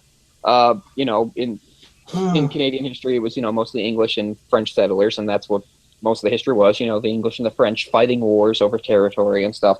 And there were a bunch of French people living in the valley here, Annapolis Valley, and they were sort of like conscientious objectors. They were saying, all right, we're French, but leave us out of this war. We don't fight for the French. We don't want to fight the English. We're Acadian now. That's who we are. We don't want anything to do with your war. And we just want to live here and be ourselves, which I guess was fine.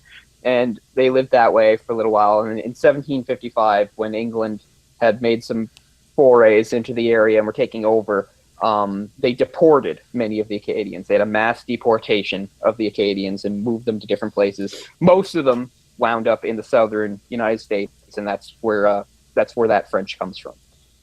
Creole and Cajun stuff. That's what Cajun is. I think I've said before. That's what Cajun is. Yep. Hey guys, Crawfish. because Because I guess Americans would say, Français. they would say, "Who are you? Where do you come from?" They'd say Acadien, and that's too hard for them to grasp. So they somehow turned Acadien into Cajun. They were like, Cajun, right? That makes sense. It's not what I said. Yeah, you're Cajun. but yeah, they really, Coon-ass is but what they're we call really. them down here. I mean, I don't. I'm not going to disparage group. It just bothers me that they think they're special and they're different, and they're not. They're just French people that wanted to separate themselves. And I guess I got some of this healthy dislike because when I was in grade 7, I had a French teacher who was of Acadian heritage. She never shut the fuck up about it. She was hot. And she was as just fuck. really annoying. Hot AF. I don't know, man. Seriously, I've seen annoying. swamp people. I kind of understand their culture. But anyway, yeah. So, and they're really uppity and stuff. Like, for instance, like there's a few French language schools in Nova Scotia, and I assume PEI too, that are Acadian schools, and they are super selective in it. Like, if you have one Acadian parent, that's not enough to get in. You have to have 2 Acadian parents, and I just think that's fucking ridiculous. So, yeah. So they bother me. Sounds like some Acadian supremacy stuff going on here. I just don't They think put they something. deserve to be this whole separate group with their own cultural identity. They're just trying to say they're different when all they really are were French people that didn't want to fight in the war. But La Resistance. That's why when I People go to not wanting to fight in the war. McDonald's, when I go to Freedom fries. McDonald's, I order freedom fries. Yep. Yep, with a McGriddle. But to answer Yeah. Jay's original question, no. In the day-to-day, I have no use for my French, but it's not like it's completely useless because, for instance, there's all sorts of government jobs where if you can speak French, that's a huge, huge advantage. Can I get a real talk? Well, I'll up? tell you. Hold on. I'll tell you one thing. When Donald Trump is president of these United States, we'll be speaking one language, and that language is American. So that's, you either love it or you get the hell out of here. But I've been watching a Quebec series on Netflix that's obviously not on American Netflix. It's and I've been watching that in French, and I keep getting hopeful and like turning the subtitles off, but then I always have to give up and put them back on because I keep getting lost. So it's been frustrating. But when I was like 14, 15, 16, I was very capable with French. Because I did it every day. It was what I did in school and stuff. But now that I'm older and I barely had a use for it, I read it very well. I understand it decently, and I speak it terribly, pretty much like my accent and pronunciation. And all those little rules that used to be right in my head, I forget now because French is all full of little tiny things like that. And, whether stuff is masculine or feminine, I try to remember it, but it's hard. Les villages une vie? See, that's not anything. Je souhaite. Oui, merci. La une vie? Merde. Une bonne fois. There. Marseille. Mike's the only one who said anything real. But You're Yeah, I can curse in like 5 languages, man. There you go. it's funny you bring up McDonald's, Pizzel, because Holiday Styles kind of summed up our show tonight. Yeah. Said religious and political views mixed with Halloween and McDonald's choices. What more do you want in the show? I had my first McGriddle in like months the other day, and God, it was so good. Oh, it's not too much. I don't shut the fuck Those up are about awesome. them, that's why. It's everything America stands for. I'm a rapper. It truly is. I mean, Hashtag cheat day. that should be the American flag is a greasy McGriddle. That should be the new American Bring the flag. McGriddle to get citizenship in this country.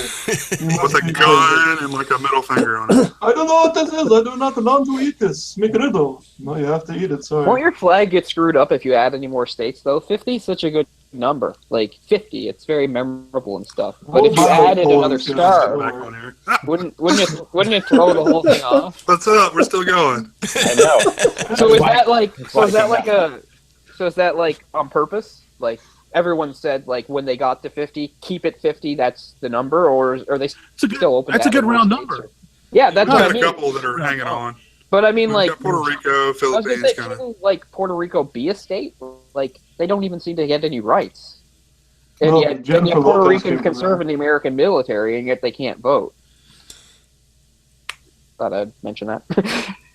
But they should be a state, right? You guys have really kept going down this political road since I've been gone. Well, I'm not even trying to be political. I'm just trying to, I'm not trying to spin it any political way. I'm just trying to speak from a logistic standpoint. From what I've read, being a territory sucks. Like, you get nothing if you're like a territory. Well, they're smart. They don't actually want to be a state. They've been offered many times, but they refuse because they don't want to give up their way of life. They don't want to become American, so they choose to remain separated. But you can have my guns when you pry them out of my cold dead hands. I've told you this.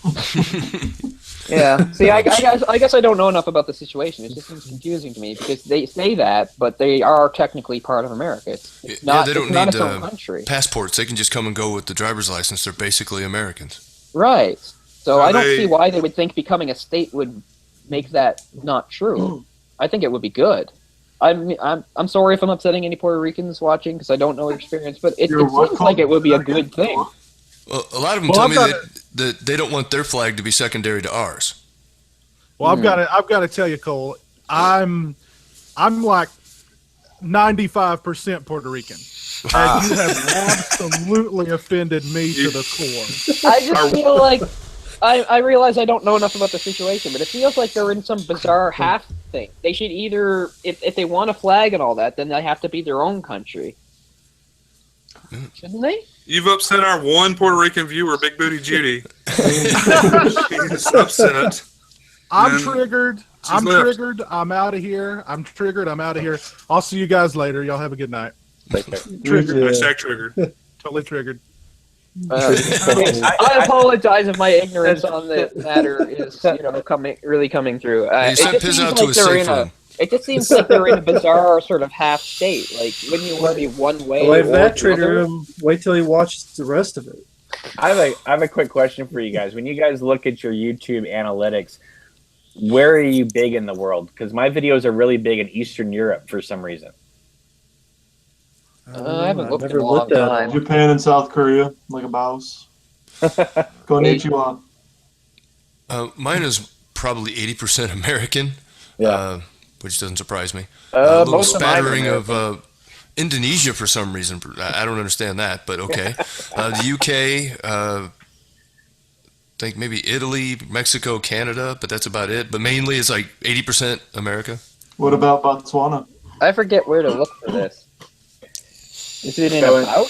Just go into analytics on your and then it should. I see the amount of views. Is it on the side? No, it should be. You should be able to just scroll down, and it will give you like pie graphs and things like that. And you can change. You like pies, Cameron? You're making me hungry, Orc. Pizza pies. What's your topping of choice? Here we go. McDonald's and pizza. You skew everything to food. I love food. What? So you're fat shaming now? Yes, you have a disease, or fuck you. Why don't you go take a bath in maple syrup? I'm gonna go eat a pizza. Fuck this. So even your insults are food based. Instead of hamburger. Hamburger. Orc's Corner, we should have Orc's Taste Test. That's not a bad idea. Loading analytics. We can add another Orc-related segment to the show. Yes. Loading analytics. So I like bacon, but not this Canadian bacon bullshit. Like actually, that was wrong. Here's my percentage: 62% United States, 7.4 Canada, 6.4 United Kingdom, 3.5 Mexico, and 1.5 Argentina. Is that just this month, or is that for all time? That's just top geography's watch time. Yeah, mine is Canada and the U.S., United Kingdom, and then there's actually Peru and Portugal in there. Oh God, Peruvians! Oh Jesus! Oh, the worst. It's 70% male though. That's kind of disappointing. Yeah. Well, you don't flash enough leg, Cole. 70% male, 20% trans, 10% female. God. But I have a pretty high percentage from United Kingdom. Kind of cool. We'll see now. It's another Jet Silva Avenger video. So now you gotta. Male. You gotta start tailoring your videos to be more Peruvian friendly. Yeah. Yeah, I'll have to do some research. They don't do more eyeshadow tutorials. Bump up my female Gosh. That is the best way to get like bunch of views. How to put on makeup and look pretty. That's what I should just call my X video because it'll get. How to like, do a smoky eye. I And, had, like and wicked I'll views just on put that up. bitch. I'll just put a thumbnail of like some 20-year-old chick. You know. yeah, that's what someone told me. They said, Cameron, you should just have every video have a thumbnail of a bikini. So many people clicking That's a on good it. strategy going in. Smoky eyes. Cole's next video. I'm not gonna say that doesn't work on me sometimes. Then they get a thumbs down, motherfucker. I think the thumbs up, thumbs down thing is pretty pointless. Didn't we used to have a star system on here? Yeah. Like, was Used it to out be of a 4 or 5? stars. Cole just went to thumbs down this live video and he got kicked It off. was 5 stars. The old YouTube Never. before Got kicked people out. bought it was so It was awesome. the Russians. No, He was talking shit about Trump, so the Russians got rid of him. I did it to myself actually. But I thought rating out of stars made a lot more sense than this thumbs up, It's the thumbs Cold down War thing. 'Cause again. what is even a thumbs down really do? Because it's funny because every week we do our Sausage Factory show, and there's always at least one person that I feel like it just watches and waits so that they can give us a thumbs down. Like it has nothing to do with the like. I don't care if we get thumbs down, but it just seems like this pattern is it's one dedicated person that's like I have to stick it to them. And the only way I can do it is wait till they put up the show, and before the show is even done, give them the thumbs down. Like, I don't, maybe that helps them feel Does powerful. it change the placement in YouTube? Like if you have like, 1,000 thumbs up versus does that change like in the search engine? Does that affect it in any way? I don't think it know. does. I mean, didn't that Rebecca Black video get so many thumbs down that it like just deleted itself or something? No, it's still there. I watched it the other week. I'm sorry. Wow. I'm saying it in my head. But that's just thumbs down guy. He hangs out at every show, and sometimes he brings friends. He comes over to my channel, hangs out for a while. He's cool, he's cool. Yeah, that's what I mean, though. I don't get it. Like I said, it's fine if we have thumbs down, but this just seems like it's clearly the same person tuning in every week just to give the thumbs down. They made up their mind they don't like us. Well, and there's no show we can have they are going to like. What usually happens is that, like, I'll say something on a video of mine that pisses somebody off, and so for the next 10 videos I upload, they get like an instant thumbs down. Like, people subscribe to my channel just to thumbs down the videos. Yeah, and I mean, like I yeah, said, I that's know how that perfectly goes. fine. People have the right to do whatever. I just do it. I piss people off all the time, so I know how that goes. Just, every thumbs down I get is I one just think tear. it's kind of cute that we have somebody who is technically a dedicated follower, even though it's just to try to say something negative about us. It seems sort of weird. Like, if you don't like us, then just fine. But they're like every week, they're like, when's that new episode going up? I gotta, get let them know that I they thumb personally it down. disapprove. They thumb it down as we're going live. Yeah, that's what I mean. Like, Yeah. they thumb it. Like, it's not like we can do anything and they'll be like, oh, I like this show this week, and that's What fine. you doing, too. Like, Jimmy? I got some Slim Jims. it just seems like a waste of time. It's just one of Oric's ex-girlfriends. She sees him on the video. Or how many women have you spurned? You broke Oh. me. I don't know. I just don't give a shit, so it doesn't bother me at all. Yeah. It's like, if you want to No, waste it- your time it- watching it things you doesn't don't bother- like just so you can thumb down, it's like, that says more about you than it does me. And I mean, it's not like there isn't stuff on YouTube that I might not personally decide that maybe I'll thumbs down. It has nothing to do with like or dislike. Okay, it's their dedication that every week they tune in so they can do it. I just think that's kind of funny. If I start watching On a the video sixth- I don't like, I just exit out of the video and go to something that I will like, and I don't waste my time to thumb it down and let them know that I didn't like it because I've already wasted too much time on the video. So I'm like, fuck it, I'm on to something Well, else. I flag it. Exactly. I flag it, and I say it's like hate speech or something like that when I don't like it. Like, I just don't give a shit. I somehow got a I link. cry. I got a link the other day from an article I was reading that told me that there was a Coachella performance that had a hologram of Tupac. And I thought, a hologram? That's crazy. So I clicked the link and started to watch the video. And, to me, it sounded like absolute garbage. Did you And get even, rickrolled? and even if it didn't, I just thought, well, if I really like Tupac, wouldn't I be upset at them using him this way after he's dead? They're talking to him as if he's alive. They digitally altered his voice to say, what the fuck's up, Coachella? Which I think is just like messing with very strange. It seems like a very strange thing to mess with. So I saw there was mostly thumbs up and thumbs down. And I didn't know what I should do. And then I realized it didn't matter at all, and I moved on. But, Exactly. And that's just sort of how things work on YouTube, I guess. That's just one example. But it just, to me, just shows how pointless thumbs up and thumbs down really is. But Yeah. Well, I think it is like you ever like go search for a movie and you find it on YouTube. They've somehow managed to make a clip that is as long as a theatrical movie would be, but it's just like a thumbnail and says go to our whatever spam website to download your They tried to bait you. Yes, baiting. Or I love it like when I thumbs down that shit because it's like I love not when good. someone uploads like a 90-minute movie, but the time is like 2 hours and 55 minutes on YouTube, and they've slowed it down so YouTube can't like figure out that they've uploaded a whole movie. Or they do that picture-in-picture thing where it has like a frame around the picture. Yeah. Good.com. And what are these videos now where people are doing like commentaries about news events or whatever like that, but when you watch it, it's all video gameplay while they're screaming about stuff? Like they'll be screaming about politics, but you'll be watching like Call of Duty like while they're doing it. That's just their life. That's how they interact with people. That's news to me, but I'm not.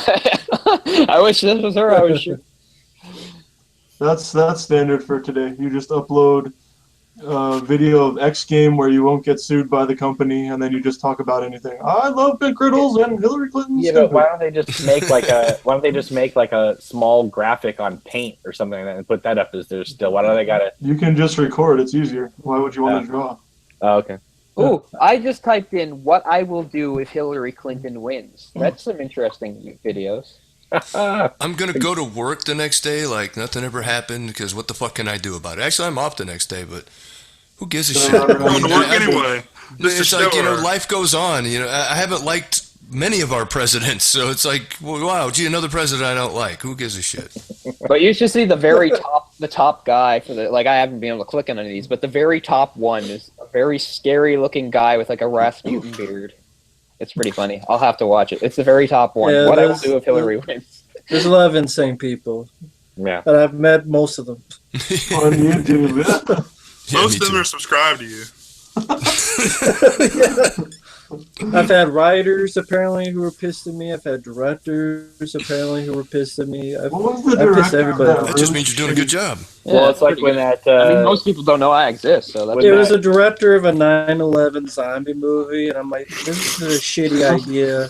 And then he went to my friends and said, "You better fucking not say anything like this guy did. Well, I'm going to take down your channel." And nothing happened because the guy was fucking loser.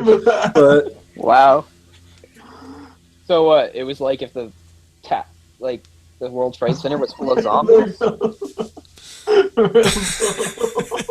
Oh yeah, that concept just screams great movie, right? Oh, come on. Google Plus strikes again. I like how there was like that 9/11 video game where there was no point to it at all. It was just like you got to walk around and look at office stuff and then watch people run away and like yell and then you die, like no matter what happens. Like, what a great immersive experience. In a way, or Google Plus is like a great like serial killer movie just waiting to happen. All of a sudden, people just start disappearing. Google Plus. It'll be like what was that webcam movie? Unfriended. Yeah, Unfriended 2, TSF edition. Maybe that director was watching the feed. I'll nuke him. But they don't have anything on me because it will be called Unfriended, but I don't have any friends. Ooh, God. Unfriend the friendless. Got him. Yeah, once again, coming back. I don't like the Nintendo thing highlighting that I have no friends. I watched that video and I'm just like, oh, I can't do any of those things. Well, you could always say, well, it's marketed toward dependent people, and I'm an independent person, so it's not a product made for me. Kind of. It's funny. I heard the other day that the introverted versus extroverted people, and I always thought introverted were just like people who were quiet and shy, and then extroverted people are outlandish and stuff. And what it is it's more of how you recharge. Like you can be the most extroverted person ever, but if you recharge just staying at home watching some movies for a weekend, then you're an introvert. But if you get recharged by going out to parties, then you're an extrovert. It's just how you recharge, not how you live your life. Well, I've always I do been comfortable with both. like everything alone, so I kind of know where I stand. Perfectly happy hanging out with myself, and I'm comfortable around people, so it doesn't I matter. like it on a dark, stormy night. No one's home but me, watching Uwe Boll movies, feeling really guilty about myself. Watching Sliver. Masturbating and crying into a pillow. I'm sorry, York. Oh Jesus! I told you that was a private chat. God, They're This so whole conversation is desperate. making me uncomfortable. No, I was gonna say though, like a bunch of good shits come out of YouTube. Like, I mean, not to mention meeting all you guys, but like the director of Extra watched one of my videos on Extra like from years and years ago. I got to talk to him, and he told me a little bit about the movie. So that was cool. There's a lot of great things about the internet that come along with the shitty things of the internet. Yeah, exactly. That's what I'm trying to say. Put a positive spin on it because I mean, and I've met some actors and actresses, through YouTube that I've had pleasant conversations with, Paul which is Kelman. always good. Yeah, Paul Kelman. Yep, great guy. And I'm friends with some of these people on Facebook because of YouTube and the show and the things we've done. So it's humbling when people you admire, send you a happy birthday wish. It's like, wow, really, that's kind of cool. That would have never happened if it wasn't for YouTube and all the stuff we're doing. So, yeah, never happened on MySpace. Yeah, I was still young when MySpace was a thing. I liked MySpace. It was kind of a combination of YouTube and Facebook, but it was not fully realized in either direction. But it was a start, God, when was the last time you awesome logged into your account? Oh, well, it was because of MySpace that I found Dead Pit. Yeah. And then I found YouTube and got in with all you guys. So if it wasn't for MySpace, it kind of led me here. Dead Pit's the reason why I'm here too.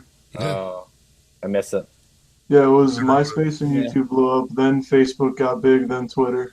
Well, Facebook was big, but they didn't allow you on because you had to be like going to a university first, and then they changed it. So. Have you guys seen A Social Network? And did you like it?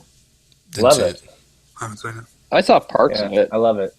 Yeah, Saw the trailer. that's what I might watch in November. I mean, I get like when something happened like a long time ago, it's cool to like do like a fictionalized account of it, but when it just happened and the person is right there, it seems weird to make a movie that's not really that realistic. Like, what does it offer exactly? I know Mark Zuckerberg wasn't happy with it. Would you say the same thing about Citizen Kane when it came out? I mean, that was Randolph Hearst was, but they didn't use his name at any point. They never said it was. They never said it was Randolph Hearst. I've watched the movie. I know the movie. They never said it was him. No, but it is. I talked to the Zuck and he wasn't happy about it. Well, that's what I mean.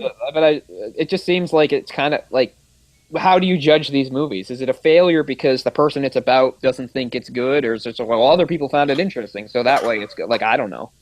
Well, I didn't say it was bad. I just wasn't I thought interested. the movie The Doors was pretty good, but everybody that was actually connected to like The Doors and who was projected in the movie fucking hates it and was just like, that is in no way like it. I still enjoy that movie, so I don't know. It's a harder thing to do. I want a movie on Reddit where at the end the guy kills himself, the founder. Too soon? Okay, sorry. Yeah. What, are you I don't serious? care. I'm never, ever, ever, ever on Reddit except when you send me weird links to it. Or Reddit Yeah, has the no founder- place in my life, so I don't know. I'm not trolling. Yeah, the founder did kill himself. Yeah, That's because too all the bad. government was really up on him. Yeah. The founder of Reddit killed himself? Yep. I mean, it doesn't Really? seem like a very necessary thing. I get by without it, but it's just a bunch of comments stacked on comments, stacked on comments, stacked on comments. Yeah, it's a really odd format. That's what I can't get into is the way it looks. I know It's very archaic looking. It looks like it's from the it's- 90s. I can't figure out what the fuck's going on. Like, I go to a link that Orc sends me, Yeah, and it's like just I like a bunch of links to other comments. Like, what are you trying to show me? yeah, I know it's like the IMDb message board, like times a million. yeah. I like get front page of the web. And And there's got to be all sorts of people on there that just know that, and they like adding to the confusion because they'll just randomly put stuff in that has nothing to do with what anybody's talking about because they're just like, this will be fun. You know? It's funny. It's funny you mentioned Facebook because Facebook is actually, they said it's the number one or number two reason for most divorces now in the I U.S. believe it. That's That's a awesome. good- I believe because it. it reconnects people from like with girlfriends or boyfriends past, and I think it's a terrible thing. I was on it for a few months in 2007, and I've never gone back. And you got divorced 3 times. I'm really uncomfortable being connected to people. What in I that don't- way. Like, yeah, what I really don't like, uncomfortable.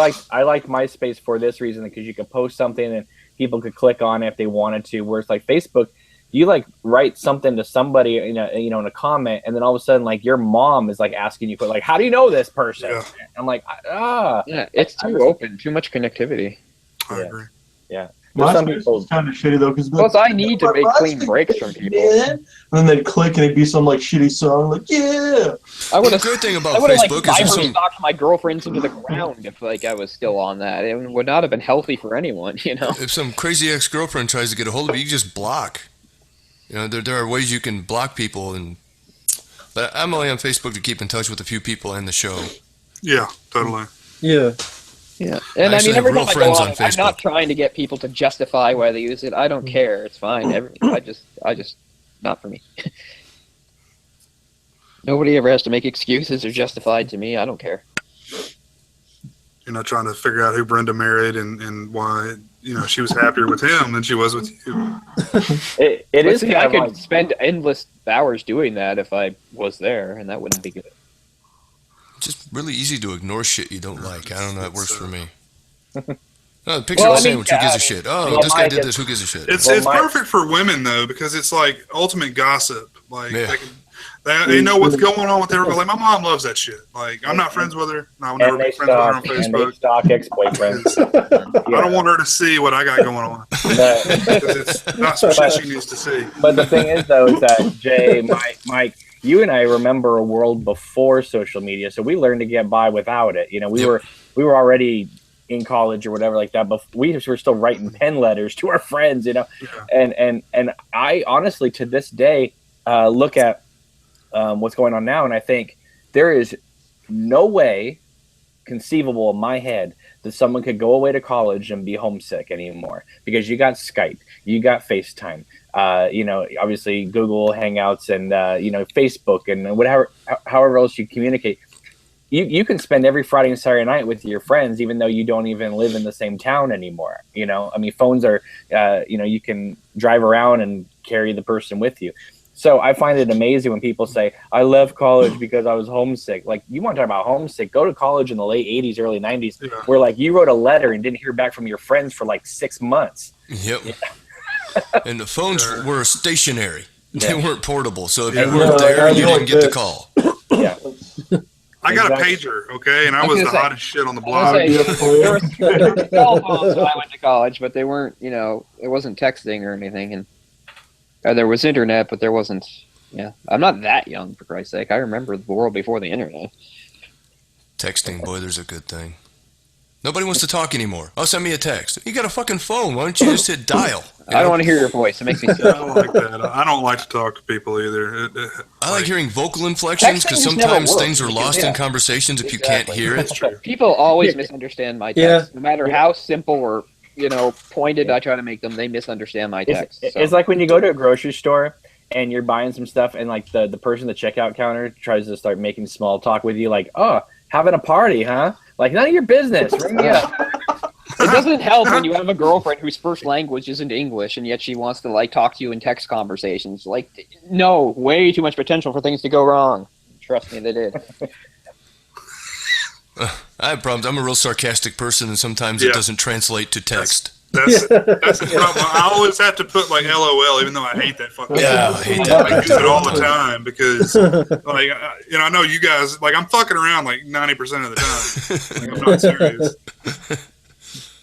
But I've That's gotten why I over like to use those that people in with no text. sense of humor. Fucking crack me up.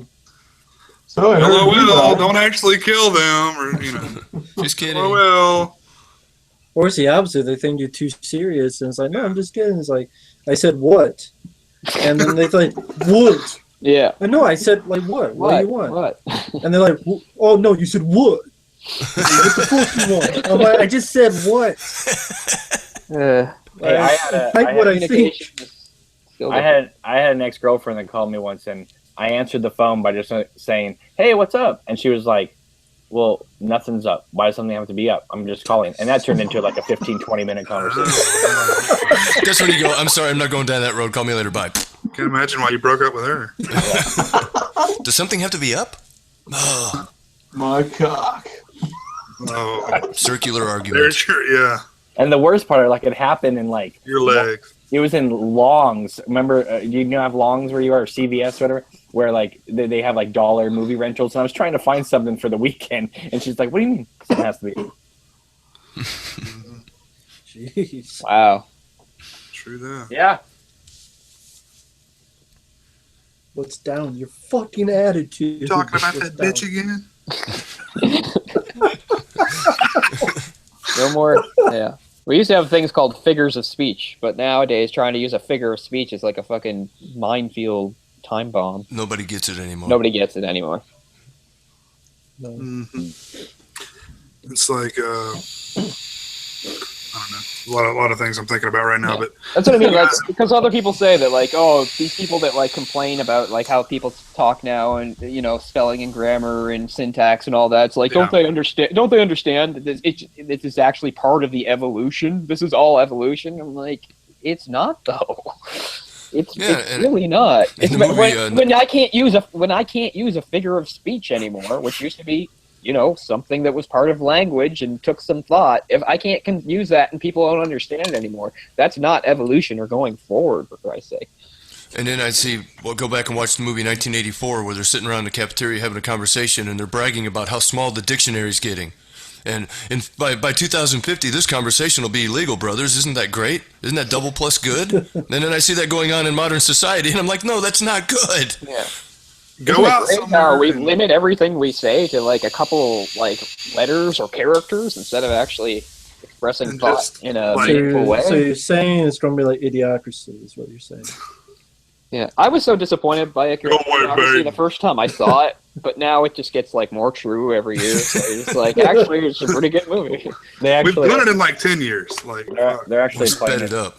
Yeah, they actually played it. They just recently replayed it at the theater. Yeah, cool. I saw that was getting a. I'd like to see that. It's a documentary now. Of the future. Get Mike Judge get off his ass and do more stuff. He does good stuff. Well, he's doing that show on HBO, Silicon Valley. That's good, I guess. Was Beavis and Butthead good when they brought it back? I didn't watch any of the new episodes. I thought it was good. I thought it was kind of good because you get to see some like updates on like what they would it's like what they would think of like a reality show and stuff like that. It wasn't bad. I only saw like 2 episodes. It wasn't terrible. They actually kept it pretty much the same. They didn't really reboot it or change it too much. They just it was good. Yeah. I don't know if it was money or ratings or something that they didn't continue it, but I don't think that kind of stuff is really popular in modern society now. That was a different time. It was better than I thought it would be. Yeah, I was thinking no way it could they could apply that to now, but they did. Watching that show late at night is like one of the reasons I'm such a stupid, crazy insomnia these days.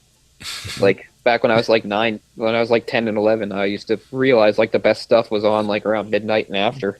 Same thing happened to me. Now I'm like a nocturnal person for life. Well, nowadays they'd be in front of a computer watching YouTube videos or something. Yeah. You got more content, available to you. So yeah. You don't have to watch. Well, I mean, it's good in a way, but also I remember this a little bit, and Mike would really remember, like, when he used to have to, like, wait for things, and things came on at certain times. Yeah. I hated that. Really? Taking a dump and you missed the commercial. Yeah. You hated it, but at least it sort of made it matter, too, right? Did you have to actually watch the commercials? Yeah. Oh, fuck. The sad thing is that actually... It's on Tuesday at 7 p.m. on CBS, and if you don't watch it that day, it'll be 2 years before it's on again. They would show it again later that night, right? I just think it was kind of cool, though, that people like in the 60s and 70s, even 80s, like, they would, like, wait to hear a song they really liked on the radio. Like, at least that's a sort of anticipation that we don't have, really. It's kind of cool. At least, like, knowing what it was like to wait for something, know what it was like to anticipate something. Like, we sort of have that, but not really.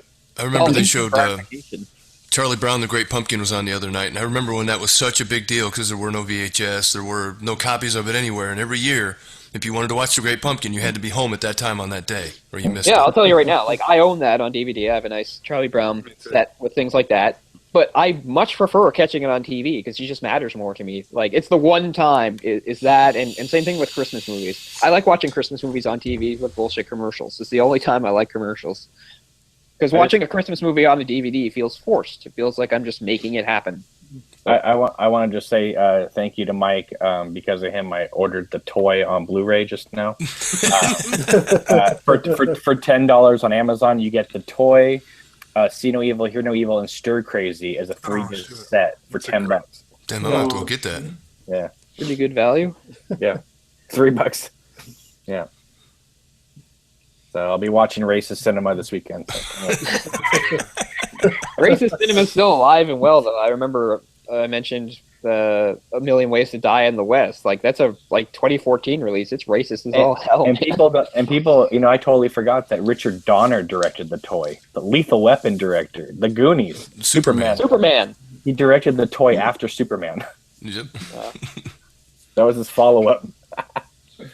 I liked how when for Lethal Weapon, he just recycled the same titles from Superman, even though it didn't fit or work at all. He's just like, the big blue block letters are good everywhere. They're good for Lethal Weapon. Which starts at Christmas, which throws me off, because I can't think of it as Christmas, and yet I think of Die Hard as Christmas. Why? Well, that's just because Shane Black puts everything at Christmas. Yeah, that's the best time for You seen crazy The Nice action. Guys, Yeah, Cameron? I liked it. Not yet. You saw it? I See like what? it a lot. The Nice The Guys. Nice Guys. Oh, I liked want it. to see it. It looks pretty cool. Ryan Gosling, it was- Russell I like Crowe. Ryan That was good. It's probably the best thing I've seen this year, to be honest with you. It was like, I was laughing. It was really funny, but it's like an action type detective movie. Yeah, I want to see it. Really good, really good. Like way better than I was expecting. That's Yeah. cool. Just a little recommendation there. You guys mentioned TV Guide in the chat. That was like the end-all, be-all of things in my house. That was my Bible. And my friends would make fun of me because I would have it memorized. So whenever they wanted to know what was on TV, they just ask him. He's Mr. TV Guide. Because you had to know when it was on so you could be home to see it. And I would have all the things.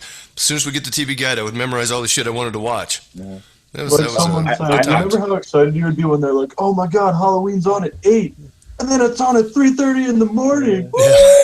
I would. Know what I'm doing. When I would find out something like Raging Bull was on at 1:30 in the morning, my VCR I couldn't program it to record at a certain time, so I would just start it at like 11 o'clock at night on SLP and just let it record all night on that channel, and then I'd have to fast forward to find the movie. No, Orc, I'm talking about the days when like TV stations actually went off the air. Mm-hmm. Okay, that's I can Like all about different. one in the morning, it would be just static, like in Poltergeist. Yeah, Poltergeist. I loved it when CBC Rainbow. went off the air. When CBC went off the air, it would always play "O Canada" over like this really weird, primitively sort of animation thing. You can probably look it up on YouTube. It's actually kind of cool. It just sort of starts on like the West Coast and just sort of flies across the country to like the east as it goes. It's just a little cartoon. I liked it. I think in I the feel like States it was our national anthem over like pictures of wildlife and waterfalls and countryside stuff. Wasn't there an Indian head that someone did that was pretty Yeah, common? that was a test pattern. Indian head and the I'm too young for that, but my parents remember that the Indian head test pattern. You're 2 years younger than me, bro. Well, then I'm It's just not that saying. big of a I deal. don't remember ever seeing it. Is all I'm saying.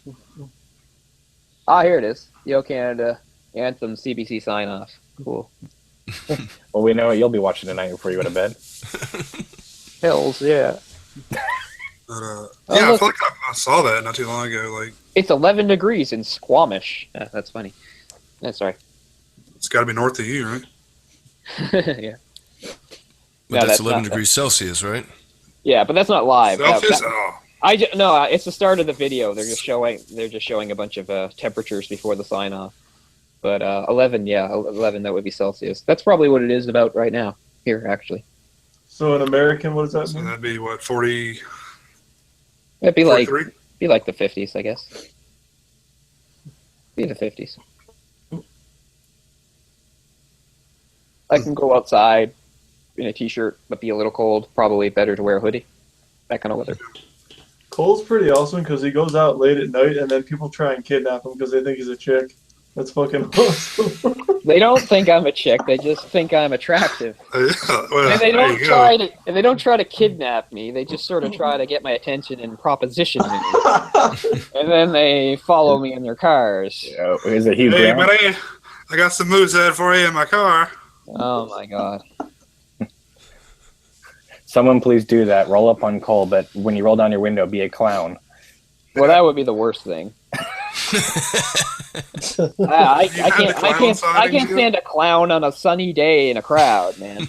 Oh, here's a funny story. Ryan, it's not really a story, but here's a current events catching up. So Ryan knows the guy. I wouldn't know the guy, but when we were in high school, Ryan was like kind of involved because some of our friends were like on student council. Was the whole group I was involved with. So sometimes they had to do like extracurricular things at the school. And one of them was there's this clown in my town. He's like the clown in Sydney. He called Klutzy the Clown. He does all the clown shit, you know. He goes to birthday parties and blah, blah, blah, does events. And he was doing some sort of event at our school, some sort of fundraiser bullshit. I don't know. I wasn't involved. But they had to go in on a Saturday and, like, help him, like, set up and stuff. And I guess he was, like, a real asshole, like, bossing everybody around, stuff like that. And I never anything like that.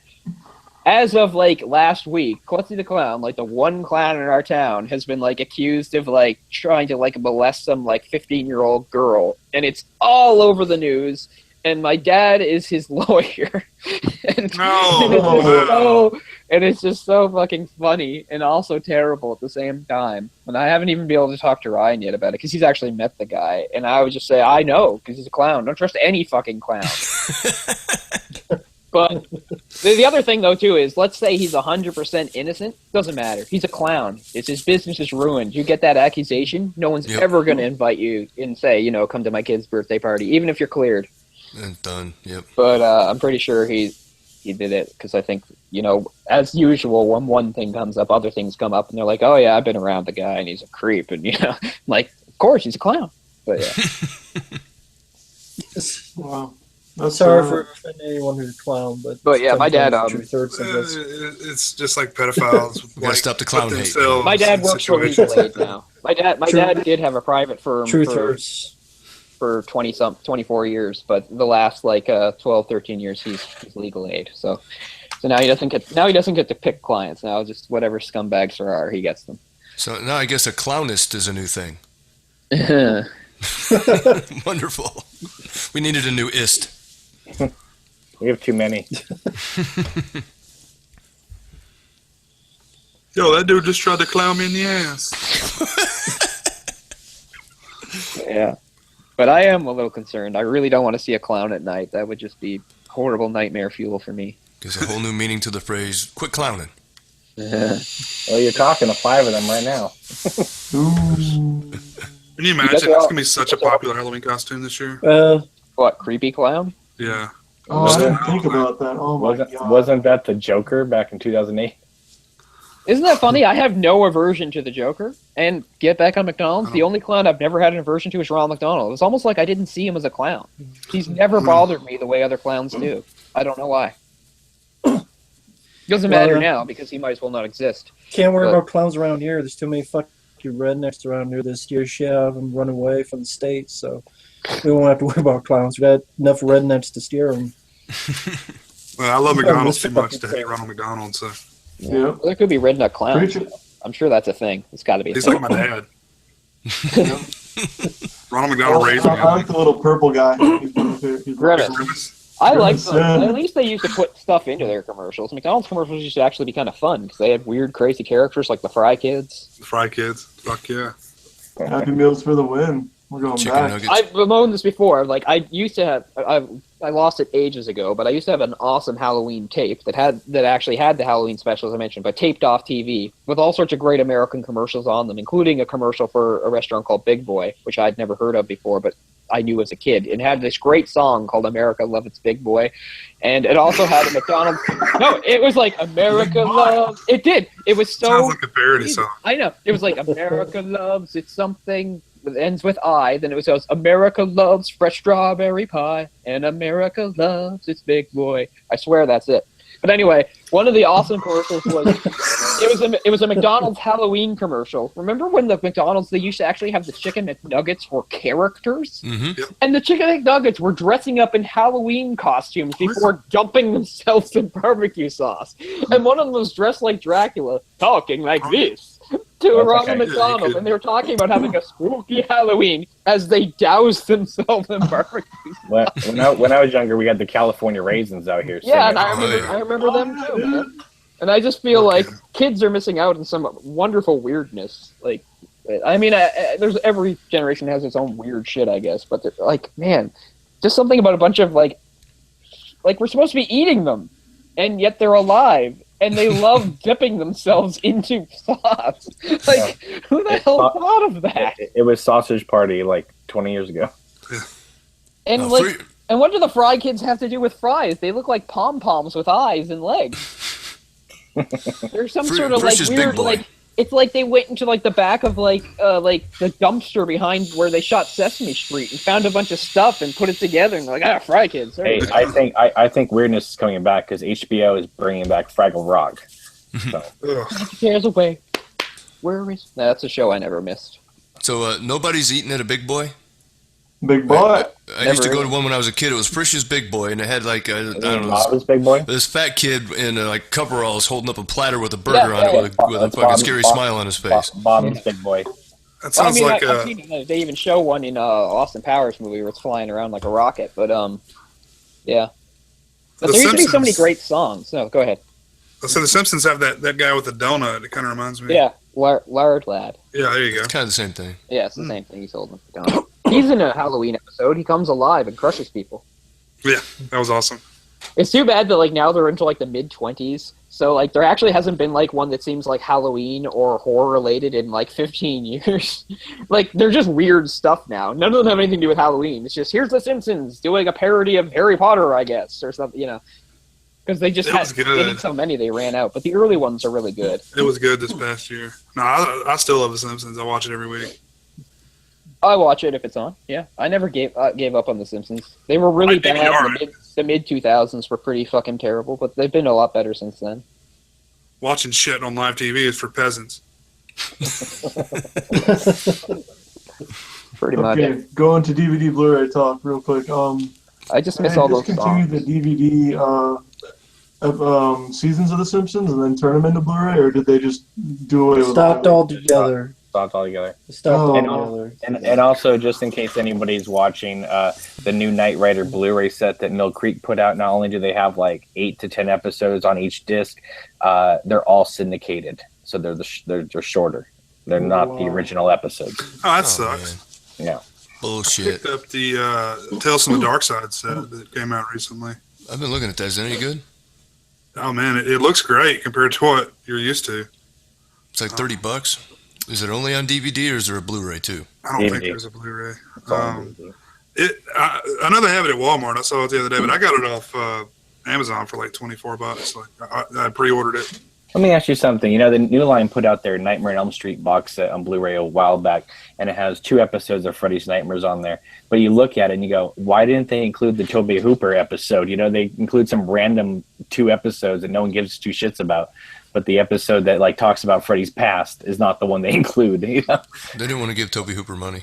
Yeah, probably. If they would release all of those, I would buy them. I mean, just because I want to see them again.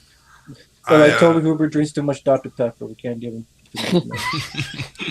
I got really drunk one night, and I was on Amazon, or I was on eBay. Uh-oh. And I bought an old, it may have even been a UK release of the Freddy's Nightmares, and I thought I was buying the whole series. It's like 4 episodes. I'm like, oh, god damn it. Oh, there's so much stupid erroneous stuff out there. Yeah.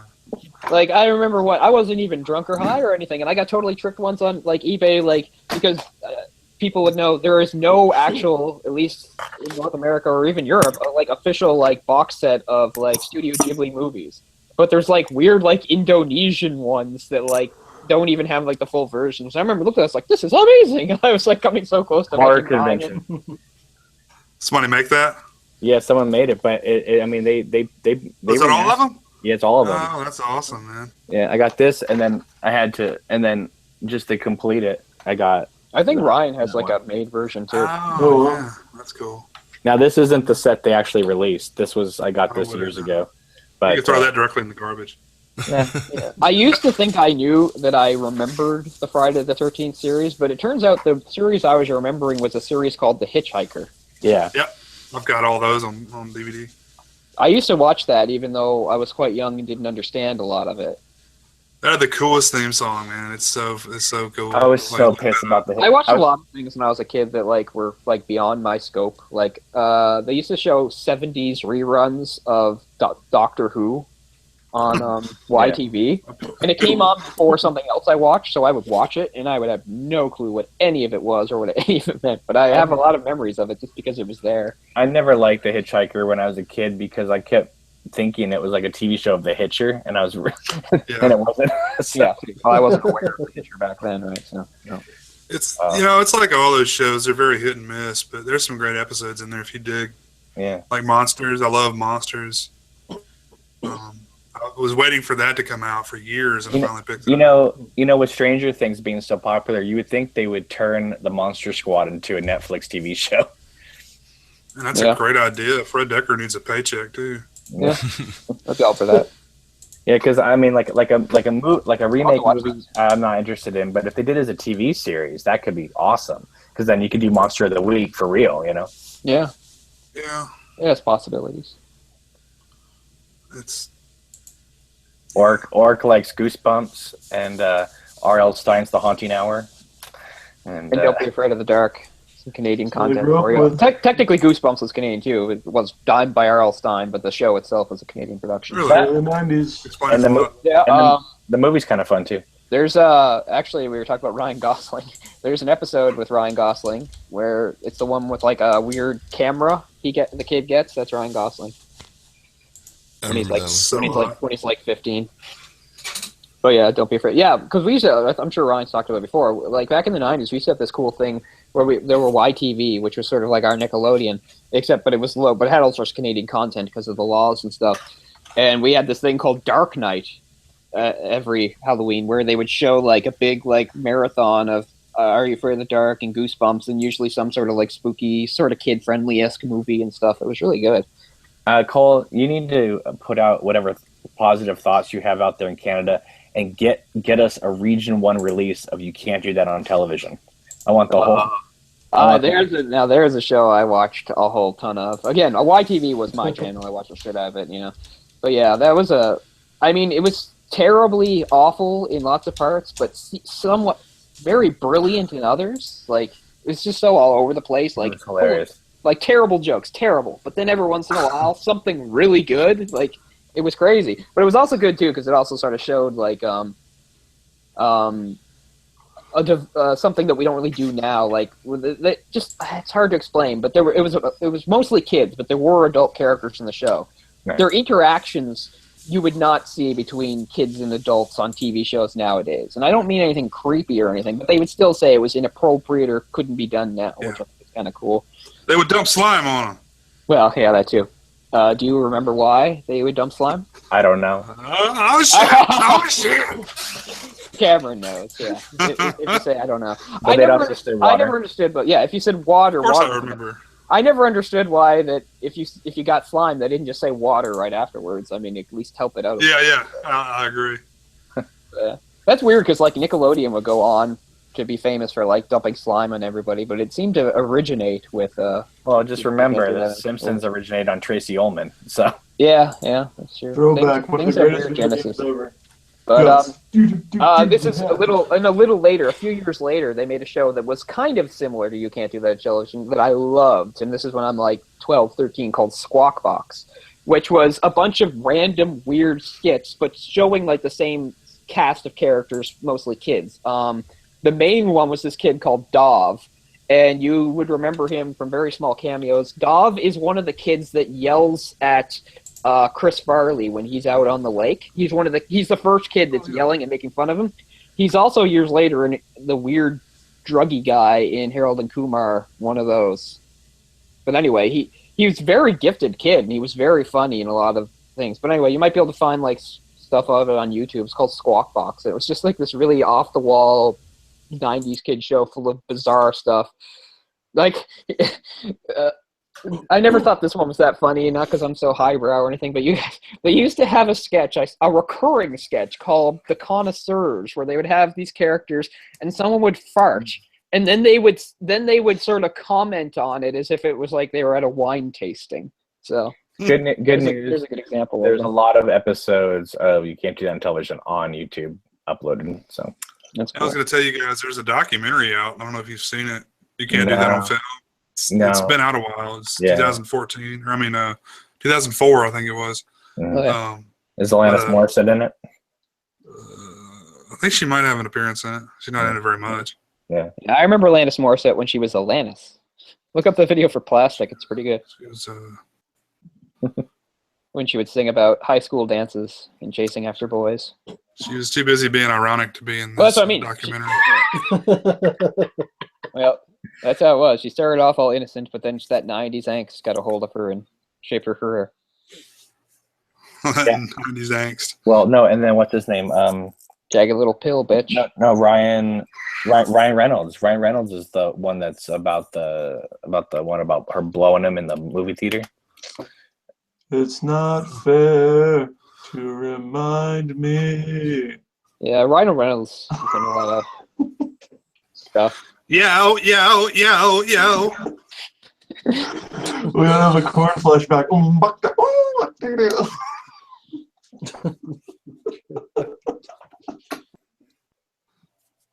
Yeah, never was a fan of that kind of music. Watched it all the time though, because like I said, we didn't have as many choices, and I watched MTV like constantly. But Ryan Reynolds is on one of my favorites, and the most mysterious of those Canadian 90s shows was a show called The Odyssey, which I probably talked about before because I have such a crazy fascination with it. You can't get it on DVD, nothing. It's a show about a kid who falls out of a tree and bangs his head and goes into a coma. And then all the episodes are within his head. He's a character like in this dream world that has no adults. And it's like this weird semi-fascist society that's run by like some sort of mysterious kid that no one ever talks about. And it's really fucked up, and I really liked it. And Ryan Reynolds was a recurring character on that. And I wish to God that I could get that on DVD or something. There are episodes on YouTube. Yeah, I've seen some of it. It's one messed up show. I loved it. It was weird too, because eventually, after like season 3, he does come out of the coma, and then the episodes are just about him adjusting to the normal world. It's such a weird shift. It doesn't feel like the same show at all. Like, I have no idea. I don't think they ever thought the show was going to continue. It's like, oh, he's out of the coma. Well, what do we do now? And it's like a completely different show. But yeah, that's still the best thing that, in my mind, that Ryan Reynolds has ever done. He was on the show The Odyssey? Yes. Huh. No, not Voyage to the Mimi. No. The Odyssey. Did you guys have to watch that in 5th grade? I don't know. What is that? Voyage of the Mimi. It was starred an 8-year-old Ben Affleck, and we had to watch it. What was it about? I don't know. It's about a bunch of kids that crash land on an island, and we had to watch it for like 6 straight days in like elementary school. Oh wow! Why did they just make you watch Lord of the Flies? That sounds That's simple. what I watched. Fucking piggy. I watched To Kill a Mockingbird, but I thought it was Tequila Mockingbird back in the day. Tequila? Tequila Mockingbird, yeah. You thought it was like a fancy drink? Yeah, dude. I'm like, why are they in court? What the fuck's going on? Tequila Tequila Mockingbird. Sunrise. I'll have one of those, please. Like a Tequila Sunrise, except like different. Sequel to Tequila Sunrise. What were you gonna say, Rambo? No, one show I do remember is Erie, Indiana. Mm-hmm. Yeah, I remember that show. And I didn't really watch it. Oh, another big crush was The Secret Life of Alex Mack. I had a big crush on her. Trachtenberg? You had a crush, not Harriet the Spy. Yeah. I don't remember her name. I'll have to look it up. Michelle Trachtenberg. Was it really her? No, I believe so. she was Harriet the Spy. Well, I think it's the same person then. No, What's the name of Alex that Mack, Alex Mack was a blonde. Oh, is that the girl that was on Smallville then? Hold on. Maybe. Hang on while we look up our teenage crushes back in the 90s. Yeah, yeah. The Secret World, not Secret She Life. went on to go on to The Smallville. Secret World of Alex Mack. Alex Mack was played by Oh, Alex Mack. Okay, I looked up Allison Mack. That's who I'm talking about. Larissa Olnick is her name. I don't know what she went on to do. Cole's a big fan of Amanda Bynes. No, that's a little after my time. But you know what else Larissa Olnick was in? The Babysitter's Club. Oh. There you go. There you go. Why don't you bring that one back? Was she rocking that backwards hat? Hey, that was to let you know that she had spunk. Yeah, exactly. That's what they did in the 90s. It's just like, oh, she's like a girly girl? No, she's not a girly girl. She's more like spunk. Oh, give her a backwards hat. Throw her some fucking Oshkosh and a backwards hat, and do a lot of coke and be a costume designer in the 80s. Nice. You know what was dank in the 90s? Those Digipets? Gotcha pets? What the fuck were they called? Tamagotchi. Tamagotchis? Yeah. Yeah, dude. So was Teddy Ruxpin. That's more 80s. I don't know the meme. What's the meme? You don't know what Teddy Ruxpin is? He's a really disturbing toy that tells stories while he talks through a dead mouth. I am Teddy Ruxpin. He's really disturbing. I remember coming across like a whole wall of them at a toy store. I think I might. Did I ever tell you guys Chucky was about, a bear and creepier, that's Teddy Ruxpin. He was a super creepy bear. Do you guys remember a TV show called Out of This World with little Evie, and she would like be able to freeze time by doing this? Yes. Right? Okay, that show takes place in my town where I live right now. Wow. I do not know that show. I'm looking it up now, but Burt Reynolds was on it. That's interesting. There was that, and of course, Small Wonder back in the 80s. The original AI. I remember Small Wonder. I remember that. Man, how did a show like that get greenlit? Exactly. Didn't give a It's been fuck. on for seasons too, like 2 or 3 I seasons. know, it's like I am Vicky. I am weird. Oh, that's a show. Yeah. Oh, dude. They never did the crossover I wanted to see, which was Small Wonder meets Alf. That's the exact one I was thinking when you said crossover. I was thinking, please, Alf. The government could have taken them both away. Well, that's how Alf ends, which is so out of sync with the show, really, this lighthearted thing. Then government agents burst in and drag him off so they can experiment on him and torture him for all time. I guess that's what he gets for eating cats. Although he never really seemed to eat cats, he just talked about it. I don't No. There was fur in this Until you saw the TV movie. Oh, that cleans it all up, I'm sure. No, but it's just... that's like one of the only good things Ben Stiller did was Permanent Midnight, where it talks about like the guy that like created Alf and like his shitty life. That's pretty good. What about Not Quite Human? You guys remember that? You talking about robots? That sounds familiar. The Small Wonder and Not Quite Human mashup. Well, that sounds really familiar, but I just can't picture it. Did that last long or anything? This was actually a movie. I think they made a couple. Oh, a movie. Yeah, they made made a sequel called Still Not Quite Human. Yeah. But no, I don't. It had Robin Lively was in it, and Alan Thicke was the dad. He's the dad in everything. Yeah. One of my favorites as a kid. It only lasted like I think 10 episodes. It was called Misfits of Science, back in the mid '80s, and it started Courtney Cox and Kevin Peter Hall, who of course went on to play Predator. And they were scientists that all had superpowers, and it was pretty. Was he like 6'8" there too? Yeah, but then he would shrink down to like little Mike in the Willy Wonka movie.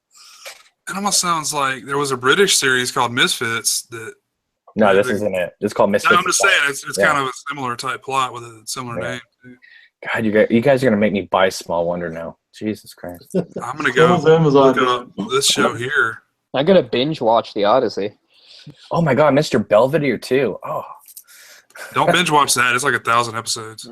That's a show that I have no memory of. Or Silver Spoons. Yes.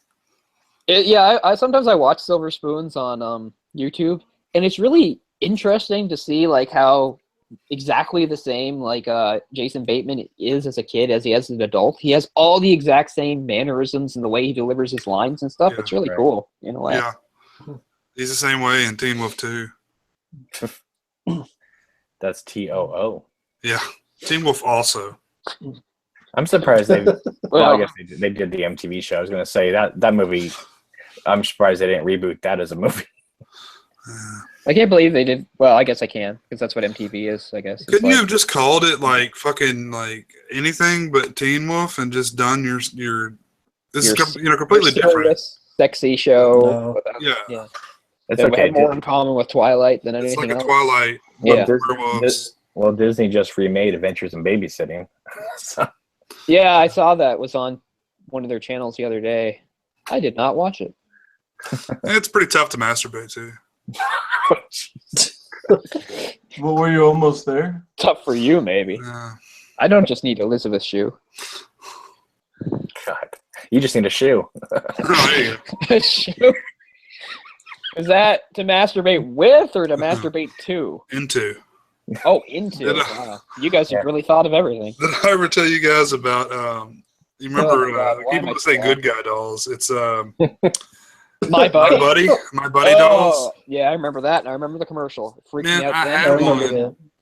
Yeah, and Kid Sister My was the buddy. female I version. remember the song. My buddy. I had one, and then this was right around the same time that Child's Play came out. And Yeah. I never saw Child's Play, but I saw the trailer quite a few times, and it scared the absolute shit out of me. I have a And very I had vivid this memory. goddamn doll watching me sleep. So I basically had a little breakdown, and I fucking tore this thing apart one day. I dismantled it and threw it in the neighbor's yard. In the summer of 1990, they were before Child's Play 2 came out, and they were airing commercials for it. I don't remember what it was, but I just remember I was terrified of that preview when it would come on. It's probably the second most terrifying preview for me. I've said this before on our show, and I know it's baffling, but the preview that scared me the most that would run on television was for Ghost in the Machine. I don't remember what they could have shown, but I remember being absolutely just so scared of it. Must be scarier than the movie itself.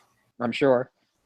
The commercials that terrified me as a kid were always the burglar alarm commercials, because they would show people doing home invasions and burglars outside people's windows and stuff, and I'd be like, holy shit. Oh, And- some non-ethnic guy's gonna run in here. But they'd always play they'd always play it in between Tom and Jerry cartoons and stuff. When they went to commercials, I was terrified. But I Step miss, away from the car. This vehicle is protected by Viper. You know, But I it's mean- funny. As being part of that Remember the generation, we got club? to see all those awesome American commercials in the war on drugs and stuff. How they in no way made any impression on me. I had no thoughts about them whatsoever. They were just there. I didn't think. I just ignored them entirely. I didn't think, oh, I'm gonna go do drugs. I just nowadays I watch them. I just think, wow, those are really in your face and stuff. But at the time, I guess you're just used to what you're used to, right? So I just thought nothing of them. You watch them now, and you're like, holy shit, But I don't know. It was just part of my day. I would watch my There you go. cartoons, and and every once in a while, one of those ones would show up. How about the one where they zoom out and the guy's at his fucking kid's grave, stuff like that. That was just normal. there's one of my crushes, Stacy Keenan from My Two Dads. Never saw that either. It was an odd show. Kind of Sounds before very its time. progressive. Yes, Yeah. yes. Very No, progressive. they weren't gay. They were straight. They lived together and raised this girl, though. That's Yeah. even more progressive, don't you see? Gay guys live together all the time, but two straight guys? Yeah, I get it. Or it's progressive is like Benson. I gotta fit in here. All right, you guys remember Moonlighting? Fucking Yeah. epic show. For the I first 3 remember seasons. seeing Bruce on there before he was a movie star. Then Mark Harmon showed up and ruined everything. That was another thing I had no knowledge of until many, many years later. I had no idea anything about moonlighting. Basically, Moonlighting is like Hudson Hawk is a TV show. That kind of humor. Never saw it. Oh shit, there's a cat. What's up, cat? This is my 14-year-old male cat. My cat What's gave his up name? on me. Oh, Wow. I okay. told her I was leaving 2 hours ago. Why am I still on here? Mike, I saw the oldest cat in the world the other day. That thing was 30 years old or some shit. Wow. It didn't look like it was having too good of a time either. Looks like he's having the time of his life. He's like, give me some of that meow mix, dude. Oldest cat I ever had was 19, almost 20. I Holy saw one that was shit. 24 one time, and the poor thing was laying in the corner looking at me like, please kill me. Oh, man. Please just fucking end me. Oh, 10 years ago when I lived in an apartment with God a damn. roommate and my sister, there was a neighborhood cat, and I can't verify this, but everybody said that cat was 19. He was this massive ginger cat, and he was always want to come into our apartments. We let him in, and we give him some stuff, and he'd barely eat it, and he'd make a huge mess, and then he'd just walk out. He was the most ungrateful cat you've ever seen. I Typical. I feel odd saying. I feel. Oh, it's a happy cat. I thought Mike was making that noise. I feel. I Really feel. loud. Yeah. I feel odd saying That this. cat's considering- vaping like a motherfucker. I No, feel- the oldest big. cat in the world was 38 years, 3 days. He's a big ginger cat. Isn't Yeah. that crazy? It's more than twice the age of that one, Mike. One of our cats back home died last month. He was 6.5. He died of kidney failure. Oh man. I'm still all torn up about it, even though I didn't even live with him. But he was just the kindest creature I've ever known. He was not much like a cat at all. He was more like a dog. He was so friendly. He was This so cat does inquisitive. not have a mean bone in his body. He's just Mr. Purr and drool. That's all he does. He's not Simon's he's the not same. aggressive at all. I've seen ones that He was roll about more as- than He's about as floppy and submissive as a cat could be. He was part ragdoll. Ragdolls are known for being submissive and stuff. And he was just the kindest creature. He never even hissed in his life. Nothing. I've feel- never heard him hiss. He doesn't growl. He's Yeah. friends. If you come in my house, he's in your lap. He's one of those cats. Hey, how you doing? Very social. I feel odd saying this considering I'm on the West Coast, but I have to go to bed, and you guys are up past 1 o'clock in the morning. So Yeah, it's 2 here. Life Yeah. begins at midnight, buddy. there Yeah. you go. It's midnight. I was going to leave at like midnight, and then I didn't. But All right, well, have a good night, you guys. yeah, Later, sir. Have a good one. Take care. Yeah, I guess we'll go ahead and call it a night, guys. No, we won't. Wise. We got a Sounds marathon coming up next week. I know. Time to go drink some coffee. Didn't even know it was a marathon until now. We'll see Yeah, you next time on I'm gonna really try to get a hold of Halloween 4. I should have Community owned it years Politics ago and anyway. McDonald's. Yeah. So what do you I guys like say? McDonald's commercials. I just don't like them. Well, I like their old commercials. I guess I have nothing to like about them now, except I You guys want I to get a Sunday there every once in a while. I would say I would be happy when the election's over so all this bullshit will stop, but it won't stop because no matter who gets elected, there'll still be a bunch of people bitching about it. It'd be like, oh, shut up. It's over. Yeah. That's the thing that bothered me about the Canadian election. I mean, it didn't have nearly any of this. It was super quiet, but it bothered me that, like, once it was over, there were just all these people, like, flipping out and, you know, because their side lost and stuff, and being like, I'm just like, you know, it's a little, like, at the time, we were, like a month in. It just seems like, okay, well, can we give it a little longer before we decide this is the worst prime minister in the history of our country, you know? But people are just like that, right? It's like... I don't know, Jay and I were talking. It's like, we appreciate people from other countries' opinions, but it's kind of like our election. You know, I don't really comment on other people's election. Oh, can you believe that they got Cameron as a prime minister? I don't give a shit. Merkel's in Germany. That's Germany's problem. It's not my problem. I'm I don't sorry, care. but your president is very much our problem, and I think you know that.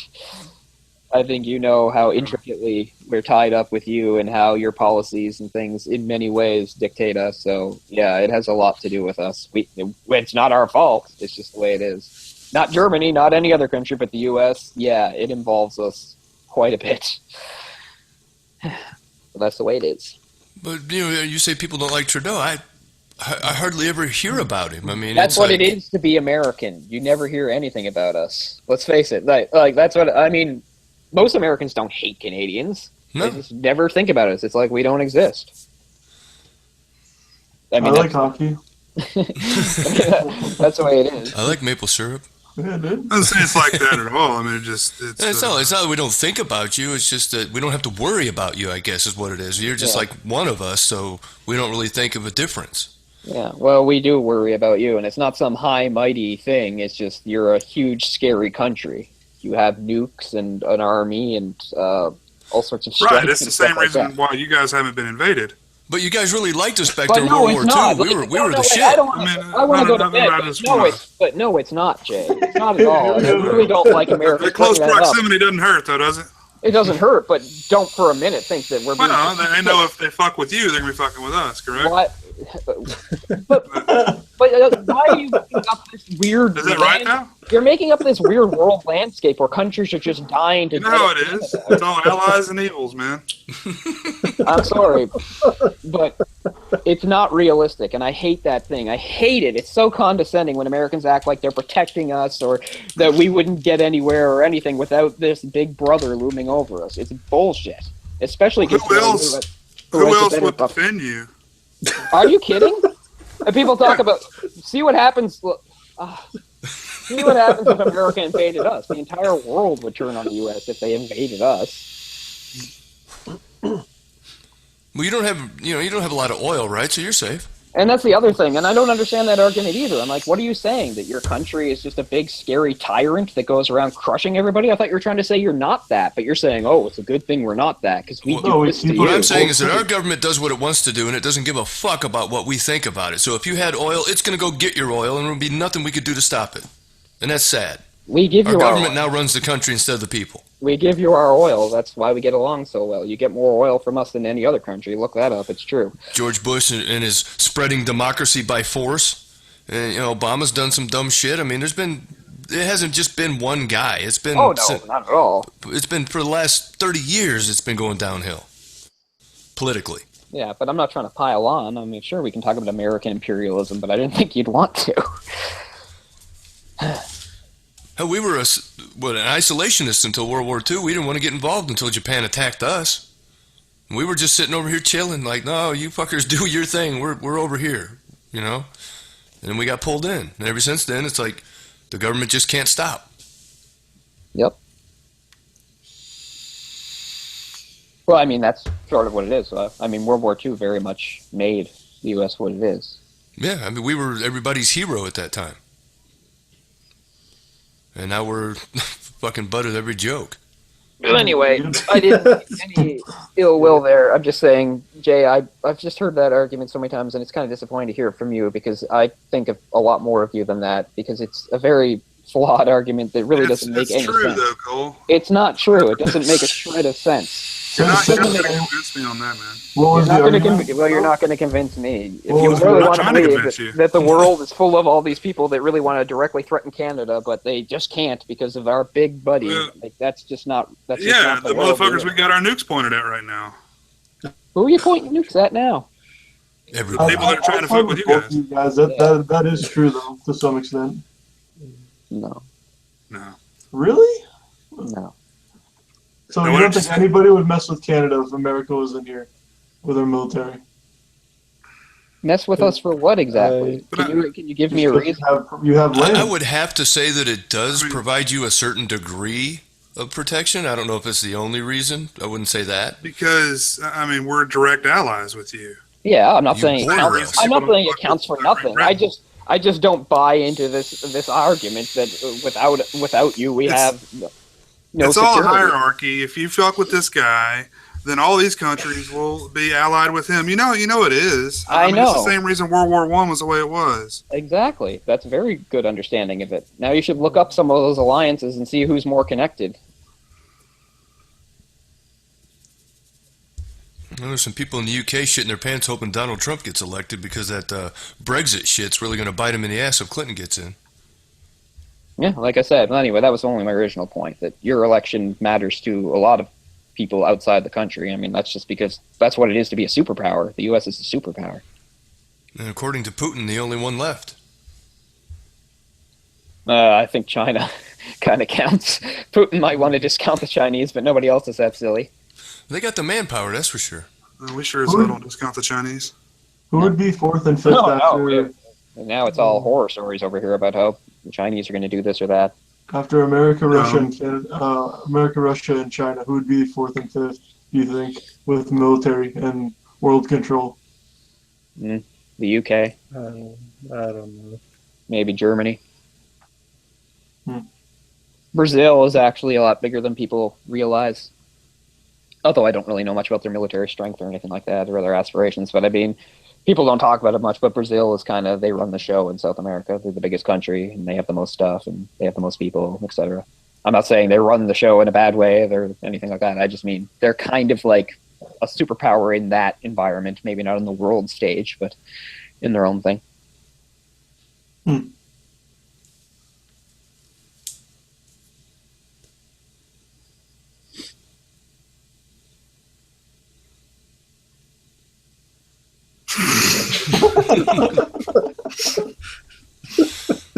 Silence. Way to end this on a downer. Yeah, no shit. Well, I guess they have an interest in what goes on over here. It just really bugs me when they try to tell me how to live my life and how they think we should do things. It's like, Maybe I Well, I would don't agree with some of the think things I your do country's that. doing, but I They try could- not to judge any No, I person by mean- what the policies of their government, right? You know, And I guess that's I what don't think the irritates me is- Chinese people are all bad just because their government is scary. And I guess that's really what bothers me, is That's because a lot of not the the point I was stereotypes of trying to make. Americans is due to what our government does. It's not really what we are as people. And then the worst I part. guess that's I'm how it sorry- goes with almost every country, though. I'm sorry, I gotta say this, but the worst part is, oh, we need your help, blah, blah, blah, blah, blah. Meanwhile, I'm playing with someone in Pakistan, Iraq, Iran, you name it, and an online game, and then they call me, all the American stereotypes. Because that's what people think of America outside of pretty much North America. Yeah. And they're also probably on the payroll. And don't call yourself an American. My- Call yourself a United Statesian, because that seems to really piss people off when you call yourself an American. Really? My thought. Yeah. You're not the My only thoughts on country in this America, debate. you know. Oh, Oh yeah, I haven't we have said two much. others. There's Canada and there's Mexico. They have their own fucking names. Isn't that cool? yeah. I don't. Yeah, like I said, I don't mind. You can use the name. You need it more than we do. I'm still North No, I American, was just so going- that's good. Yay, North America. Yeah. No, I was just going to say, I haven't said much about this. The only thing I can say is there's a great clip from a show called Newsroom with Jeff Daniels for 3 minutes where he says that why America isn't the greatest country right now. Mm-hmm. And it's the perfect thoughts I say, where I'm proud, Yeah. I'm glad, but there's a lot of things that need to change. Like anyone out there, Jeff Daniels, Newsroom, why America isn't the greatest, it's everything he says is what I say. That's Well, I what just say. don't believe there is a greatest. I mean, it's kind of a flawed Right. thing from the beginning, right? Like, And that I there's just a think greatest we were- country. Just the point- And I just the understand that's points part of in the there. American identity to talk about being the greatest, and that's fine because, but it's, I don't think there really is a greatest country, Well, actually, I Right. think after World War II, we were put up on kind of a pedestal that nobody could live up to. Well, I mean, it's like we're supposed to feel some sort of guilt for having pride. And I'm not going to do that. I'm not going to ever feel guilty for being American. You should be proud of where you're from. I don't see what the problem is. I mean, people get more crazy over sports. They have flags of their favorite teams in their rooms, and they beat the shit out of each other over it. But yet, if I have an American flag, I'm an asshole. Okay. I'm not sure who's saying Right. that. I certainly wouldn't say that. 'Cause I talk to people that come in from other countries, and they're like, yeah, people think you're arrogant, and they don't understand all the flags. There's flags everywhere, and there's this and there's that. They don't understand the patriotism. And I'm like, well, it's just a thing. You don't have to be here if you don't like it. Well, it's like me going to Germany. What's with all these Wiener Schnitzels and Lederhosen? I don't understand. You people are weird. I think a I'm big not German. stereotype I wouldn't be about expected to Canadians is that we're understand. not patriotic. I think a lot of people see us as maybe some sort of foil to the Americans because we're not as big and loud. So that must mean we're not patriotic. But that's No, that's bullshit. I know Canada is very patriotic because I've been up to where you live because I have family that's up there. But the whole no one will bother us if we don't fuck with anybody thing just kind of irritates me a little bit. I love Canada though, and you know that. But yeah, I have no problem with Canada. yeah. No, not at all. I don't have a problem with anybody, really. Yeah, you do. See, we can, Live and let see, live, we- man. Don't No fuck with problem me, I won't with fuck with you. I just have a problem with assholes. That's what my problem is. every country's got them. So we're all It's, equal. it's a so percentage, that's It's a- like there's 330 million people that live in America. Okay, well, if 10% of every group of people are assholes, that's 33 million assholes that live here. That's a lot of assholes. Yeah, because that's how many people we have. Asshole. So your Lord. percentage would be smaller. I hope it would be smaller. I would hope. Like, you can imagine- Sometimes I feel like it can't be. Sometimes, you have those days where you feel like every single person I've come in contact today was an asshole. Mike should be a math teacher. 5 assholes times 5 assholes equals 25 assholes.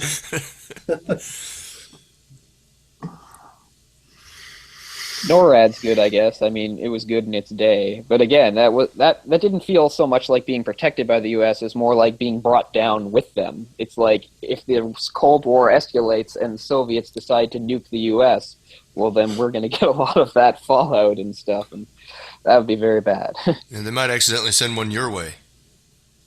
They probably would. Fucking incompetent Soviet government of the time.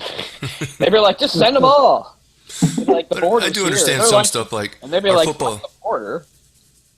Our version of football and the fact that we call the Super Bowl winner the world's champion. Yeah, I can kind of understand how that would irritate somebody, or the World Series when there's no outside American except for maybe Canadian team. Oh, they're just names. They call football hand eggs. I think that's really silly. I Some think people get that's really upset about silly that. stuff to get hung up on. I don't know why people get hung up on that. That's silly. I think so too. That's really silly. And don't get me started on Canadian bacon. Oh, shit. It's ham. There is no Canadian bacon. Why can't it just be bacon and ham? Why does it have to be Canadian bacon? I agree. I don't That would know. sum things up, wouldn't it? It's I just think it was an bacon. American idea just to differentiate between some stuff. Dumbass came up with that law. Yeah, this pig grew up 20 miles away from this pig, so it's different pig. I mean, it's always good to add, like, if you're from some country, to add another country's name to something to make it sound different and more exotic, right? Yeah. This show's been awesome. We've talked about everything. So, it's cool. I mean, it's gone to the point, like, Canadian whiskey is, like, gotten, like, so popular that we, like, buy into it here as Canadians, that there's something magical and special about it, just because other countries pay so much for it. This is good, Like, man. I guess so, but I mean, it can't be that much better, really, but, yeah. Is it Crown Royal or Crown Royale? Crown Royal. Oh, did you ever buy that back in the day when they had the purple bags? Did you have Oh, the yeah. purple I still flag? do here. Oh, yeah, those are great. I used to keep, like, G.I. Joe stuff in that. And, yeah, Yeah. Crown Royal and Canadian Club, they're very highly There's regarded. There's a meme that I'm sure Orc probably has in his list somewhere of this guy who has pants made out of those bags. big name. It's pretty awesome. Wow. It's like, wow, here. I think I actually Sure. For a long time, they didn't have the bag. They only recently brought it back, and it was like a big Oh, really? deal. I think we've always had it here. No. For like the last 10 years or so, they didn't do it anymore. And it's like, why? But Really they brought- popular for no, like. they just had commercials for it like a few golfers. months ago about like bringing the bag back. It's like, yeah.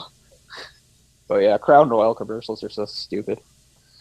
But commercials are commercials. I'll send you a picture of this guy with the bags for pants. Sweet. He looks like he drank a lot of Crown Royal. That seems likely. Oh, here's the quilt came up. Oh, it's a lot of images of pants. Okay, seems like it's a thing. All right, there's a whole dress made out of them. I'm glad people are getting good use out of them. Oh shit, there's a baby dressed up in it. No, that's not very good. That seems kind of inappropriate. Little Slightly. Screw a buying little bit. clothes for something that's just going to outgrow them. Make them. I really don't understand buying very many baby clothes, though. They don't care what they wear. Let me guess, little girl, your daddy's an alcoholic. Put them in a sack. Who cares? What's your baby's name? Jack. Last name Daniels. I'd make such a good parent.